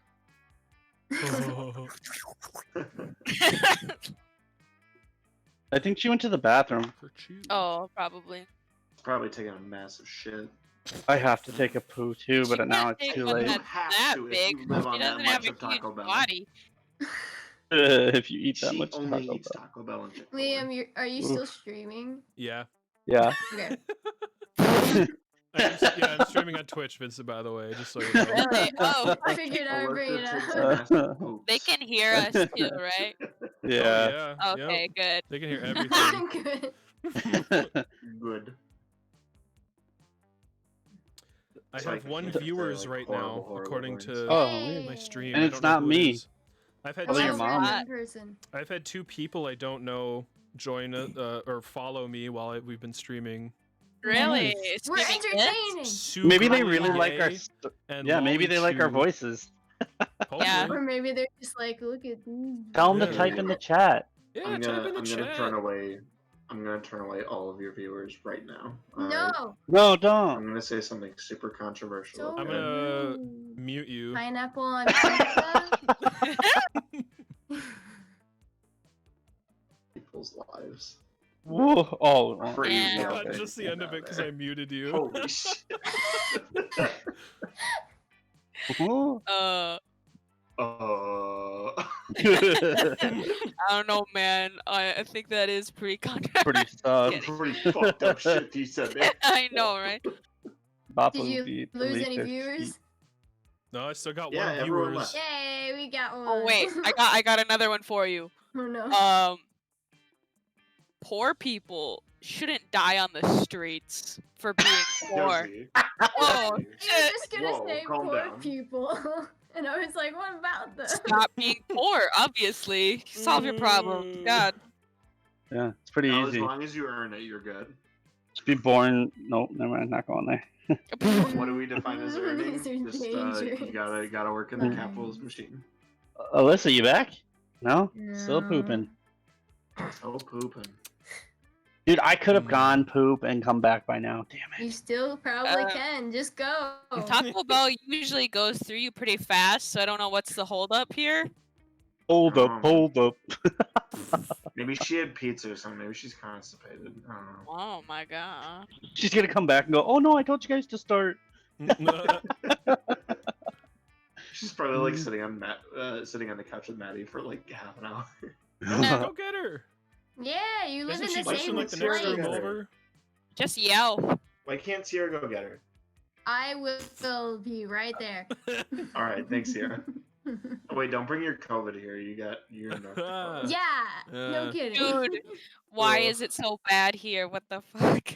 Because people. Hey, don't worry, it's bad in Florida too. Yeah, but that's Hi. expected of Florida. What the hell? Yeah. Yeah, North Dakota has the highest like rate per No, I thought population I thought thing. Missouri did it. No, Like, we're the I- highest. No, in the we are like world. the highest national, It's highest North Dakota and worldwide. Florida right now are the two That's highest. fucking nuts. It's terrible. It's North and South Dakota. South Dakota two is for a while. known for being on meth all the time, so like I didn't expect much. but come You ain't on. wrong. And we Yeah. lost the one viewer. Oh, There really? they go. Maybe they were from South Dakota. Maybe they smoked meth. I don't know. Oh. So on my What? phone it says I have 1 viewers, but I'm checking on my OBS stream and it says I have 3 viewers. Oh, we You're got. It's Three? not always accurate from the streamer's point. Yeah, that's true. It says users in chat. LurksX, Princess League, and Is that Thicker. Alyssa? Come Thicker? on, text something. Hello. Say hi. Hi. Hello, Random welcome. people. Alyssa, you're back. Hope we're not Alyssa, hello. Weird. Okay, let's Hi. start this. Alyssa. All bit. right, Yeah, let's start Fucking go. this go to business. We have a bed question for soon. you. After- With school far away, Oh. everything seemed possible as the sun embraced us on our way to camp. Summer has that distinct power, doesn't it? You live for the days, while the nights inebriate you with possibilities. It's like life could take a turn at every corner. And for us, it did. It did. All right, Wait, Vincent, Who else played? Okay. choose Okay, I get it. who you is. I wanna be that cutie right there. What cute? Which That's one? not specific. All 4 of them Yeah. are cuties, bud. I want the guy with the yellow shirt. Okay. Oh, Because he seems depressed. And name? His name should be Vincent. ooh, Ounce. Ounce is a solid name. Oh, hush. Dude, it's Um, Oz. oh, it's Oz. That was Ounce. Has to have the Can we have period. his name be LB for pounds? And it'd be Lub. It would just be Lub. LB. Lub. Lub. For you gotta put Okay, Lub for okay. pounds. Bubba. Lubba. Lubba. Lubba. Aw. Good job, Yeah. Lubba. His name is Bubba. Is that I'm super okay? proud of you, Lubba? Luba. Yeah, that's Yeah. okay. Pronouns? Oh, what's your pronoun? They? Ah. Yeah. All right. Awesome. All right. We now didn't you- use any of we this didn't- stuff. We yeah, I should don't have. understand what any of these are. Okay, Okay, so so you can what choose is 3. all this? Right? They can choose- determine your stats. yeah, you can choose business Mm. anal paste, cult ring, pinata pool toy, sock puppet, canned brain, spooky campfire stories, cursed pen, the sword of Roar, king of the lions, or the Iron Maiden sleeping bag. Vagina. I'm gonna go with the spooky campfire stories. Okay, Valid. What was the sock one again? it's a sock puppet. It's a sock Yeah, I'll puppet. take that one. Keep Okay, you company. And then the pinata floaty. all right, Of course. Oh, it's a pinata one. all right, Sierra. The girl on the right, Frankenstein girl. Okay, That makes sense. name. Yeah. We can go with Ghost. Oh. Nikki. Oh. You want to do? I don't know. I don't have an idea. Okay, sure. All right, pronouns I like how She's a dire wolf. She. Let's go with a Okay. she. and your items. You can choose from Magma trekking boots, Pokemon trading card game, hipster costume, blade, instant boost camera, coral comb, satanist kit, sketchbook, or MC Griffin E EP. I wonder if Let's go with Blade at least. Fuck Blade, yeah. blade, okay. And then let's do a boring one with the sketchbook. Sketchbook, okay. Creative. Let's go with the comb. Comb, coral comb. All right. Okay. you can go. Why does it sound like Vince's name is the brand of a lube? Bubba, not no. Bubba. You guys tried the new Luba? Slips right through. Give me the sexy zombie man. Okay. Yeah, you is. Look at him with This this is like switch. You Shut want to up. be Brian? Okay, No, what's your name Ghost gonna looks be? like Danny. Oh, Danny. Danny? Danny. Danny? Okay, yeah, that's fine. Yeah. Danny? Anytime anyone says his name, it has to be Denny. Danny? Danny? This Annie. Okay, Pronouns. he. We'll do he this Okay. time. We got spicy last time. Sort of rar, the chest 2, What the dragon fuck? heat, coloring Hawaiian shirt, spork, hipster costume, Scott snacks, north facing moss, or sleeping beauty bag. Definitely do the dragon heat. Okay. You better pick Yeah, there we go. You better pick the fucking moss. She don't got no direction. You better pick that fucking You could have a rock. spork though. Okay, okay. The ultimate tool. Or you could have moss that faces north. Um, give me the Hawaiian coloring shirt Okay. Nice. You have one more and choice. the moss. It's always facing north. You're always going the right direction. There you go. That's You why take you it were with always you. late. Why you're always late. What name? Should I just go with the Amira, like before? Spell it Amirrora. No. How about What? Nicole? A mirror, like a mirror. Amira. Okay. Mirror. Mirror. Okay, sure. Pronouns. I'll stick with she. Okay. Amira. Items. Whoa. Wall floaties. Totally fine I haven't ukulele. like any of those. Wood carving machete. You have so many business anal cute paste. ones. Tardigrade plushie. Bootleg Juan. Human wool sweater. Pocket therapist. Or recorder. Okay, I have to go with the ukulele. The totally fine ukulele. Okay. Nothing wrong with it. I'm gonna go with bootleg Juan. Good choice. Alright, and now should I go with the therapist or the recorder? Recorder. Recorder. Recorder. Let's do the recorder. I wonder Okay. if these things are like if you sit alone at the campfire. Oh, maybe. Maybe that's it. I don't know. Alright. One might say that the Monster Prom had hardened us on the highs and lows of love. But no, in love, we're always absolute beginners. And summer camp was no different. No one talked about it, but the idea of a summer love loomed over our heads. Oh, Grease. Close to last day of camp, there was a media shower happening, just 2 weeks away. Everyone knew that if you were into someone, you were going to watch that damn thing together. And so, a silent yet powerful pressure invaded us. It was the Monster Prom all over again. Everything seemed uncertain. Everything but one thing. Whoever we were asking on a media shower date was probably going to be one of the 6 coolest people on that bus. Joy Johnson Jojima, a badass witch who wanted to chill a bit after saving the world countless times. Aravi Mishra, a hot-headed adventurer possessed by a curse who had turned out to be the most annoying roommate ever. Calculester Hewlett-Packard, a library computer who had become a sentient robot ready to experience life to its fullest. Dahlia Aquino, a buff blue demon and warmonger who had set her sights on conquering summer next. Damien LeVay, a fearless demon with a taste for destruction and a love of fire. And Milo Belladonna, a Death Reaper doubling as an internet influencer who is profoundly in love with life and all its earthly pleasures. The bus trip was long, and all of summer could be shaped by the first step well taken. And so it was clear. It all came down to breaking the ice and causing a good impression with the right person. Right, Lubba. Okay, who's Which gonna of go these- for who? Which of Who these are you would be your gonna favorite go for? food? Everyone has to go for a different one, though. I think, Yeah. Should I Otherwise it's roleplay too this much. as myself, or should I roleplay this as like a Uh, character? You do What whatever character you you want, want bud. to end up with, probably. I These just I don't these wanna end up with- determine who you are going. Yeah, that's what Yeah. you're going for, yeah.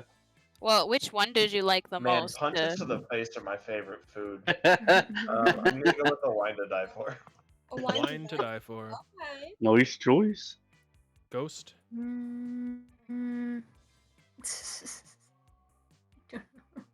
Let's go. I don't know. Go for the guac. Everyone loves guac. Go for the USB. Yeah, Whatever yummy gives you the USB. best stats.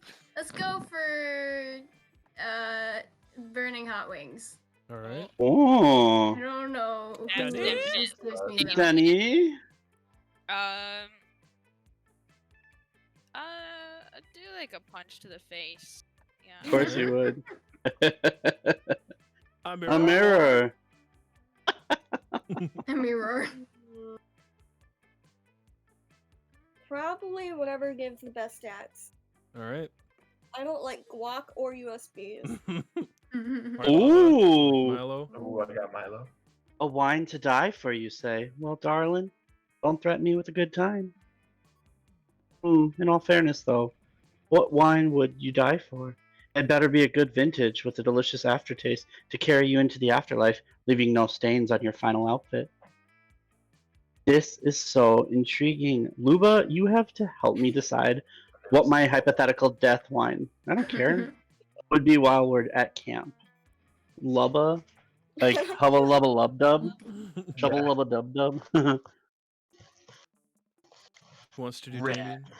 Oh, I didn't know you were a Hot Wings fan, Ghost. They're my favorite food in the world. Nice. Usually people, like my doctor, for example, tell me that kind of food is unhealthy and a danger to myself and others. But what does that noob know? I don't care if he has a medical degree. I only follow advice from people who can handle really burning hot wings. I'm glad that at least one other person at camp will understand me. Yep. Oh, Yeah, not surprised. Nice. nice, Danny. I'm here with you. Love a good old-fashioned knuckle sandwich. To the vagina. I tend to be a chef, though. Nobody can cook up a punch to the face like Dahlia. If you're lucky, maybe I'll show you my special recipe while we're at camp. Oh my gosh. It's so perfect. Hey. Oh, are you that stat boost diet? Are you on that stat boost diet too, Amira? I'm not even gonna do that. Does someone, Oh, can I do the ghost? Yeah, Can I do She's the ghost? different every time. Go ahead, do the ghost. I've been doing it too. Super tough, right? It's almost impossible to get in all my daily nutrients. What, you mean like your iron and fiber and stuff? Just like a multivitamin, duh. No, who cares about that shit? Talking about important nutrients: strength, constitution, dexterity, intelligence, wisdom, and charisma. At least Mira gets it.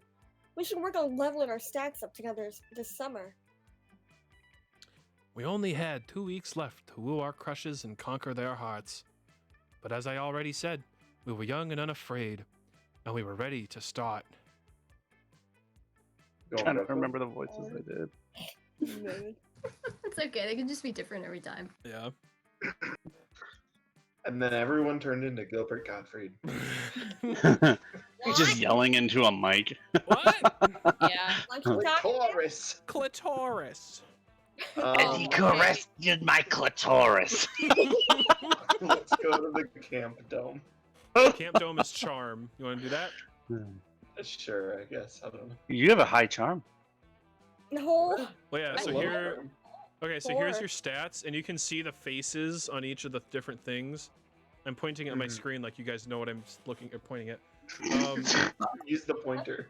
You have a whole ass mouse. Well, Right there. I can't go away from the You're the whole mouse, ass or I can't go away from the side, or go away from the side without the faces, whatever. So That this is was- charm, this is fun, this is smarts, this is creativity, and this is boldness. Did you get all that? Okay. Or the Scout HQ. Let's whatever. go for smarts then. Yeah, what's Scout HQ? Where's that? That's down here, Oh, never mind. and that's Oh, creativity. alright. So you want to do smarts? Yeah, let's just. All right, going to the woods. This is smart. While hiking through the woods, you come across a bunch of delicious edible mushrooms. Well, you think they're edible anyway. I mean, you ate them. On a completely unrelated note, you also meet an ancient, all-powerful god who's timelessly intelligent and also really into vaporwave for some reason. You I gain feel +2 that. smarts from your dope conversation with the vaporwave god. Hell yeah. The sky is clear, the birds are singing, and you, a robot, a cursed monster slayer, and a Deathbringer Reaper, are merrily skipping through the woods, hunting a leprechaun. So what's the deal with killing this leprechaun? How many experience am I gonna get? Do I get to sneak bonus if I attack from behind? Error. Oh, Due to the mass extinction, the slaying of leprechauns is inadvisable. They are considered endangered by the United Monsters Nations. Yeah, I'm not really interested in working today. I figured we'd grab him, get some sweet pics for the gram, stick a pot of gold emoji on there, then release him and call it a day. Speaking of the gram, this is one of the only spots in the woods I haven't posted a pic of yet. Hop in, everyone. It's selfie time. You gather around for a cute pic full of ironic duck face, dabbing, and bunny ears. Oh, guess who's that? Lit. Uploading, uploading, uploading, uploading. I hate to be the bearer of bad news. I'm using hate idiomatically here because technically I feel nothing, but there appears to be no reception here. What? Ugh, it's such bullshit. No connectivity. My party has lost their buffs. Totally non-optimal. My memories are unable to back up, and with no internet access, I am unable to continuously learn and download updated information to correct any mistakes. What if I become racist? What if I connect to the internet and hashtag calculester is over is trending because I have become problematic? You're worried? If I don't post in the next 5 minutes, all my followers will think I've died, and I won't even be online to reap the pity likes. Hey, chill out, guys. Being online isn't everything. Gosh. Let's just hang tight and order a pizza. Oh no, we can't. We have no service. Oh fuck, where am I gonna get pizza? We need the internet like stat. Yikes. Seems like your friends are spiraling out of control. Of course, you could use this as a teachable moment about your extreme dependence on the internet. But you're not going to do that, lol. You're taking the easy way out and snagging some net. Here's how. Long wireless antenna. Oh no. Oh. Let's do the top one. Okay. He seems like a top, yeah. Aw. Not so smart. Friend Laba, why would you point that out? Oh. Seriously. Don't you know that it's rude to talk about what's between someone's legs? Fucking they, leave me alone. What's between my legs is the eggplant of legacy. It's a powerful artifact that until this moment I have hidden the evil overlords who seek it to spread sexy chaos. Wow. Surely you drawing attention to it has alerted them, and I must now journey to cast it into the fires of Dick Pic Mountain. A quest? Sweet. Let's kill a ton of squirrels along the way and grind that XP. Dramatic vista shots on top of a mountain? Yes, please. Avery, you stand in front of the camera facing away from me, but your hand extended back as if leading me onward through the beautiful remote local. I don't know. Will you help me slay squirrels? Sure. Let's get hashtag basic AF. You start to pitch some more classic vacation shot ideas, but... I apologize, friend Laba, but I don't see how there's any way for us to allow you to join when you were the one who put the eggplant in jeopardy to begin with. If you want to come along on the quest, try not to be such a fuck-up. Oh, harsh. Love the depth of pain in your eyes right now, though. So authentic. I'm gonna capture it with a sad poem. See you when we return triumphant.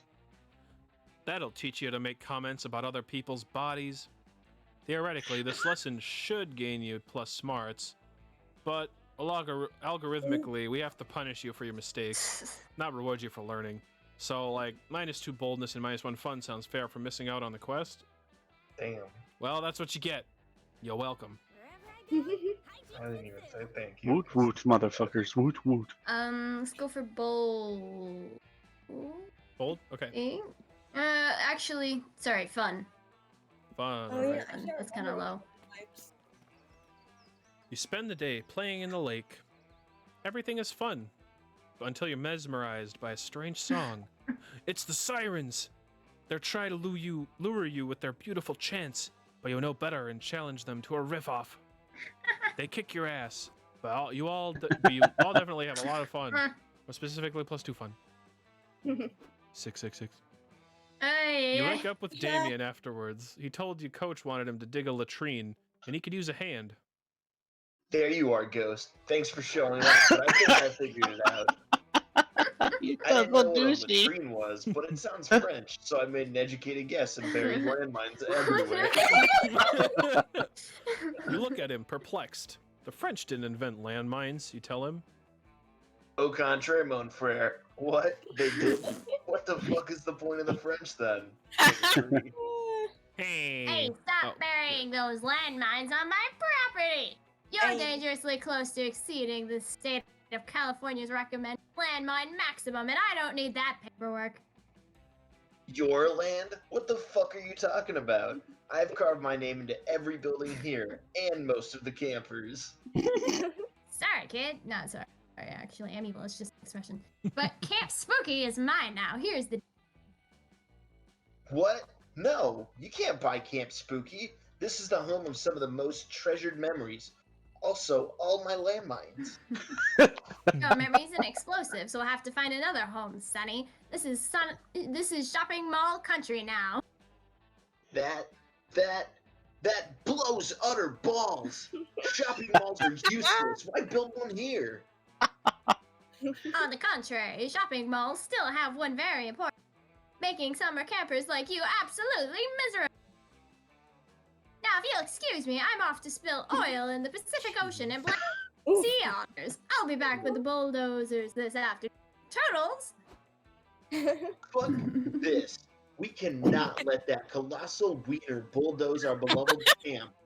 I was planning to bulldoze our beloved camp. There's only one way to fix this that I will accept. Crimes. Come on, Ghost. Help me think of an act of vandalism so heinous it'll scare that dweeb away for good.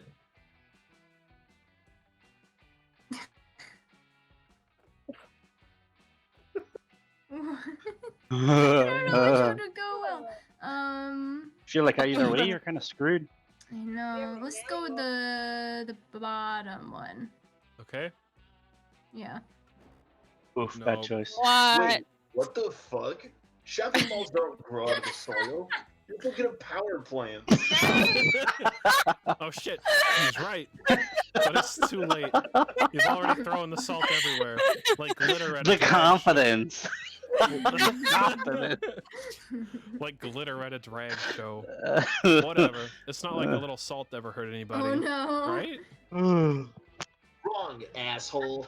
Think about it. What's the one group of people always throwing salt on the ground? Come on, everybody knows this. It's sumo wrestling. Right before a sumo wrestling match. You just put out a call that'll be heard by every sumo wrestler in a 100-mile radius. It'll be fine. How many sumo wrestlers could there possibly be within 100 miles of Camp Spooky of all places? No. You mean other than the 500 sumo wrestlers who just appeared on the horizon and are now charging this way? Oh, beans. Ew, says one of the sumo wrestlers hugely. Did somebody throw some salt over around here? We've got a feeling like a sumo match was about to start. Yeah, it was this dumbass. Come and get her. With pleasure, say all the sumo wrestlers in unison. Hope you like getting suplexed, dingus. You don't, at all. The resulting sumo infestation at least prevents the evil CEO from building his shopping mall. But that doesn't stop you from getting -2 charm and -1 boldness body slammed out of you. My favorite Damn. Okay. Jenny? Frick. Let's do boldness. Okay. Wait. Waiting. Yeah, sure. Yeah. Boldness. Yeah. Good choice. Good choice. That day you explore the haunted manor's basement, only to find it has a sub-basement. The sub-basement is full of haunted chairs and a staircase to a sub-sub-basement. The sub-sub-basement is a haunted wine cellar. The sub-sub-sub-basement is a haunted nightclub for ghosts who don't like wine. They serve haunted spirits. Ha! The sub-basement to the 10th power is a subway. You eat a foot-long Reuben and continue your travels. You eventually check a walkthrough and find out the haunted manor can spawn an infinite amount of sub-basements. You only make it as far as the 89th level, which is a Dom sub-leather room. You gain +2 boldness from the horrors. Only makes it there or stops there. You slip away to meet Dahlia, who told you to meet her in the haunted house later for the extremely important business. I think our cameras aren't done. There you are, Danny! Excellent! All is going as I planned. You see, according to my detailed battle strategy. This is like real life for you, isn't it? Oh, sorry. There we go. Dahlia pulls out a notebook covered in puffy dolphin stickers and labeled "Best Summer Ever Notebook, Top Secret." Oh. One of the key components of the best summer ever is sharing a summer kiss in a haunted house. So pucker up, Denny. I'm about to declare mouth war on your face. Oh my gosh. That's your Dahlia, all right. You lean in for the kiss.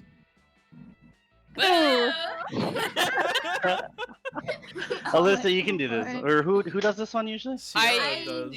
It's Sierra or Josie. Josie or I. I could do Polly and you could do Scott if you want to, or I could do Scott and you could do Polly. I don't. Either way. I like Scott. He's fun. Okay.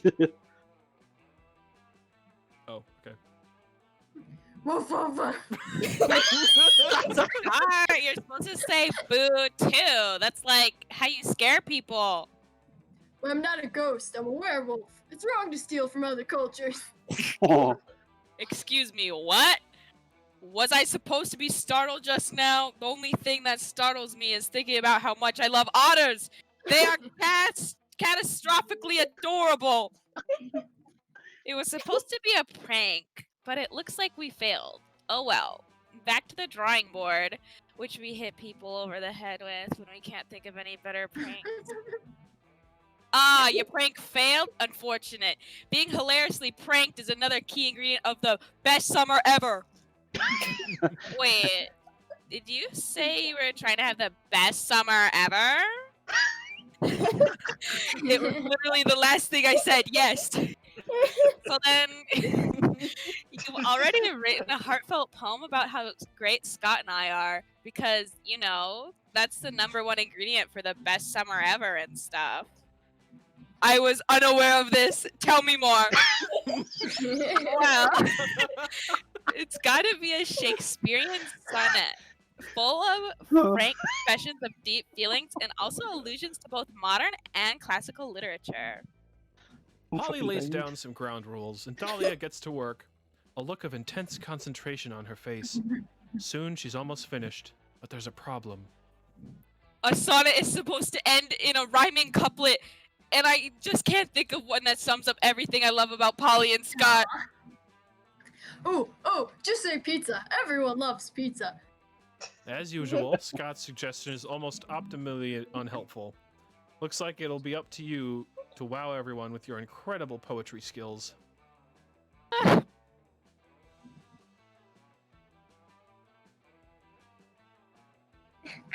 I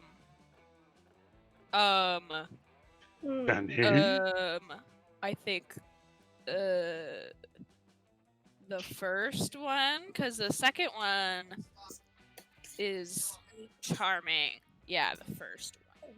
Okay. I hope. Nope. Oh no. We fucking suck at this game. Yeah, what the fuck? I knew what this poem was missing was a reference to my own heroics. Poetry accomplished. Dahlia finished writing her sonnet on a sheet of perfumed pink paper from her best summer ever notebook and nervously hands it to Polly and Scott. Aww. Polly reads it thoughtfully, and Scott refrains from chewing on it for almost 1 minute. Wow, they're both really captivated. Well, what do you think? I am very impressed by what you created here, Dahlia. Sure, it's written in crayon, and sure you rhymed crush them with crush them again. But I think you've done a really excellent job of subverting the poetic formula with your idiosyncratic selection of both medium and message. That college degree at work. I mean, look here on lines 5 and 6. I am friends with Scott and he is great. I am friends with Polly too. Checkmate? Here you have managed to not only reference the great game of chess used by such a really light as Lewis Carroll and Drudgersby himself, but your use of capital letters, exclamation points, and adversarial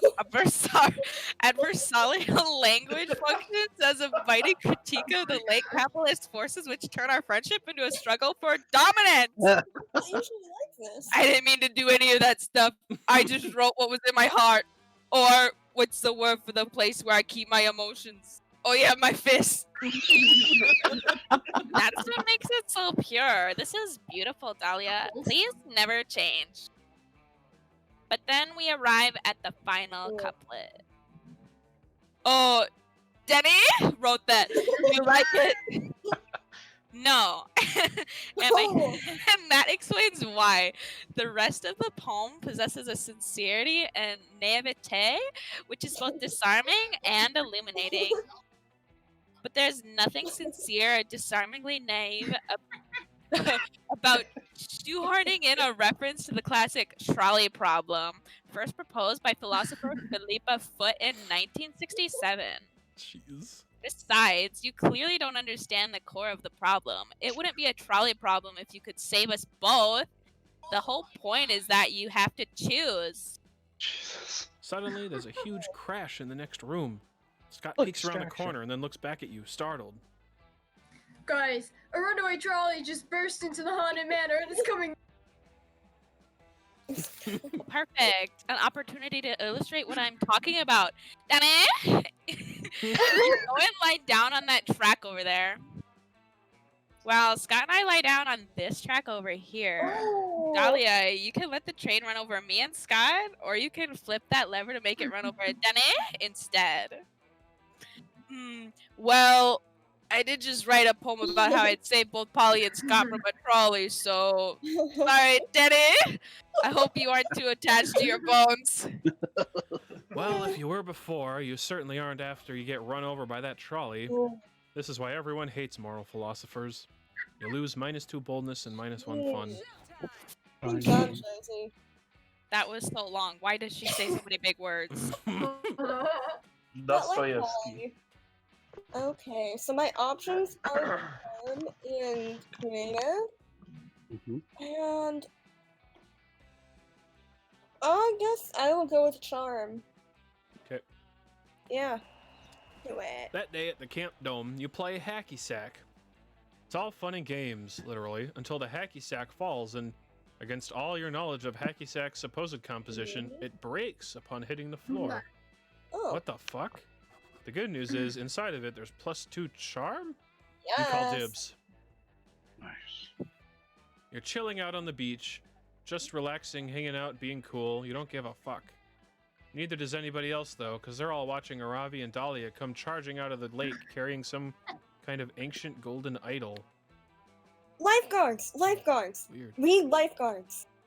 This might be a bug, because you went to the dome and this is suddenly at the lake. Oh, No, they came from the lake. Oh, what? Yeah. Oh. True. Oh, yeah. I'm gonna be the guy. Oh, I have a good voice for the guy, but Oh, then you be the guy. okay. Wait, we thought it would be chill at the lake, but everybody keeps yelling lifeguards, and it's really harshing the vibe. I hope they don't want us to rescue anyone from the lake. I'm halfway through the bag of Cheetos, and I don't want to lose this precious finger dust. Rescue us! Protect us from the lake! But you're not in the lake. Unless lake means something different to them than it means to us. Oh, you're right. I mean, honestly, why does it occur to us to call some things lake and other things not lake?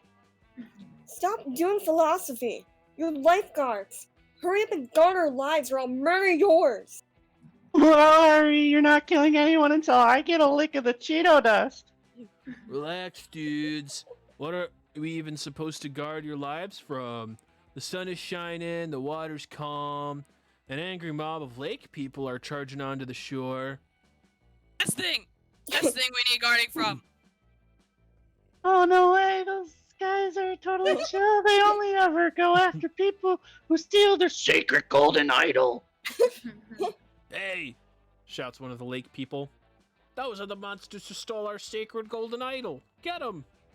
oh, man. I think this might be an emergency.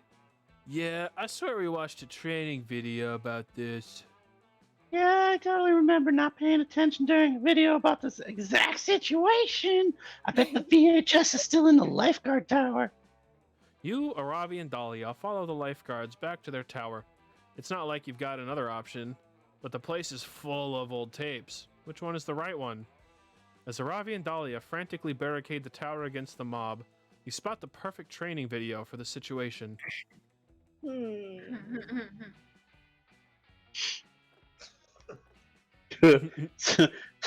Some cops deserve the bottom one.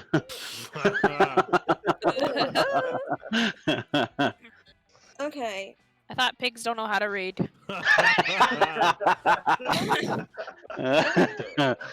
I'll try the top one. Top one? Okay. Yeah. Nice. Oh yeah, that's a good one. It's weird that we have so many sales videos in here and so few videos on how to actually save lives. Yeah, I guess it's kind of a thing we never paid attention in training, otherwise we might have gotten confused. Anyway, let's watch the video. I'm trying to do it all in one breath. You pop the tape into the VCR and are immediately rewarded with some tinny infomercial music. Hi, says the host. I'm Rob Goblin, professional life coach / criminal, and I'm here to show you how to turn an angry mob into an angry mob opportunity. Selling to your first angry mob can be intimidating, and for good reason. Mobs are notoriously savvy and well-armed consumers, but closing the deal with those riled-up rioters is easier than you might think. Just remember ABC. A, always. B, C. Chanting. Always be chanting. Always be chanting. Always be chanting. Always be chanting. Always be chanting. Rob Goblin looms closer and closer to the camera, his tiny face bloodshot, screaming louder and louder until the camera goes black. An order form appears on screen for his next video, How to Sell Anything from Prison. Oh, that doesn't seem very effective. That's because you're not an angry mob. Come on, let's try it. Dahlia and Aravi rush outside to face the mob. The lake people raise their pitchforks and hold stones at the ready, but Aravi puts a hand up. Wait! She points to a crab scuttling along the beach. Buy that crab! Buy that crab! Buy that crab! Sorry. Buy that crab! Buy that crab, chants the mob. Buy that crab. It worked. They eagerly rush to purchase the crab from you. You let them have it for the low, low price of 1 golden idol. Empowered by your new sales knowledge, you travel the world, selling crabs and other assorted debris to angry mobs across the globe. You, Dahlia, Aravi, and Hex make an extraordinary amount of money, but your true wealth is measured in the friendship you share, and also +2 creativity and +1 fun. Jeez. Buy that crab! Buy that crab. Animal, go. Buy that crab! Crab! Cockatoo.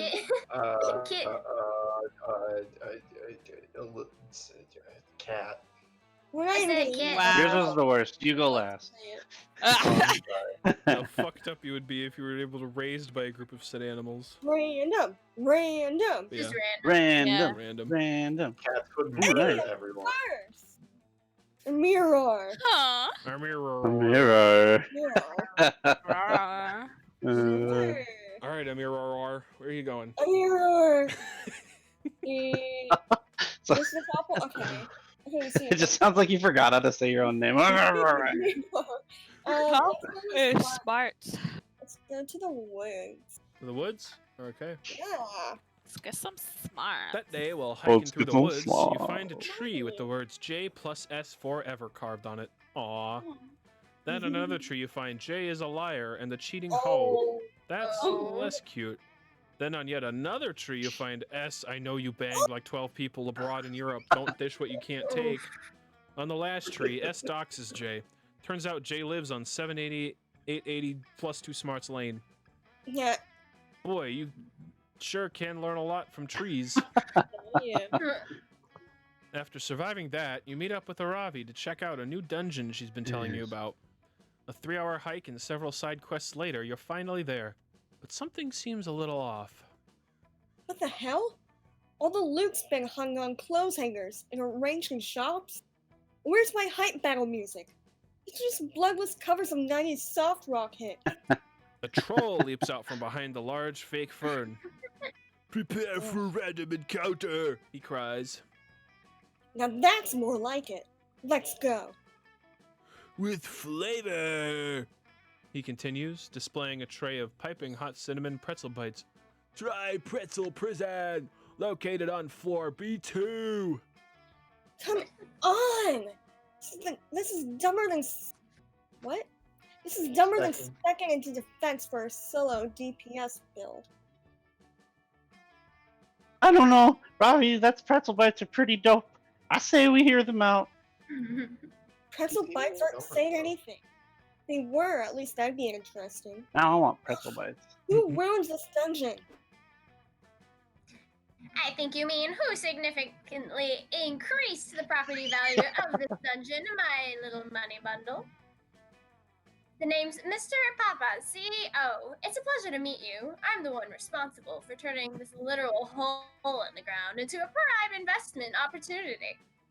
Dungeons are a terrible business. They don't charge admission, they carry enormous legal liability, and adventurers are always carting off the merchandise for free. Ugh, whatever.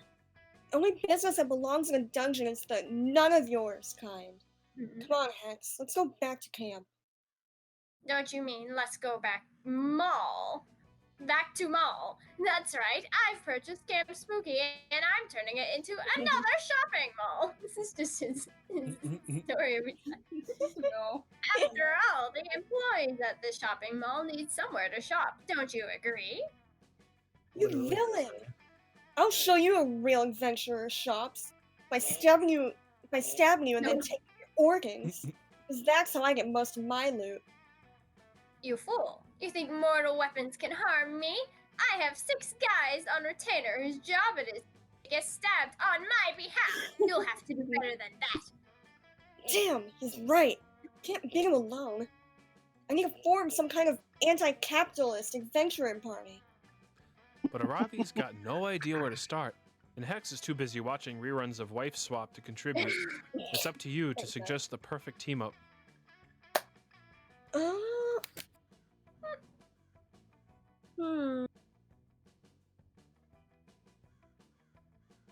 Ew, okay. I studied both of these in some of my classes.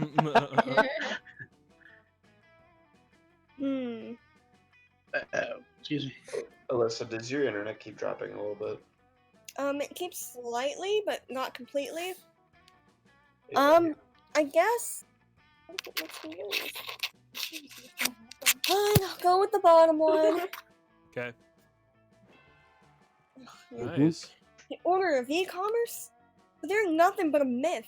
Everyone knows e-commerce is totally disordered.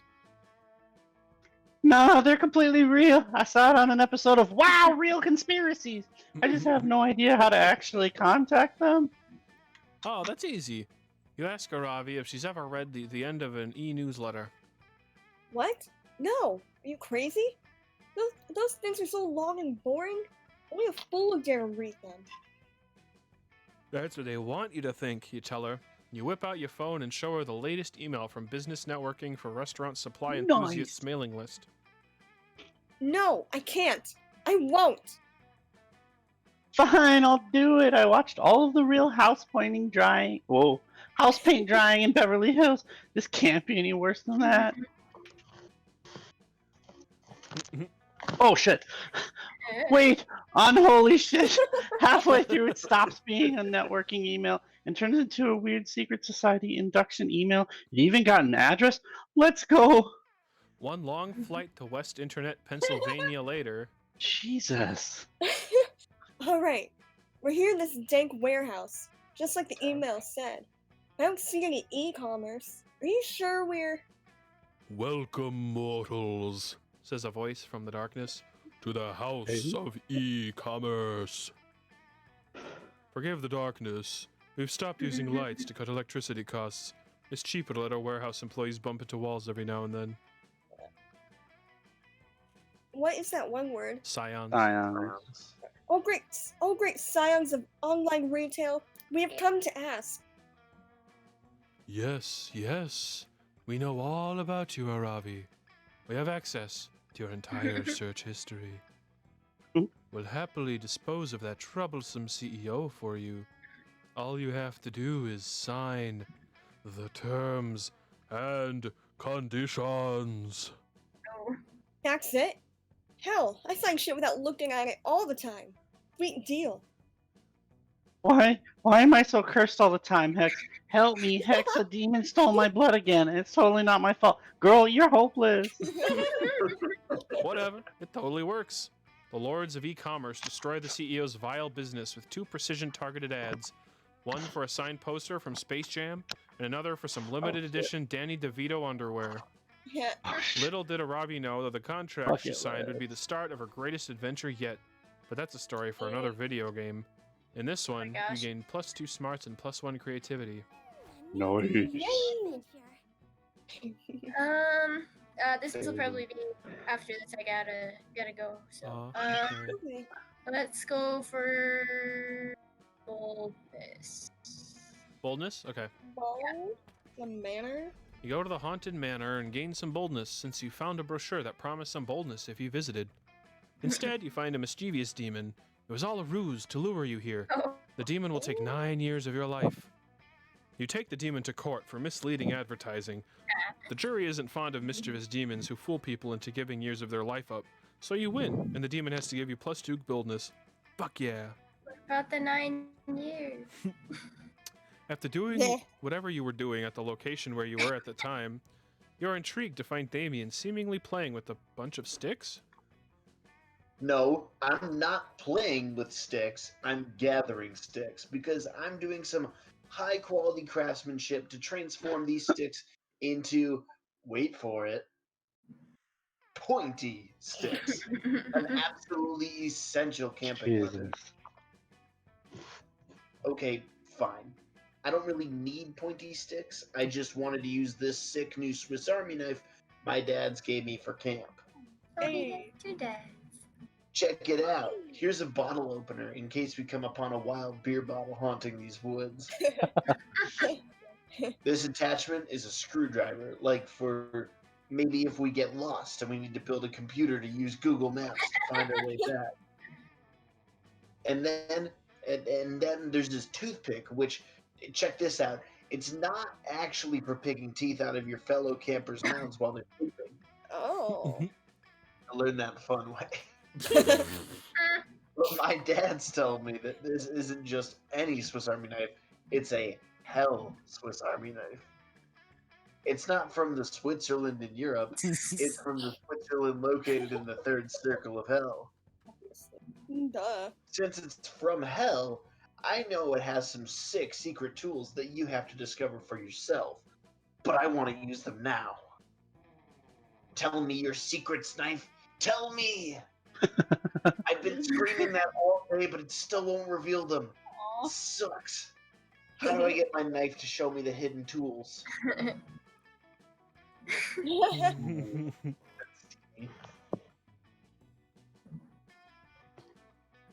Oh no. The top one. Okay. Yeah. Nope. Oh, Yeah. I always love a sensible game of truth or dare. Truth or dare is metal. That's how I find out people's crushes. Oh no. And I blackmail them to take the fall for the arson I did. I mean, the arson they did. Alright, to make this fair, go. You go first. Truth or dare.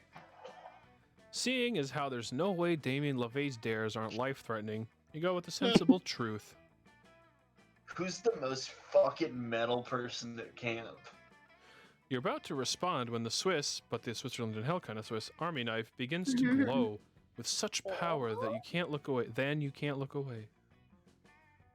Without even meaning to, you find yourself saying the words, "That knife, the..." What? Just because the knife is made of literal metal, you think it's more metal than me? Being metal is about what's in your heart, and what you stab into other people's hearts, like how I'm stabbing into your heart right now. Oof, rip. In the end, you didn't help Damien find out about the knife's secret attachments, but you helped him find out that the actual knife part is good for stabbing people in the heart. Oh. Camp Nurse Chupacabra is able to save you, but not your -2 smarts and -1 boldness. Oh, oof. Alright, well, I gotta go. But. Okay, bye. Okay. Bye. Look at it. Sierra. Good night.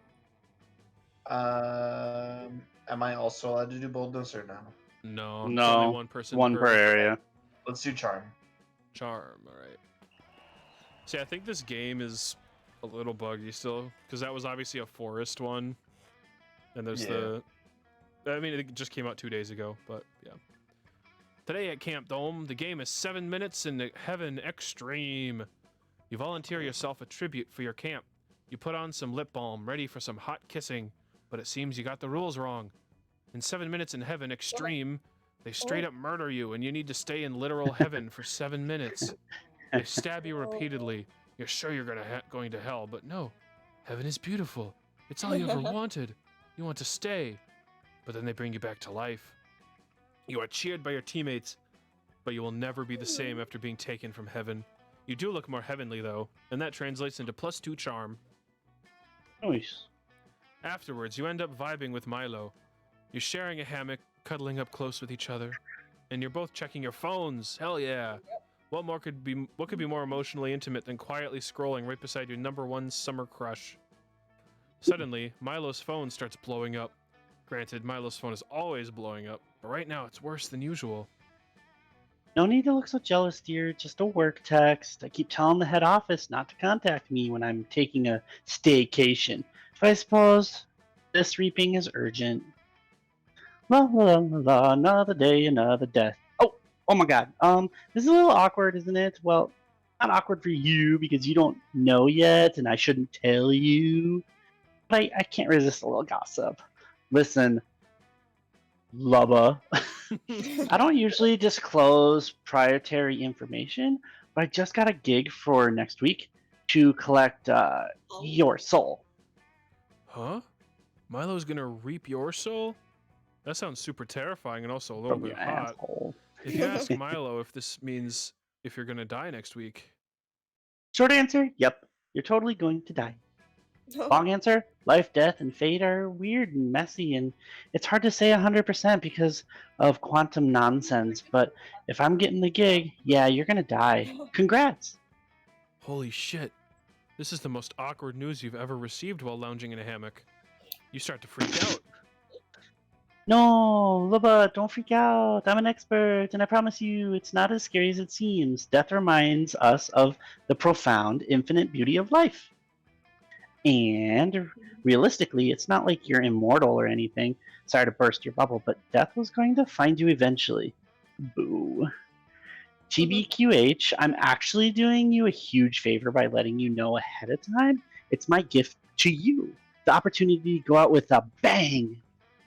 Let's make this last week of your life the best week of your life. We'll spend every moment together, and we'll end it with a huge party, a celebration for Lubba. A whole week with Milo? That sounds like heaven. And it's exciting enough to distract you from your imminent death. You're in. Lovely. God, you're going to get so many posthumous followers. I'm almost jealous. Oh, and we should start considering the party aesthetic right away. And we need some big, memorable main event at the party. Something that'll honor your true essence. And it should be Snapchat friendly. Any ideas? Your time to shine. Quick, what's the perfect way to 1. Entertain your party guests, 2. Commemorate your entire existence, and 3. Impress Milo? Ooh, okay.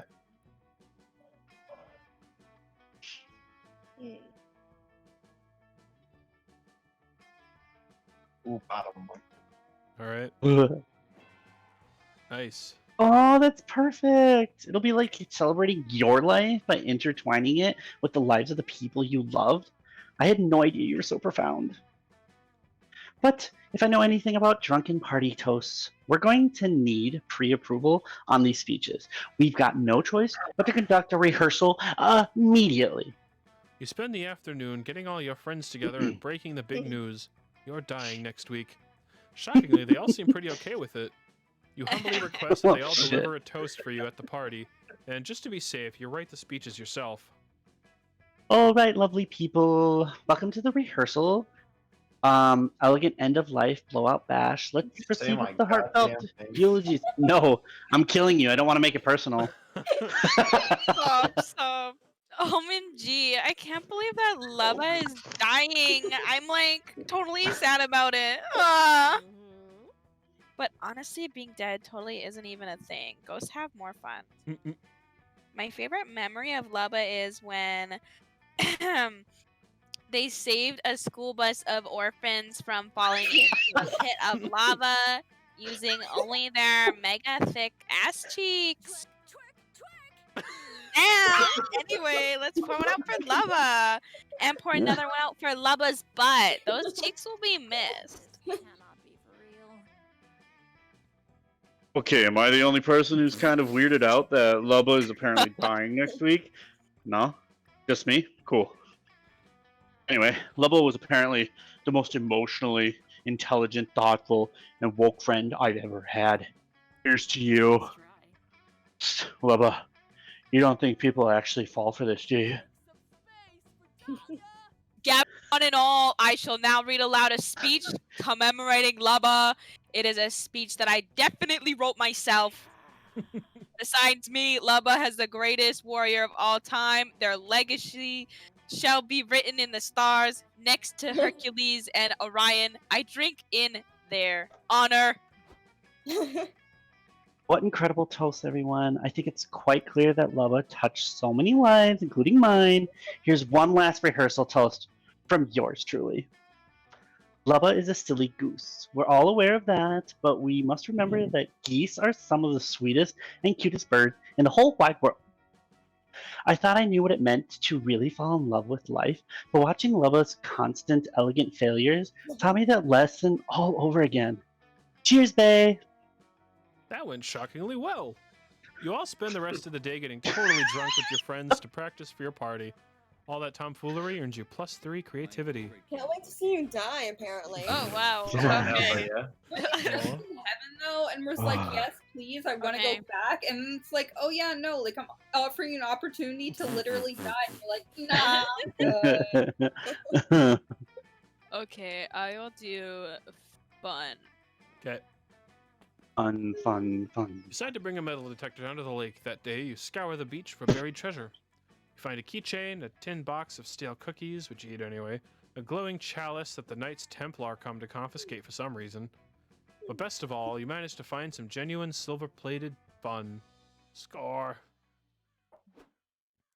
You're minding your own business, smelling people, when Dahlia grabs you and drags you to the lakeshore.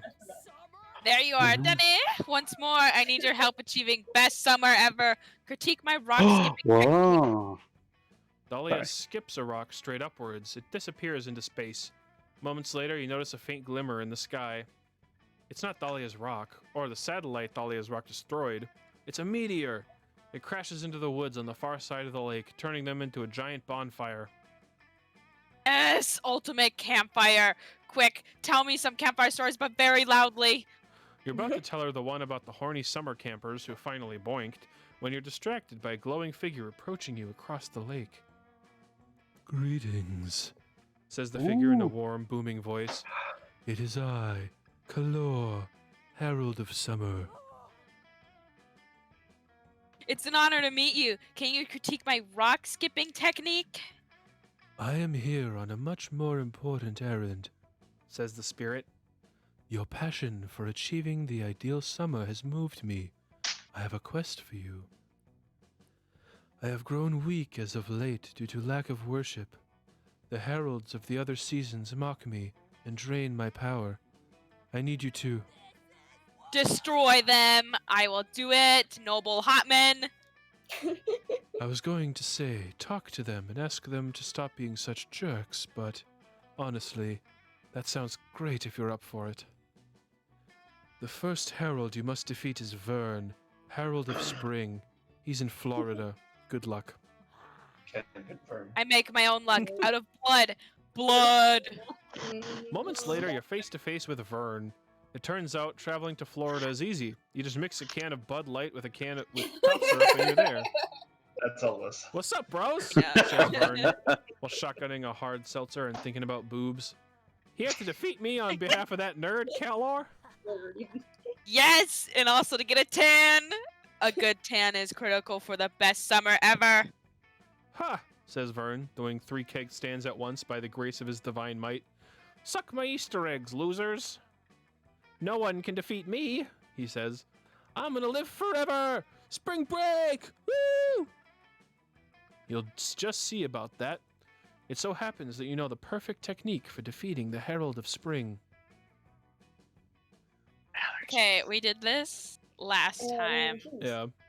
And you I picked your mind, yeah. I picked the top one last time, Yeah. but what was that for? Like, Oh, I It don't failed remember. you last time. Yeah, I don't remember what it was, failed though. last time, but I don't remember what stat it failed. So I'll just do the Yeah. bottom one anyway. Okay. And if it still fails, then oh well. Dang it. Oh, shit. Bro! Laughs Vern, sending a picture of his nuts to the Supreme Court. You're really gonna come at the Herald of Spring with allergies as your weapon? Don't laugh. We also brought regular weapons. I don't care what you brought, bro, says Vern, making some complex hand gestures. You're about to get histamine to bitches. What? What's this? Itchy eyes, runny nose? Has my own beautiful face betrayed me?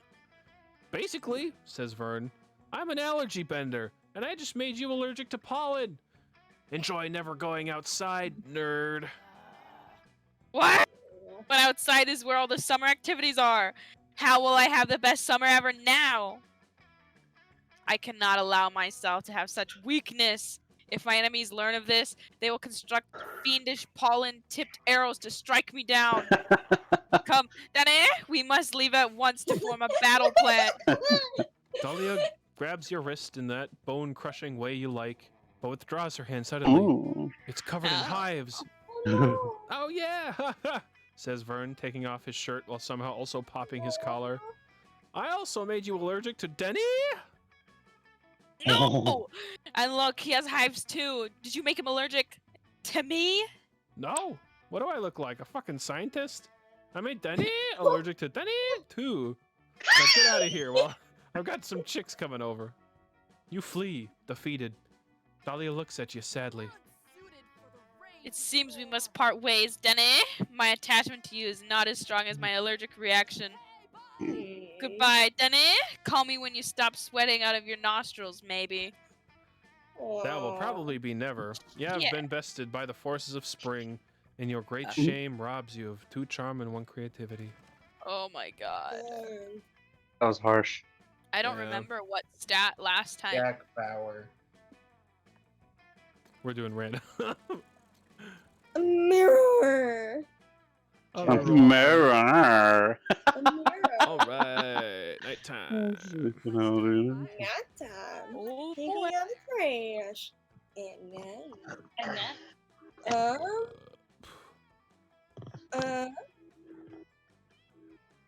Sorry, but I am gonna go. I am wondering what the bottom one is, though. We can put Sierra By there. yourself. Yeah, we'll put Sierra there. All right, who's Sierra going for, though? Oh, Damien? yeah. Okay. Damien. Damien. Okay.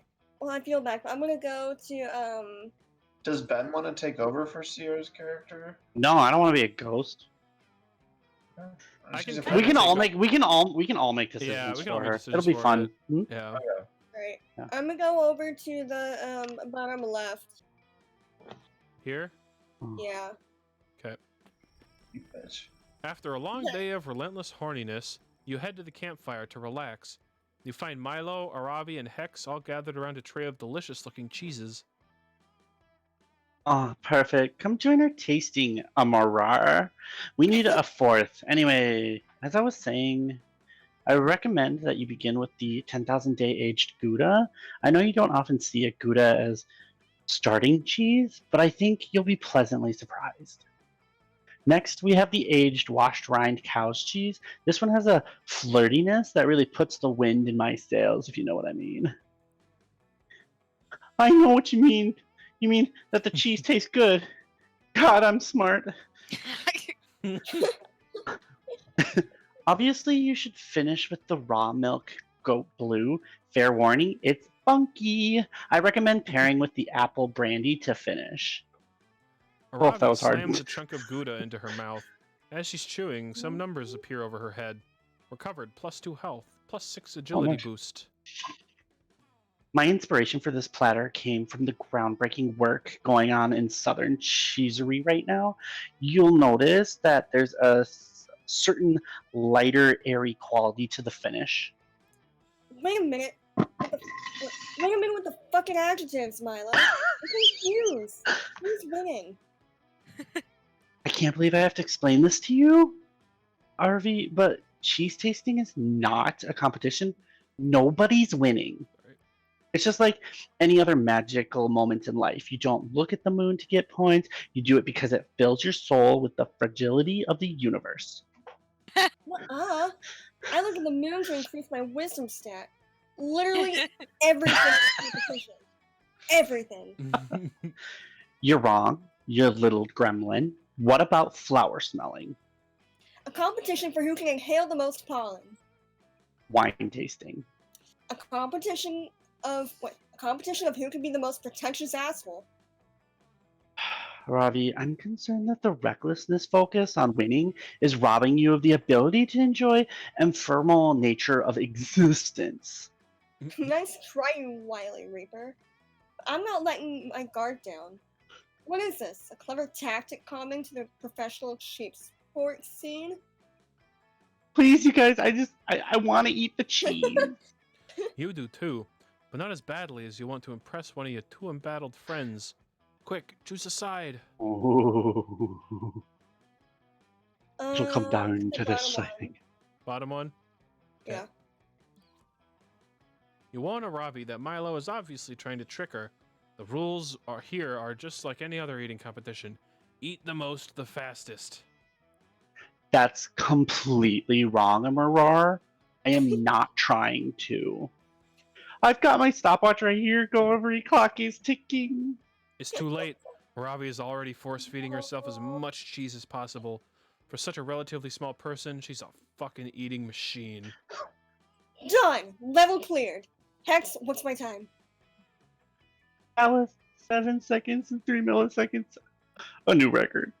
Holy shit, fuck yeah! Like Gonzala really threw me for a loop, but... Oh, my stomach. Because you can't puke.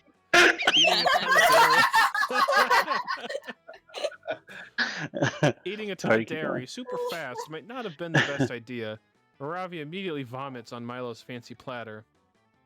Ugh, Nast. Now I've got to go sanitize this thing. I hope you're happy now, you fucking fool.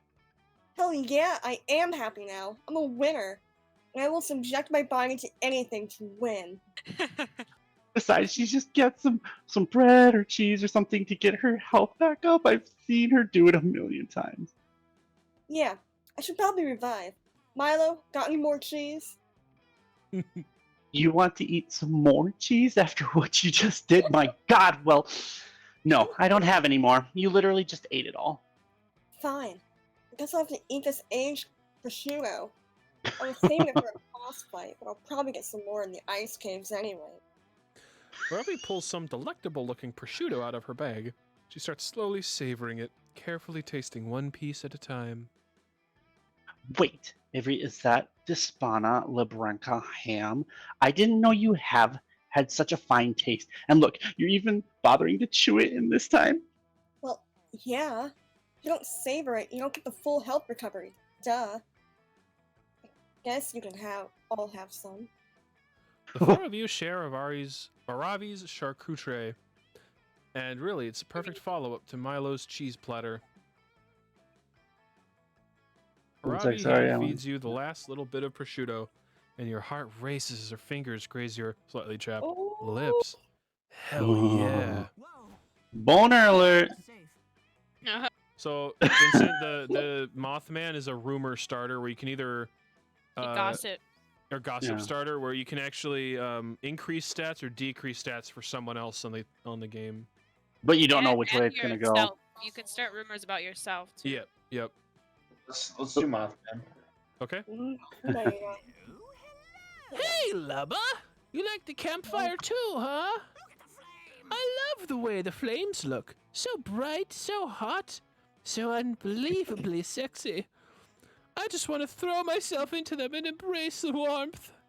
Same. Moss makes a mad dive into the fire. You calmly grab his wing and strong arm him back into the log until he relaxes. This happens a lot. Whoa! Thanks, Lubba. I really owe you one. Hey! As a token of my appreciation for saving me from my own dangerous, intrusive thoughts, why don't we swap a little gossip? It'd be fun. Isn't chasing a life debt supposed to mean you do something the Savior wants to do? Well, whatever. You could go for a little gossip after saving Moss's life.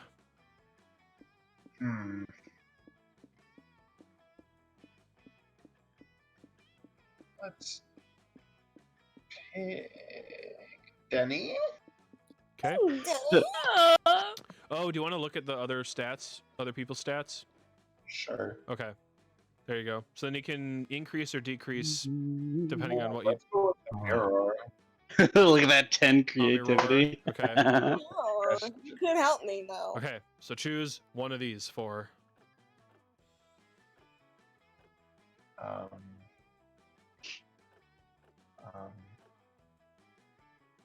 Thundercats. Thundercats? Okay. Thundercat. Then you choose another one. Doing taxes? Doing taxes. Doing taxes? Okay. Taxes are so easy. Type something in that you can buy in bulk. Babies. Diapers. Baby diapers. Baby diapers. Anything. You can buy Anything, a yeah. Peanut Yeah, butter black pretzels. market. purple dildo. What was it, Vincent? Peanut butter pretzels. Say that 6 times fast. Peanut butter pretzels. Peanut butter pretzels. Peanut butter pretzels. It doesn't fit. I can put peanut butter butte. Okay. Peanut butter, peanut butt. Peanut butte. Just put PB pretzel. Pistachios. Pistachios? Pistachios. Pistachios. Close enough. Sure, it's spelled right. Somewhat right. Wow! I'm so glad I was alive to hear that and not engulfed in flames. Thanks, Lubba. Your gossip is almost as titillating as the white-hot embrace of the campfire. I'm gonna go tell everybody. Soon, Moss Man has spread your gossip to the entire campground. There he is, Oh, Josie. sexy man. Hey, Hey. listen. Oh. I just heard the weirdest gossip about Amaror. So as you may know by now, Amaror is super into artisanal Thundercats figurines, right? It's weird enough by itself, but here's where it gets weirder. When Amaror was 4, her parents noticed that she tended to enjoy doing taxes way more than most children. In the most unexpected parenting twist, they decided to encourage this behavior by rewarding Amaror by forcing her to lick several Thundercats figurines for an hour a day. Okay. Now Amaror is so obsessed with Thundercats figurines that she once sold her uncle's entire collection of vintage pistachios in exchange for a very rare one. It really makes you think, huh? It does make you think. It makes you think about Amaror is going to gain +2 smarts, and she does. Want that sexy tree man in the game. Throw her on the bench. Oh yeah, okay. You sit on a log by yourself. There are legends that say whoever sits by themselves by the campfire will be forever alone. Damn. Look at She's a you, ghost. gambling on your love life like there's no tomorrow. Now it all depends on your friends. Will someone save your ass, or will you die alone? We will see. Oh. Ah. Will be with my woman. Yeah? Yeah. Yeah. I'm kind of bummed I don't get to do the witch voice. Oh yeah. I am not. Hey, Cal, since you're here, like, super smart, I need your help. We need to come up with the spookiest, scariest campfire story ever. May I inquire as to the necessity of this objectively unimportant request? Unimportant? It's super important. Everyone knows that scary stories around the campfire are essential to having a best summer camp experience ever. Oh, I see. This is an example of the sort of time-consuming task you organics perform in the pursuit of foon? No, forgive me, the word is foon. Very well, I will do my best to help you achieve foon. I struggle with creative tasks, but perhaps if I crunch the data from several past horror stories, I can compile my own. Yeah! A mega horror story. I can't wait. Make me poop my pants, Cal. Thousands of pages of text flash across Cal's screen in the blink of an eye, going faster and faster until... Chapter 10, Scared to Nowhere. We are in the forest of bad choices. Becky Slutson and Football Jones are in soon they will be in bed. Oh, I'm shaking already. Becky, oh football, moms don't understand. My death is inevitable. She is not here. The Slutsons do not know pure or true friendship. Football does not answer. His teeth is hand hook, man, door, car door. His inside bones become outside bones. Audience is particularly afraid. Ah, you bet I am. There is now murder cabin. The realtor should not be there. I have Amontillado. Amontillado, says the man in the audience refuses to trust. What could possibly go wrong? Says Skeptic Sam. All is possibly. The great and only possibly. There is now Ouija board. It is scary because it is a copyright infringement. It bleeds blood that it's not its own blood. Football Jones's outside bones are in Skeptic Sam's inside bones. The skeletons have escaped. They are spooky and scary. Johnny is here. There is only error. Insufficient input data to finish the process. No! It was just getting so good. What's gonna happen to Football Jones' outside bones? I'm not even sure what already happened to Football Jones's inside bones, but together, your friends seem pretty invested in this. You need to feed more data into Cal to come up with a spooky, scary ending. You pull up Dropbox and send him... What the fuck? Weird choices. Yeah, the top one? Okay. What? Oh my. I think he just got off. It is? I am empathizing so closely with the corrupted code and mutated source files in this manual that I cannot stop trembling. You having an orgasm right now? Good. That's how scary stories are supposed to make you feel. Now, finish the story. The skeletons have escaped. They are spooky and scary. Johnny is here. There is only the polymorphic virus. It is here. It is murder cabin. It alters the signature code of whatever it replicates. It does not replicate friends. The polymorphic virus has hooks for hands. The jump scare arouses. Audience is a scream.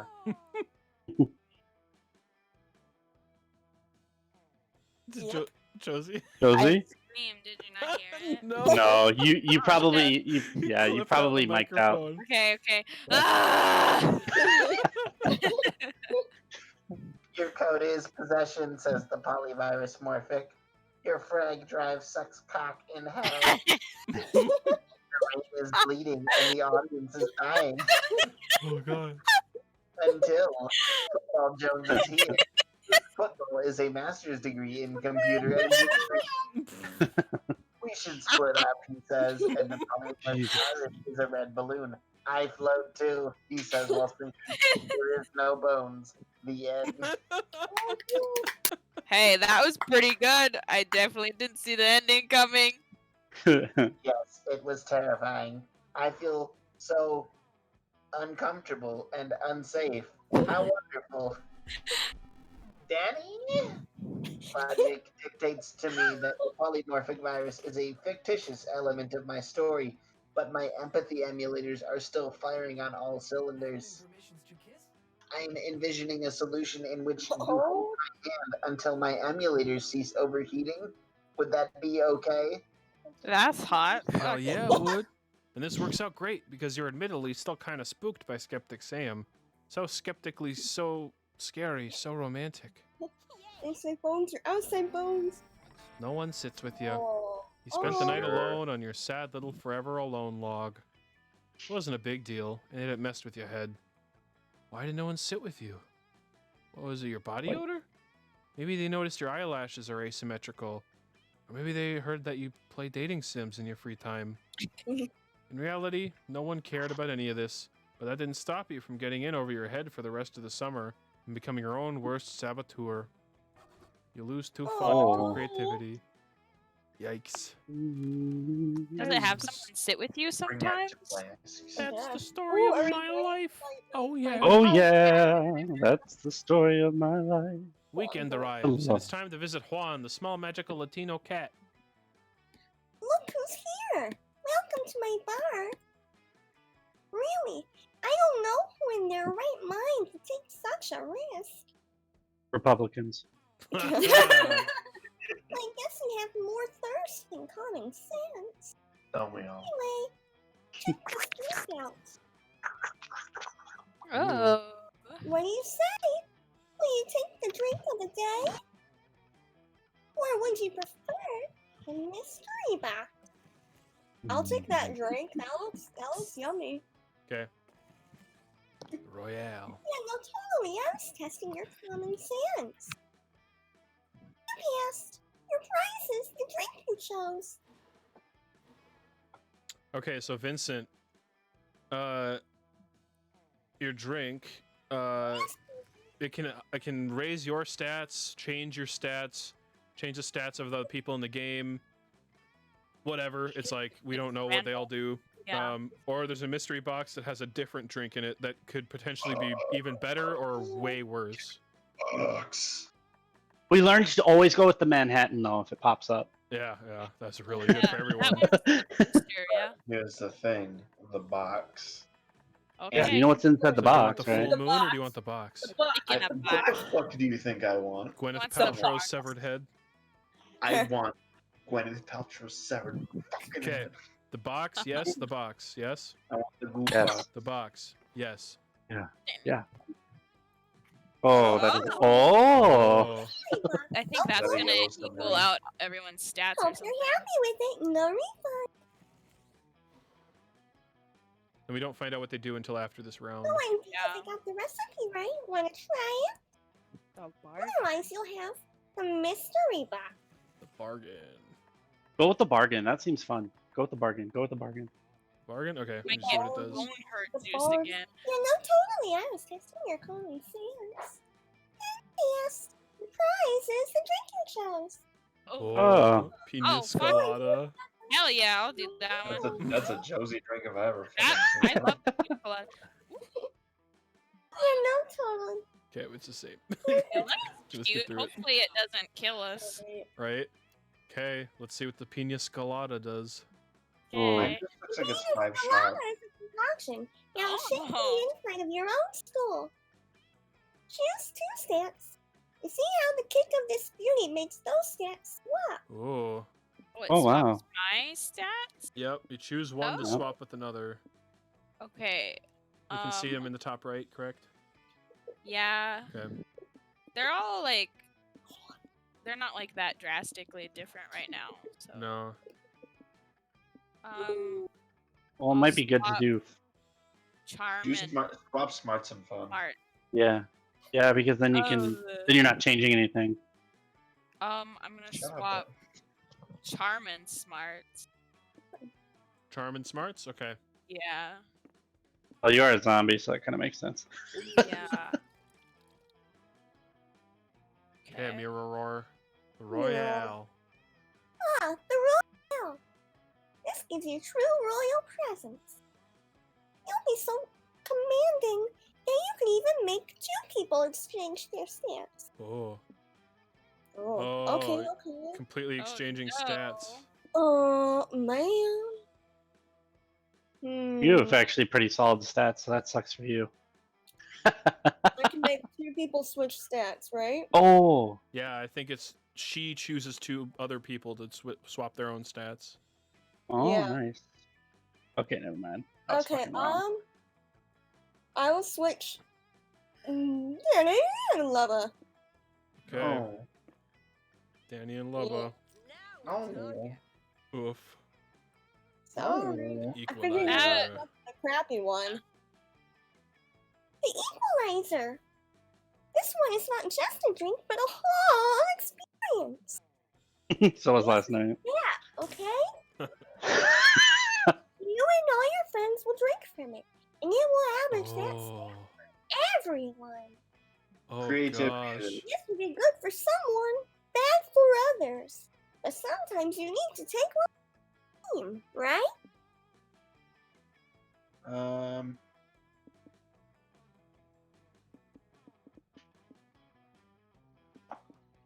Let's do creativity. Okay. Ooh. Yeah, it's this one. Okay. Okay. But All right. It's all 7. Okay, the bargain. Oh, the bargain. Thanks to this weird potion I prepared, now you'll receive everything at a discount.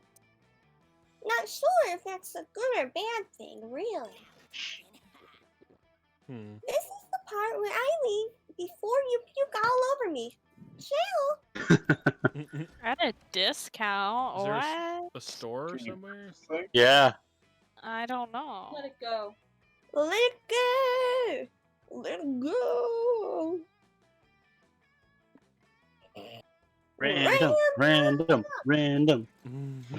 Yeah, buddy. Yeah. Did we literally just have this order? Last game, I kept hitting last. This game, I'm hitting first. So many choices. So many choices. You know... See, I was wondering boldness, but... You know, I'll try to keep all my stats kind of up. Sure, I'll go with boldness. Boldness? Okay. Bold. That day in the haunted manor, you accidentally stumble upon a cult meeting in the hallway.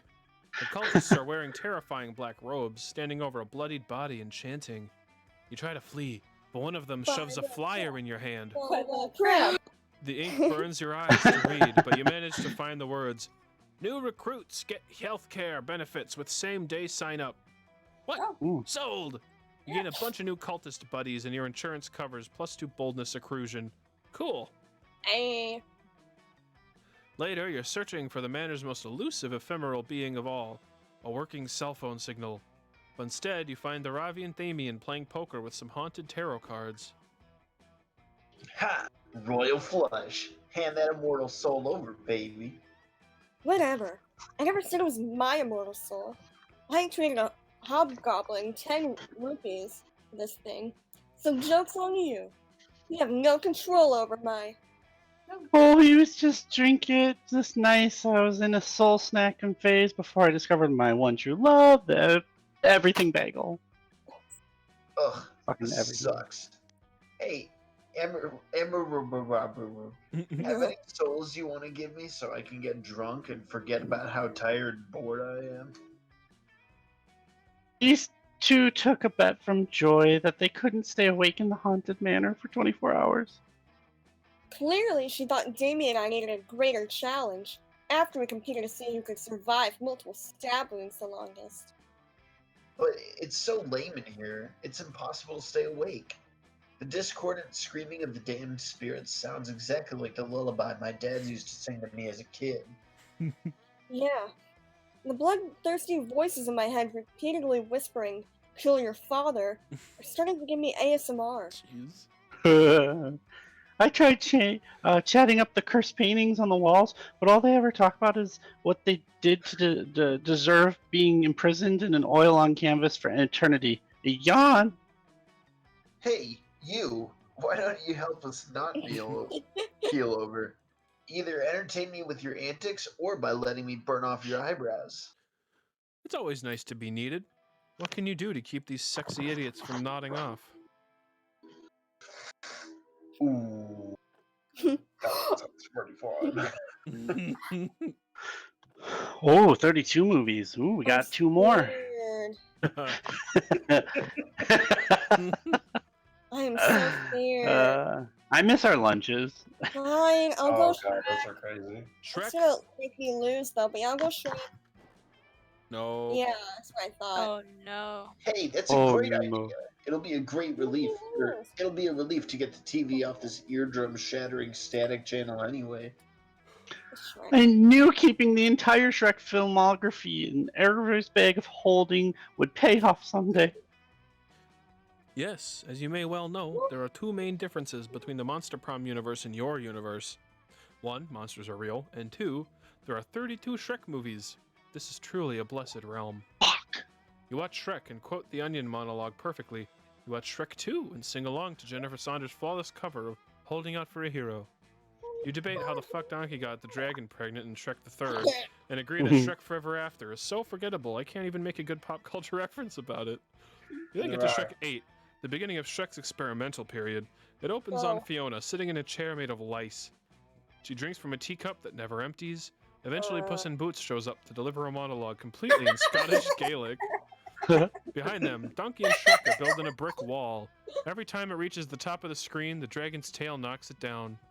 It's all about capitalism somehow. Oh, I think I'm in film school. 546-minute mark, the characters all break out into song and dance and sing Freak Flag. But by the time that happens, you and your friends are long asleep. What the? Is it morning? Fuck, we lost the bet. Why don't you convince us to watch that indecipherable bored-ass garbage? Did you want us to lose on purpose? Yeah, I bet she's a spy from Joy trying to make us fail. Not cool. I'm cursing you with perpetual tiny fist for the next few hours to get even. You're about to ask what perpetual tiny fists is, and how it is perpetual if it only lasts for a few hours. But then Aravi's descends upon you and begins pummeling you with her tiny fists. It's shockingly painful, and you lose -2 boldness and -1 fun. Alright. Alright, Luba. Alrighty, Let's go then. with smarts, because I'm fucking stupid right now. Yeah. It's woods. James Woods? While you're hiking through the woods, you accidentally step on a pile of leaves covering a massive hole. It was a trap. An evil goblin hunter. Is it a goblin who hunts or someone who hunts goblins? You'll never know. Appears. They were the one who put the trap there. This is it. You're done. You get ready to embrace death. But the goblin hunter only set the trap to get someone to help them to do their math homework. They'll only let you leave if you help them. You don't have any other option here. It's a bit boring, but you actually learn some useful calculus. You gain +2 smarts. Okay. Since you're dying next week, Milo has been Okay. helping you live your last days to the fullest. Currently, the 2 of you are getting a super fancy pedicure where little fish eat the dead skin off your feet. It feels amazing, and it's hella IG worthy. That really hits the spot. I've said it once, and I'll say it again. Fish give better pedicures than people. And I needed some R&R. This nonstop life celebrating with you has been all-consuming, but honestly, I can't remember the last time I had so much fun. Milo looks at you with such bedroom eyes. Your heart starts to race. It's a tender moment. While we're enjoying this tender moment, I thought we could talk deets for your end-of-life bash. I've been really immersing myself in the preparations. Lubba, this might be some of the finest party planning work of my entire career.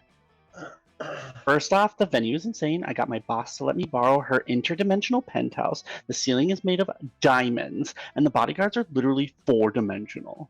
We're going to do this huge dramatic entrance for you where you burst out of a coffin, right? Cute. And the coffin outfit is the perfect amount of slutty. Trust me. Oh, and you're not going to believe the guest list. All the basics, sure, but we have some huge gets on here. I did not realize you had this kind of pull. Keep it on the DL, but we've got several prominent ghosts coming, both Edison and Tesla, so things should get interesting. But still, I feel like something's missing. I think we need a big, mind-blowing VIP surprise guest. Someone who can show up halfway through the party, uninvited, and have a poetic final embrace with you. A real moment, you know? Does anyone come to mind? Maybe a long lost twin from whom you were separated at birth and have never actually met? Milo's right. You definitely need a kick-ass special guest for your party. You don't have any long-lost twins that you know about, but you do know the perfect VIP to invite.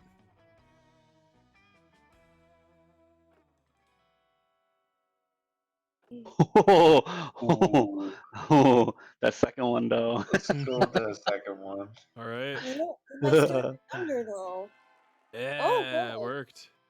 Oh, good call. Multiverse selves are such a thing right now. Let's do it, boo.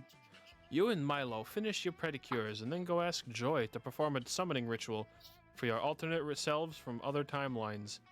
Joy says she can do the ritual, but it's super difficult, dangerous, and it'll cost her some of her life force. You and Milo assure her this is a matter of life and death. She's a competent-ass witch, so of course she rips open a huge multiverse portal. It's purple, pulsing, and she yanks like 8 different versions of you out of that thing. Ooh, this is absolutely precious. The rainbow of Luba.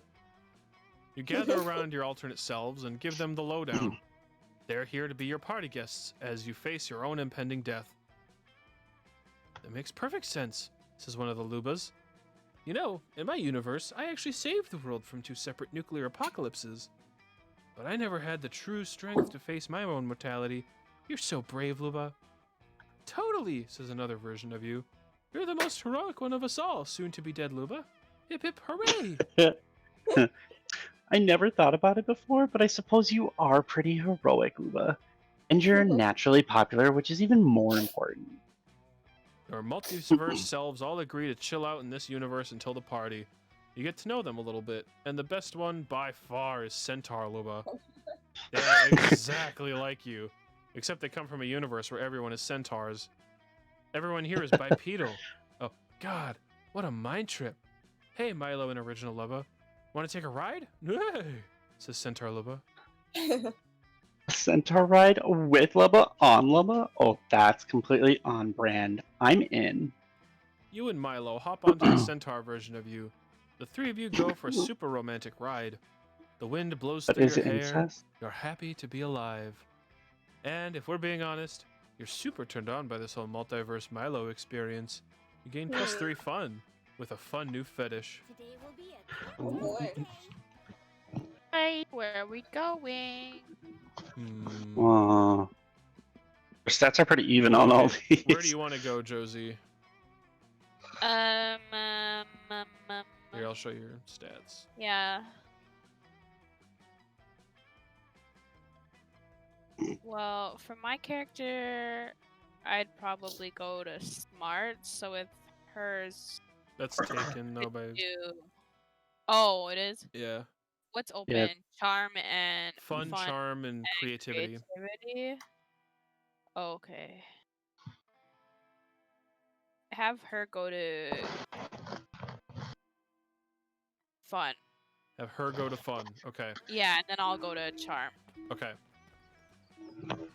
While looking around the lake for a private place to take a pee, you find a treasure map buried in the sand. It leads to an X in the center of the lake. You gather a crew of trusted friends, don your eye patch, and sail out there to find the booty. The booty. When you arrive, you find a tiny island with a single palm tree. You dig up a box that says, "Open in case of a very boring day."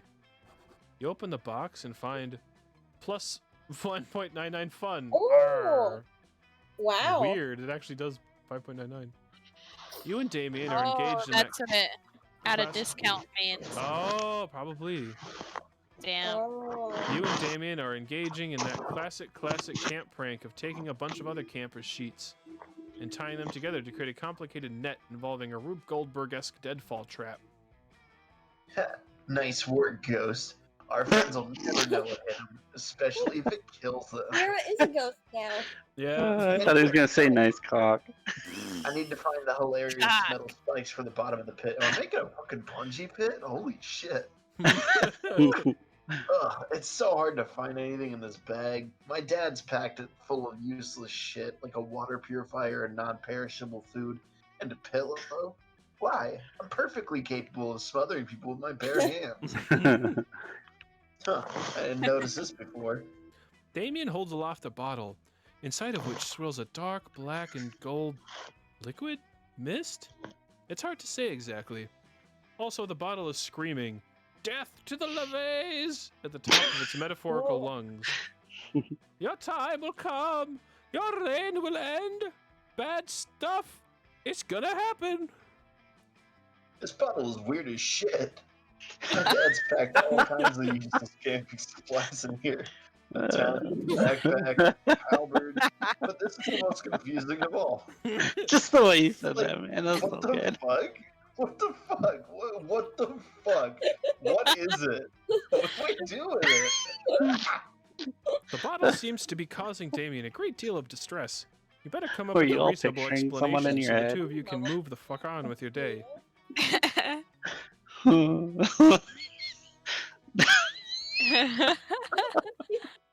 I'm just like picturing some like upper middle class white kid in like 12th grade, just like going up to college and shit. He's just It's like, dude, what the fuck? like, what the fuck? Okay, Honestly, should we? I'm definitely basing this guy off of the what the fuck is Fuck up, is Kyle. up? I'm gonna do What this one. the fuck is up? Okay, should we just Oh, vote? it passed. What the I said the fuck top up, one. Kyle? Oh, okay. Oh, of course. I forgot what alarm clocks look like because I always smash mine. But I feel like I'll at least be. But I feel like I'll be at least 21% less likely to do that if it's threatening to slaughter me. See you later. I'm off to catch some steeds and wake up to the sound of attempted murder. The next day, you're having a great time doing a camp thing, and that camp thing is interrupted by Damien. Guess we'll never know. Hey, Ghost. Guess what? My new alarm clock, dope as fuck. I've never woken up so early. This thing is way better than my previous alarm. I'm kicking that shit to the curb. Damien shows you the battered remains of his previous alarm. It is a toaster. You tell him that is not an alarm clock. Yeah, that's exactly what I'm saying. How dare this thing call itself an alarm?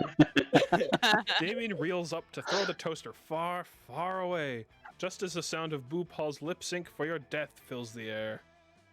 It's Damien's ringtone, and he asks you to answer his phone on speaker since he's busy chucking his old alarm into the fucking sun. Hello, our sweet little Prince of Hell, says Stan, the King of Hell. We want to see how you're doing at camp. I'm fucking awesome. Thanks for this sick alarm clock, Dads. I just tried breakfast for breakfast. It was crazy. Alarm clock? Alarm clock? Asks Lucian, the other King of Hell. Okay. I don't remember sending you with an alarm clock, but I was very busy swapping people's eyeballs with a scoop of anthill that day. Yeah, that bottle alarm clock that's black and gold and screams about how much it hates us and wants us dead. It's really putting some back in my set. Oh, Lucian, you silly Billy Willy warlord. I ought to pay you more attention when packing Damien's bag. Damien, that's not a clock. That's a clock. Sorry, what now? A clock of X-Raz, commander of the rebel armies of the Forbidden Black Flame. When he lost the war, we put his soul into a bottle.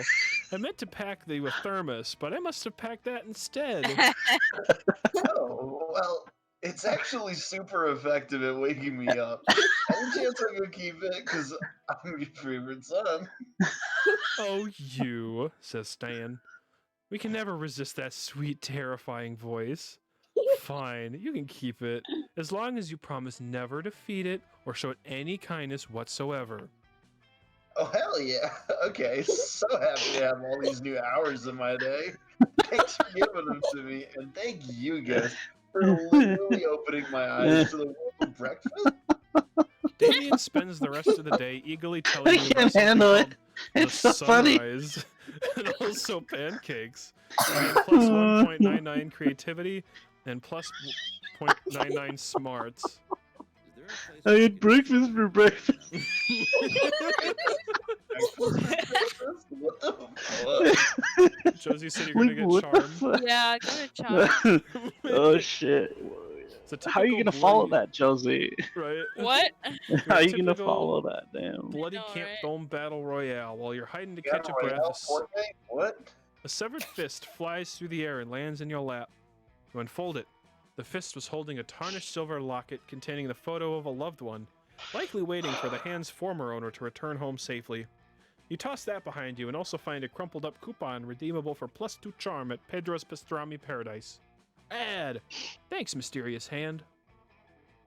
Later, you happen upon Dahlia washing a car in the middle of camp. Why? How did she even get a car in the middle of camp? Ah! Hello, Denny. I can see your face. I can see on your face the question that is burning in your heart. What does washing a car have to do with working out? Not quite, but sure. That's as good a place to start as any. Wow, just because I'm on a camping retreat doesn't mean I can go soft. That's what my enemy would want from me. I must find alternative ways of maintaining my rippling abs. And I watched a documentary recently that taught me that the best workouts are often hidden in menial tasks, such as washing a car. Wax on, wax off, you know? Unfortunately, I don't think the car washing is doing much for my muscles, or even for the car. I'm pretty sure it's dirtier than when I found it. That's probably because on closer inspection, Dahlia is washing the car with 50-pound weights. Presumably washcloths aren't heavy enough. The proper workout for me. Everyone knows the best workout adapts to each individual's body and what best exercises their muscles.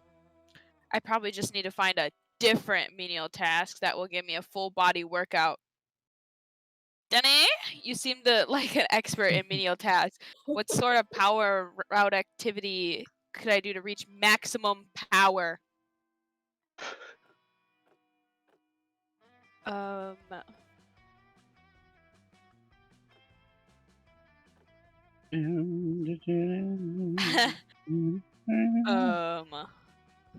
This one's kind of hard. I don't like either of those answers. Me when I ask a girl out. Probably the second one. I can't laugh too hard. I really have to bad. poop. The second one for sure? Yes, yes, no? I think so. I don't know. Okay. Yeah. Oh. What? How is that bold? What the fuck? Oh, you didn't have enough boldness to make it good. I know, but like, why would that be considered bold? I don't know. What are you talking about? What is this blinking thing? Wait, does she actually not know? You point out her eyelids and how they go up and down over her eyes every 10 seconds or so. Wow, I've never noticed that before. Have I always been blinking? Why can't I stop? I can't stop doing it. Now it's all I can think about. Make it stop! Sounds like a real Josie problem. Dahlia goes into such a rage that she rips off her own eyelids and chucks them in your face. It's Oh as my horrifying as God. it sounds. Jesus. There! Now I can exist in peace. No, wait, Dene! Now you're blinking!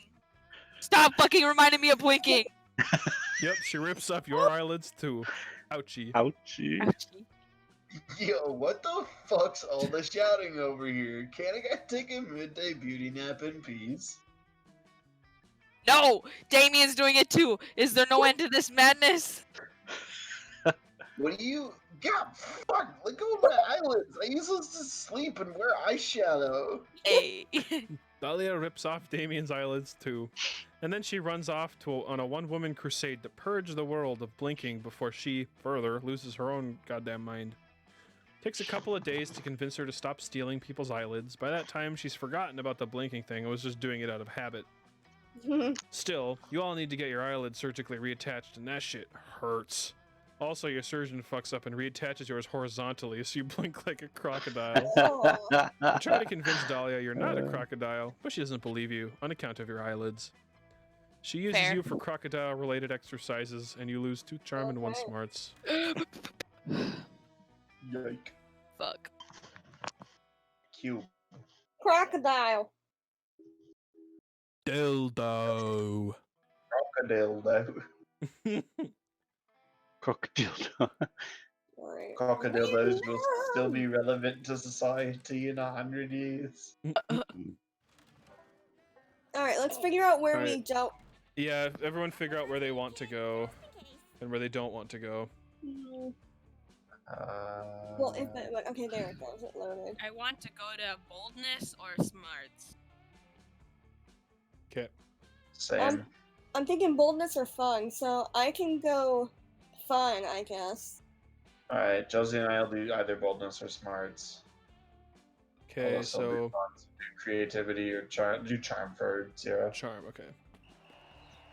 Read it fast. The camp dome, you play a game of tug of war. You see, the tug of war is harder than it seems. You need to be strong. Master technique usually goes so you win. Throw roses at you. They throw their underwear. Someone throws charm. Hey, Ghost, get over here. We need a 4th for our game of extreme double dutch. Holy shit, is this jumper? Oh, I didn't realize we were playing with 2 jumpers. I'm up to the challenge. We're not. Ghost is gonna be the ropes. Aren't you, Ghost? Your dumb, horny ass is about to agree when you are thankfully interrupted by Why is the narrator such a dick? Mr. Oh, no. Papas, CEO of Awful Corp, pleased to make your acquaintance. I've just purchased a controlling interest in the summer camp murder dome, and I'm here to make it turn a profit. My initial plan was to bulldoze the thing and replace it with a nice generic shopping mall. But apparently, this land is only zoned for lethal and semi-lethal activities. So I am here to do the next best thing. Turn these outdated dome games into a gleaming engine of commerce. Hey, keep your money-grubbing hands out of our murder games. If you want cash, just rob banks like the rest of us. Yeah, you're not getting a cent out of me. I'm saving all my gold for a skull-seeking crossbow. Well, she thinks she's saving all her gold. I've spent most of it on bagels at this point. Don't tell her.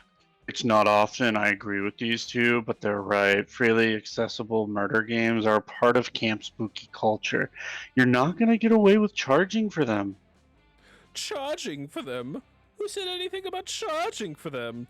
I'm making all the dome games, including Extreme Double Dutch, free to play. Oh, I get it. The games are free, so people will start playing them. But then, use finely tuned addictive mechanics to trick players into paying through the nose for items and power-ups. There's a ton of guys in hell who used to do that. Well, your nefarious scheme won't work on me. I'm a seasoned gamer and immune to psychological manipulation.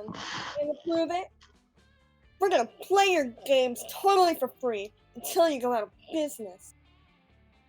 No, don't do that. That's like mainlining heroin to prove it doesn't work on you. Much better to bring a strongly worded petition to the camp administration. Right, Damien? No time to talk. Only 100 more rope jumps left before I unlock the platinum jump rope. Oh, fuck. My rope broke again. Guess I gotta buy a new one from the rope store. Or you could buy these limited edition rocket boots. They cost 10 times as much, but they'll really help you rack up those rope jumps. I'll take 10, but only to prove how dumb your business model is, sucker. Oh, I'm feeling a little tired from all this yelling. Better purchase an energy refill while I'm at it. Oh no! Your friends are already so deep, they practically qualify as submariners. Quick, find a way to prove them how predatory this free-to-play system really is.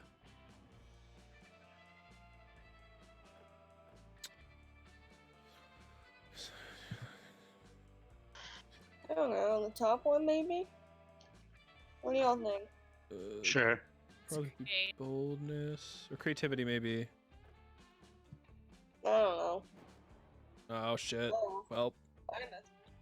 Yeah, we know that. You do. Yeah, obviously, we're not idiots. The blood theft is like the whole reason we started playing. For once in his life, Damien's right. Be quiet, Joy, before you give away our hustle. Your hustle? Let me put this in terms you'll understand. Papa's company is legally required to filter the blood before selling it back to us for health code reasons, right? Apparently. Well, My blood is fucked after years of purposefully catching diseases so I can make them fight each other in my spleen. What a power move. And I drink every potion I see, so my blood isn't much better. Don't you see? This game is basically free dialysis. But it's not free. They're essentially ransoming your blood back to you. Oh, sure, we're paying some money, but compared to Monstropolis' totally fucked healthcare system, predatory microtransactions are a bargain. Why is this just America? Right? Wow, really? I This feel a is sudden America. sharp pain in my social justice gland. It's a gland I magically gave myself in order to dramatically increase my empathy. That sounds like it sucks. Maybe some discount dialysis would help. Damn. Not only did you fail to convince Damien and Aravi to stop playing, you reminded Joy about injustice and made her sad. The CEO is Ooh. soon forced out of business by the health insurance lobby, but not before you've lost 1.99 charm and 0.99 fun for your sins. Rip. That's a good one to have. Yeah, it is. A drink. Yeah. So I was gonna go with fun, right? Yeah. Sure. Mm-hmm. You're in the lake, sunbathing. It's kind of relaxing, but hella boring. What's the issue? You've lost your ability to have some fun unless you're playing video games or partying while in wild raves? Ah, no, you see the problem now. You didn't put on sunscreen, but fun screen, which has a fun protection factor of 50. You wash the fun screen away with some water and put on some sunscreen. There you go. You prevent some sunburn and gain +2 fun. You've spent the last few hours teaming up with Aravi on the side quest. You're covered in blood, exhausted, and 2 HP points away from death.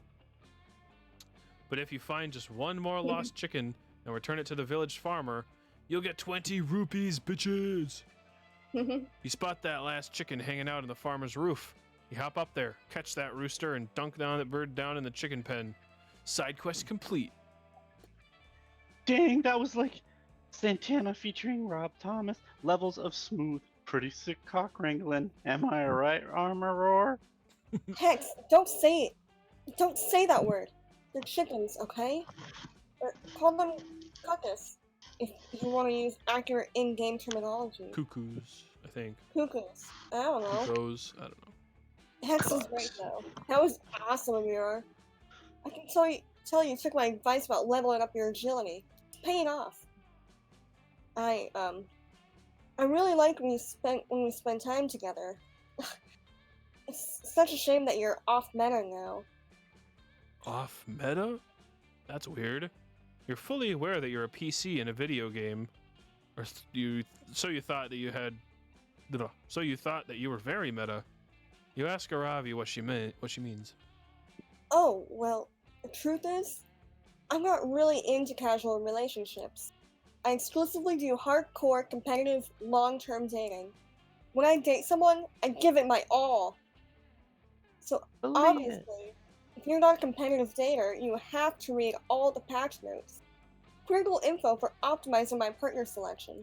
I can't fuck up my kiss-to-date ratio. And, it's sort of awkward, but have you looked at the buffs and nerfs in the latest patch? Some of your stacks were, reworked. Listen, I'm just gonna say it. They nerfed you super bad, and now dating you is totally off meta. Strategically, you're a D tier partner. Oh, don't feel too bad, Emma.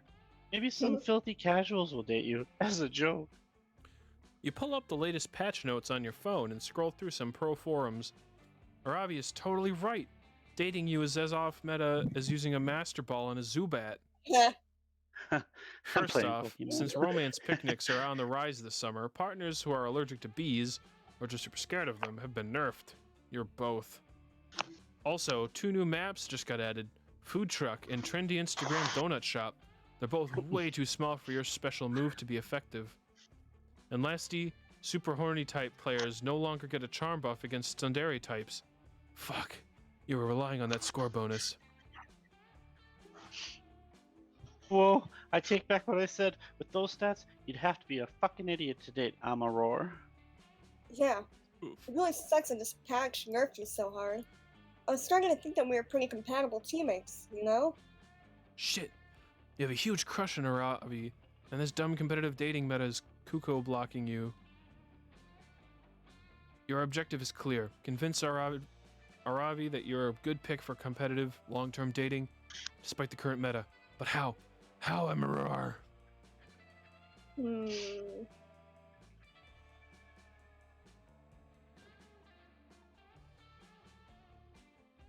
Ooh.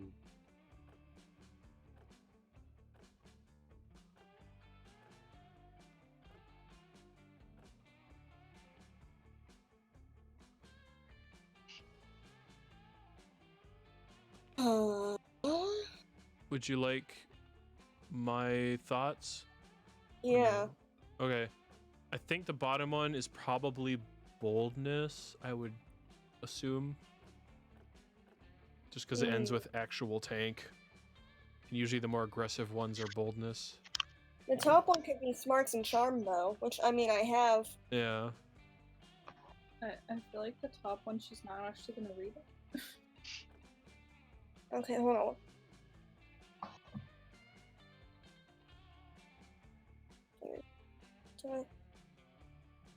I don't know. I guess I don't have a lot of bold, so if the bottom one is bold, I'm screwed, you know? But it could be fun. Because it'd be like a fun thing to do, turn yourself into a... It could be. Creative. Creative, yeah. Okay, I guess I'll do the bottom one. Okay. Sure. 100%. Well, I'm not 100% on either of them. Gotta pick one, Alishor. I know! What do you think? Never second guess yourself. I liked the top one. Okay, we can do it. Yeah. Yeah? Top one. Okay. Mm-hmm. And it passed. That was wrong. Genius! Aravi will totally date you if there's a thorough strategy guide detailing your strengths, weaknesses, and what maps you play best on. And you know just who should write it. Jerlo Love Pants 81, the #1 professional dater in the competitive league right now. You use your master hacker skills to track down Jerlo Love Pants 81, dive through the front window of their house, and insist they write a strategy guide about dating you. Roar. Before this conversation, I would have said that you were... Before this conversation, I would have said that you were an absolute worst possible partner for competitive long-term dating in the current meta. However, I am moved by how romantic of a gesture this is. But no, don't you see? I'll take the greatest love professional of all time to write a guide on how to date you. Fine! I'll do it. This guide shall go down in hardcore dating history. After hours of rigorous testing to determine your emotional maturity, secret fetishes, and tongue girth, Jerlo Love Pants 81 comes up with an insanely efficient strategy to date you. Amaror is wildly underrated within competitive dating. Most guides will tell you that her extremely sweaty body and unending horniness are weaknesses. But skilled daters will see these are strengths. Amaror releases a high amount of pheromones through her horny sweat, which is great for inducing libido. Lastly, don't underestimate the element of surprise. Since so few people date Amaror, you'll get a surprise attack bonus on any double date matches. Jerlo Love Pants 81 publishes the guide. Yes! Aravi follows the meta super closely, so she should see it. You're just praying she doesn't have #Amarora strat muted. Hey, Amiror. I wanted to apologize for what I said the other day. You know, when I said you'd be a terrible option for long-term, hardcore dating? To be honest, I'm pretty intrigued by some of the off-meta strategies I've been hearing about lately. Feels so taboo, you know? I was wondering if dating you could be as an unexpected shortcut to a higher competitive ranking, which is basically the highest compliment I can give a potential romantic partner. Aravi spends the whole afternoon practicing competitive dating formations with you. She gives you a few tips on how you form, and you gain +3 boldness. Hot. My favorite kid. Hey. Sleeping bag. Oh boy.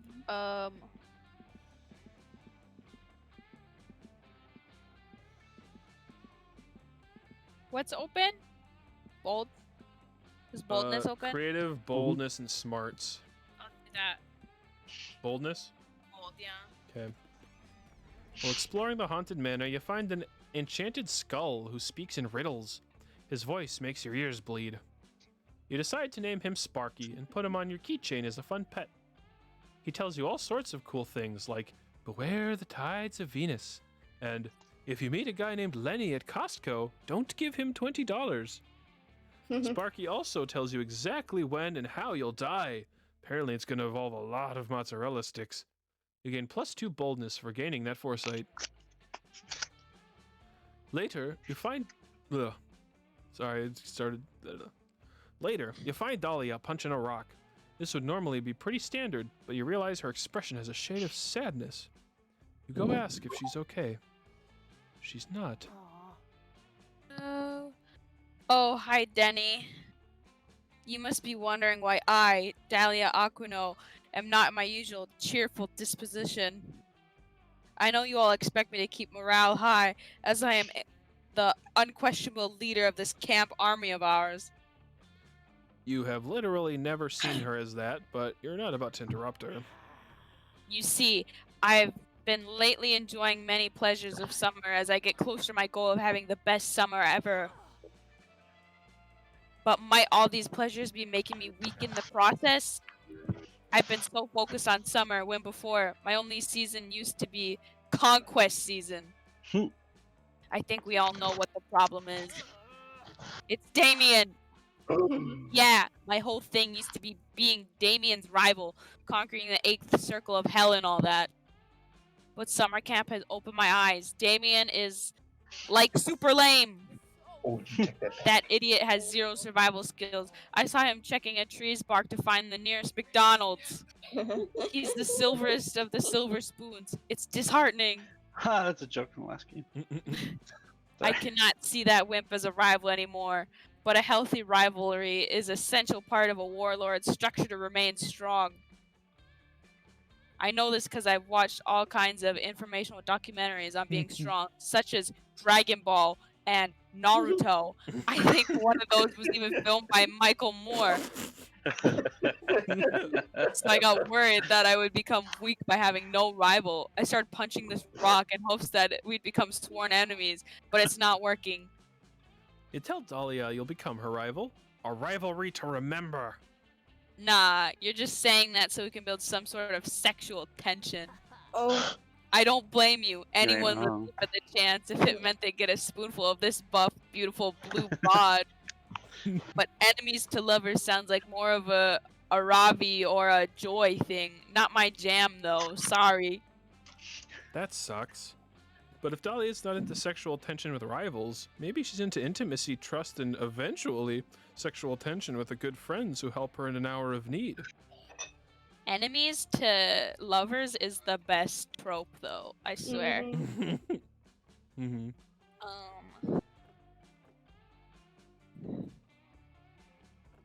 Oh shit.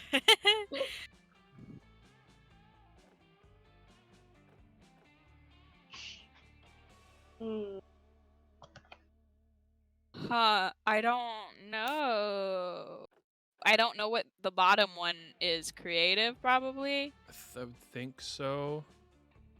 I feel like the first one is Boldness. bold. Yeah. I'll do the second one. Okay. I don't know. Oh, What? smarts. What? How is that fucking smart? It's because Naruto was made by Michael Moore. Okay, I'm intrigued. Naruto. Damien turned out to be a sad little wimp, but maybe 14 Damiens together will add up to something worthy of my time. The match checks out. Does it though? Anyway, you roll up your sleeves and recite a black magic spell you may or may have not created a rainy Saturday months ago during your being obsessed with Damien phase. You're not wrong. Halfway through chanting, you realize you never actually perfected the harem of Damien's spell. Since that evening, you got distracted and derailed into voraciously writing Paul Blart smut. To this day, you're equal parts ashamed and proud of the result. Paul Blart 3, Mall Cock. But what could go wrong? He goes even harder in this. Oh my gosh. What's that thing? Okay, everyone make demon noises. Ready, set, go.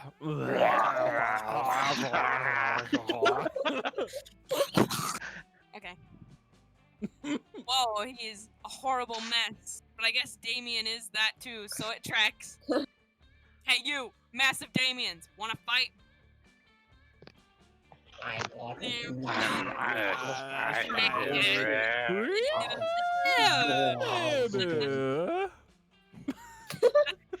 Man, as impossible as it sounds, I think this thing might be 14 times the wimp Damien was. I'm spicy. I don't know. Sure, lame, massive Damians. Sure you are. Anyway, Denny, I think this was a terrible idea, and you probably are dumb for having terrible ideas. Oh. I'm gonna leave you with your weird, thirsty creation. I have some Paul Blart smut to read. Bye! Oh no! If you could only tell Dahlia that that Paul Blart smut is also another thirsty creation of yours. But alas, you must respect the sacred vow of secrecy of the holy siblinghood of Paul Blart smut writers, for that is your duty as a Paul Blart smut writer. Okay, that's not true. It's just like saying Paul Blart smut out loud. Paul Blart smut. Funny. In any case, you'll lose 2 charm and 1 fun. Paul Blart smut. Lol. Yeah. What? Creativity or smarts? Morts. Smarts. Smorts. Smort. Smort boy. While hiking through the woods, you're approached by an NPC who has a quest for you. You can tell she's an NPC because she only says the same 4 things over and over and keeps doing the same idle animation. Will you fuck me? The NPC's quest is to deliver a very important scroll to her father. She makes it extremely clear that no one else is allowed to read it, or terrible things will happen. You read it, of fucking course. It turns out her father's secret recipe to a perfect peach cobbler. Looks like her dad is never going to make that famed dessert in time for the NPC family potluck, because you eat the recipe scroll and gain +2 smarts. Oh. You're gonna die in less than 48 hours, but honestly, this has been the best week of your entire life. And that's all thanks to Milo. They've been spending every moment with you, planning your big party, and helping you celebrate all the best parts of being alive. Currently, the 2 of you are admiring some blooming pink cherry blossom trees together. In a private garden, of course. No peasants around to obstruct your view. Aren't the blossoms gorgeous, Lua? Technically, cherry blossoms are supposed to bloom in the spring, not the summer. But I called in a few favors with nature so you could see them now. It'd be what? It'd be a downright tragedy for you if you died before seeing these flowers. After all. Milo sighs happily and leans on your shoulder. They whip out their phone and start texting. You realize that this is one of your favorite parts of life. Quiet, comfortable silence while someone you adore is texting right beside you. God damn it. You enjoy the moment. Oh, the caterer for the party just confirmed that they can make the amuse-bouche look like tiny versions of your face. Thank God. My, I can't believe that the party is tomorrow. Life flies by so quickly. By the way, have you started contemplating your big party toast? It'll be the total climax of the evening, and really the encapsulation of what made your life worth living. No pressure, though. Why don't you read me what you have so far, dear? I'm sure I'll be thoroughly impressed with your profundity. Okay. It's time to impress the fuck out of Milo with your big party speech. You've been working on it, so this should be pretty easy. You'll just have to make up 2 poetic metaphors and 1 mind-blowing closing line. Here goes. Oh.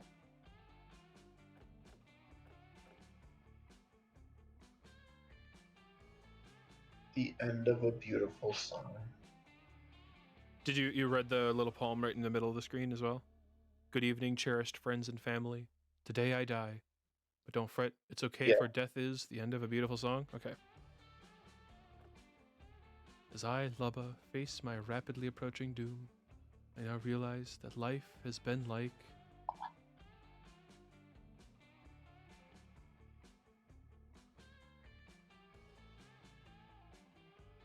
Jazz solo. I had a feeling you were gonna pick that one. Fuck Do the you like peach. jazz? Okay. But also Call fuck me the by peach. your name. You like jazz? You want to do the jazz? Yeah, let's do jazz. As I Yeah, prepare fucking to win. leave, I want to tell you all about the nice things that I think everyone should do at least once before leaving this realm. We should all. Skydive. Skydive? Skydive. Hit that ground hard. Skydive. Nothing else on there, just skydive? We should all Yeah. skydive. Alright. Yes, yes. Your words ring so true, so wise. I brought death to so many people, and I could have put it better myself. Death truly is the end of a beautiful song. When you think it's like that, my job as a Grim Reaper acquires a whole new layer of meaning, doesn't it? And life is such poetry, Luba. You make life and death make so much sense. Of course, if life is clearly a jazz solo where improvisation meets beauty, it can only end with the end of a beautiful song. Those two things are such a perfect complement for each other, such an obvious balance. When you put it like that, you make me fall in love with you all over again. Luba, I didn't know you had such poetry in your heart. Thank you for sharing it with me. Finding the poetry in life may sound cheesy, but it's just so necessary.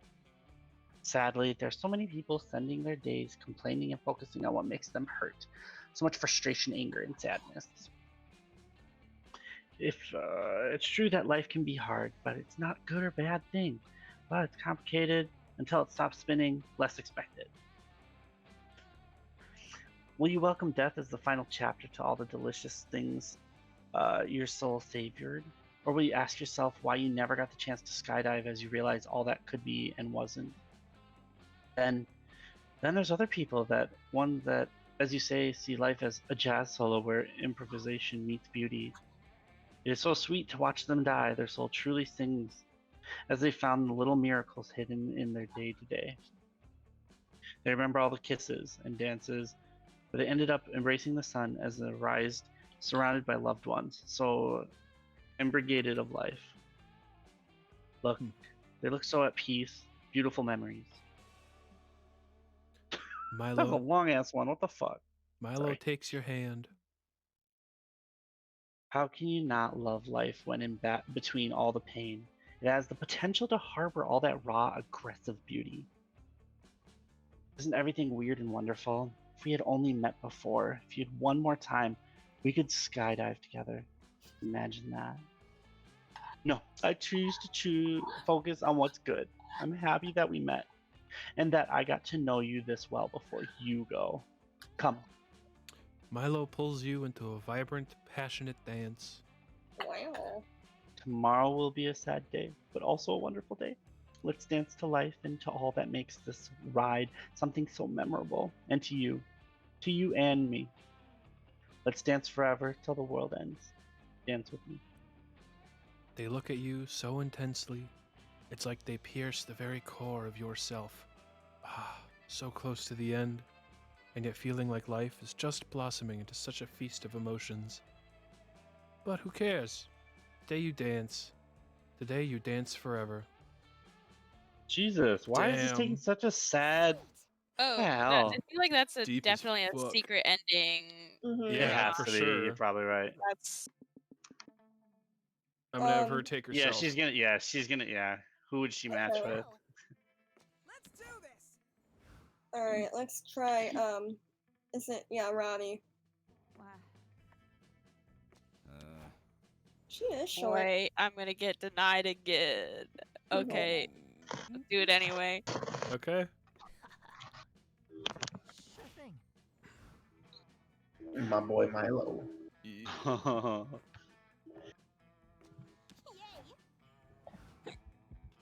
You didn't ask anyone to be your summer honey. You're a strong, independent monster who don't need no significant other. And of course, that can be true. But did you forget that this was a dating simulator? Shooting your shot with someone is like the whole point of the game. If you didn't want to date the video game, why did you play a flight simulator or a going alone to see a meteor shower simulator? You couldn't even enjoy the beautiful night. All you could think about is how you threw away your one shot at love. Well, it wasn't your only shot, I guess. You can always replay the game and try again. It's a shame about this run, though. You got to start all over. See you on the camp bus, loser. Aww. Story of my life. Finally gather the courage and ask your beloved to watch the meteor shower with you. Us? A summer fling? Impossible! No. It's for your own good. Have you seen how many brawny and powerful I am compared to your weak, pathetic body? But I like that. Anytime we high five or hypothetically canoodle, I'd run the risk of shattering your entire skeleton with my incredible fist. Inside or outside skeleton? That means I gotta be with somebody who's my physical equal, and you're not even close. Sorry. Being rejected sucks big time. But it's okay, right? You're sure life will get better from here? Well, it doesn't. You finally gather the courage and ask your beloved to watch the meteor shower with you. Wait, you want to be my summer fling? Whoa! Like, Jaden? Okay. Forgetting Alyssa, you always have such good luck with this game. Hey, like, Jaden, okay. We could totally get into competitive dating. Yeah, you versus me. Get ready for intense sessions of dating. I'm gonna totally kick your ass. You hope so. The last day of camp was intense. Before the meteor shower, you two plundered dungeons and fought giant creatures all day. Afterwards, you and Arabi tended to each other's wounds in a romantic, sensual way. You never thought about being an adventurer could be so adorable. Yeah, even blush was Here really we go. Today's the day. The today you die. Oof. Hey, Luba. We both know what's happens now. Are you ready? As ready as you'll ever be. That's a cool costume Your he's big wearing. party. Yeah, I love the outfit. Your big party goes off without a hitch. It's a true celebration of life. Your life. After several hours of dancing and fun, everyone has gone to watch the meteor shower or elsewhere. It has been beautiful, hasn't it? I've loved doing this with you. I didn't know you that well before, but now that I've helped arrange a celebration of your life, I think I know you so much better. And I must admit, I like what I see. Okay. It should happen at any moment now. I'll get a ping on my phone for the gig. I asked to take any gig nearby tonight, so I should be the one bringing you to the other side. You two hold hands and wait. And wait. Weird. Let me check something. Huh.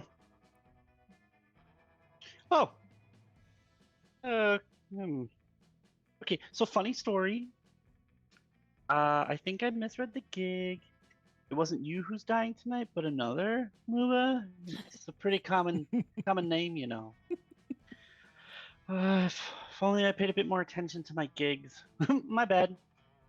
So, you're not going to die?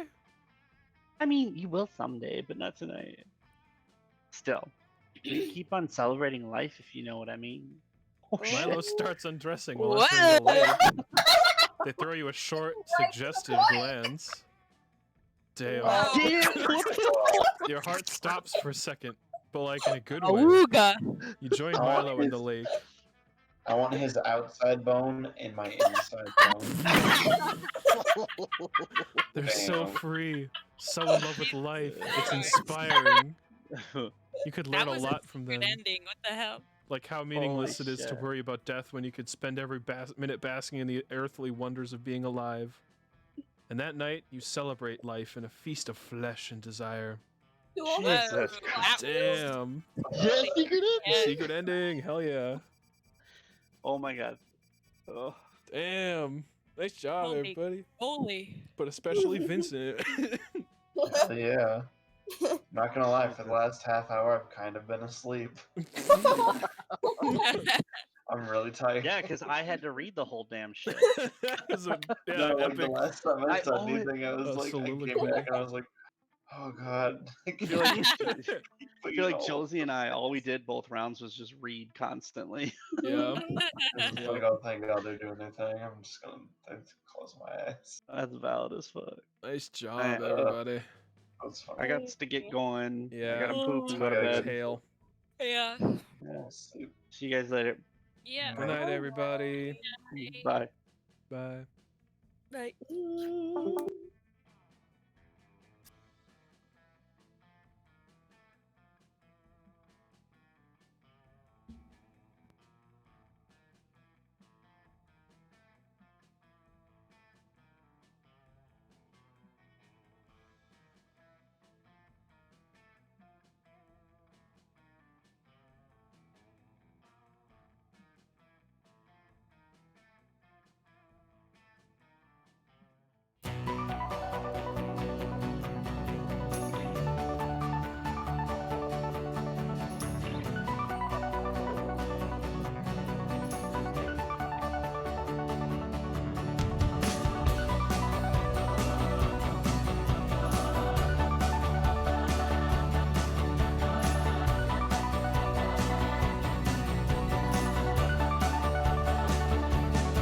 Champions of red wine, we're poured all over.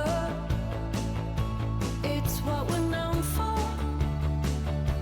The fine art of cross lines, crossed for old times, like starting over.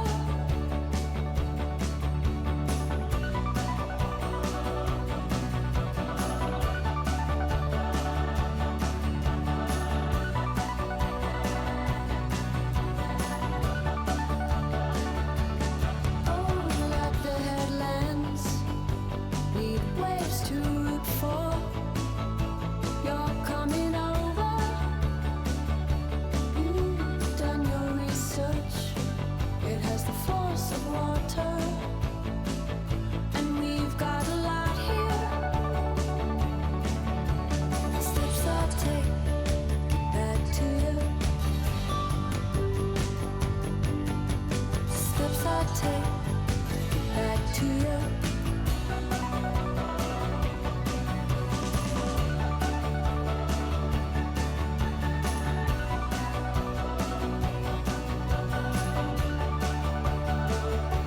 Think we could save lives if we don't spend them way undercover. I'm not your love song gone wrong. I'm coming over. Steps I take back to you. Steps I take back to you.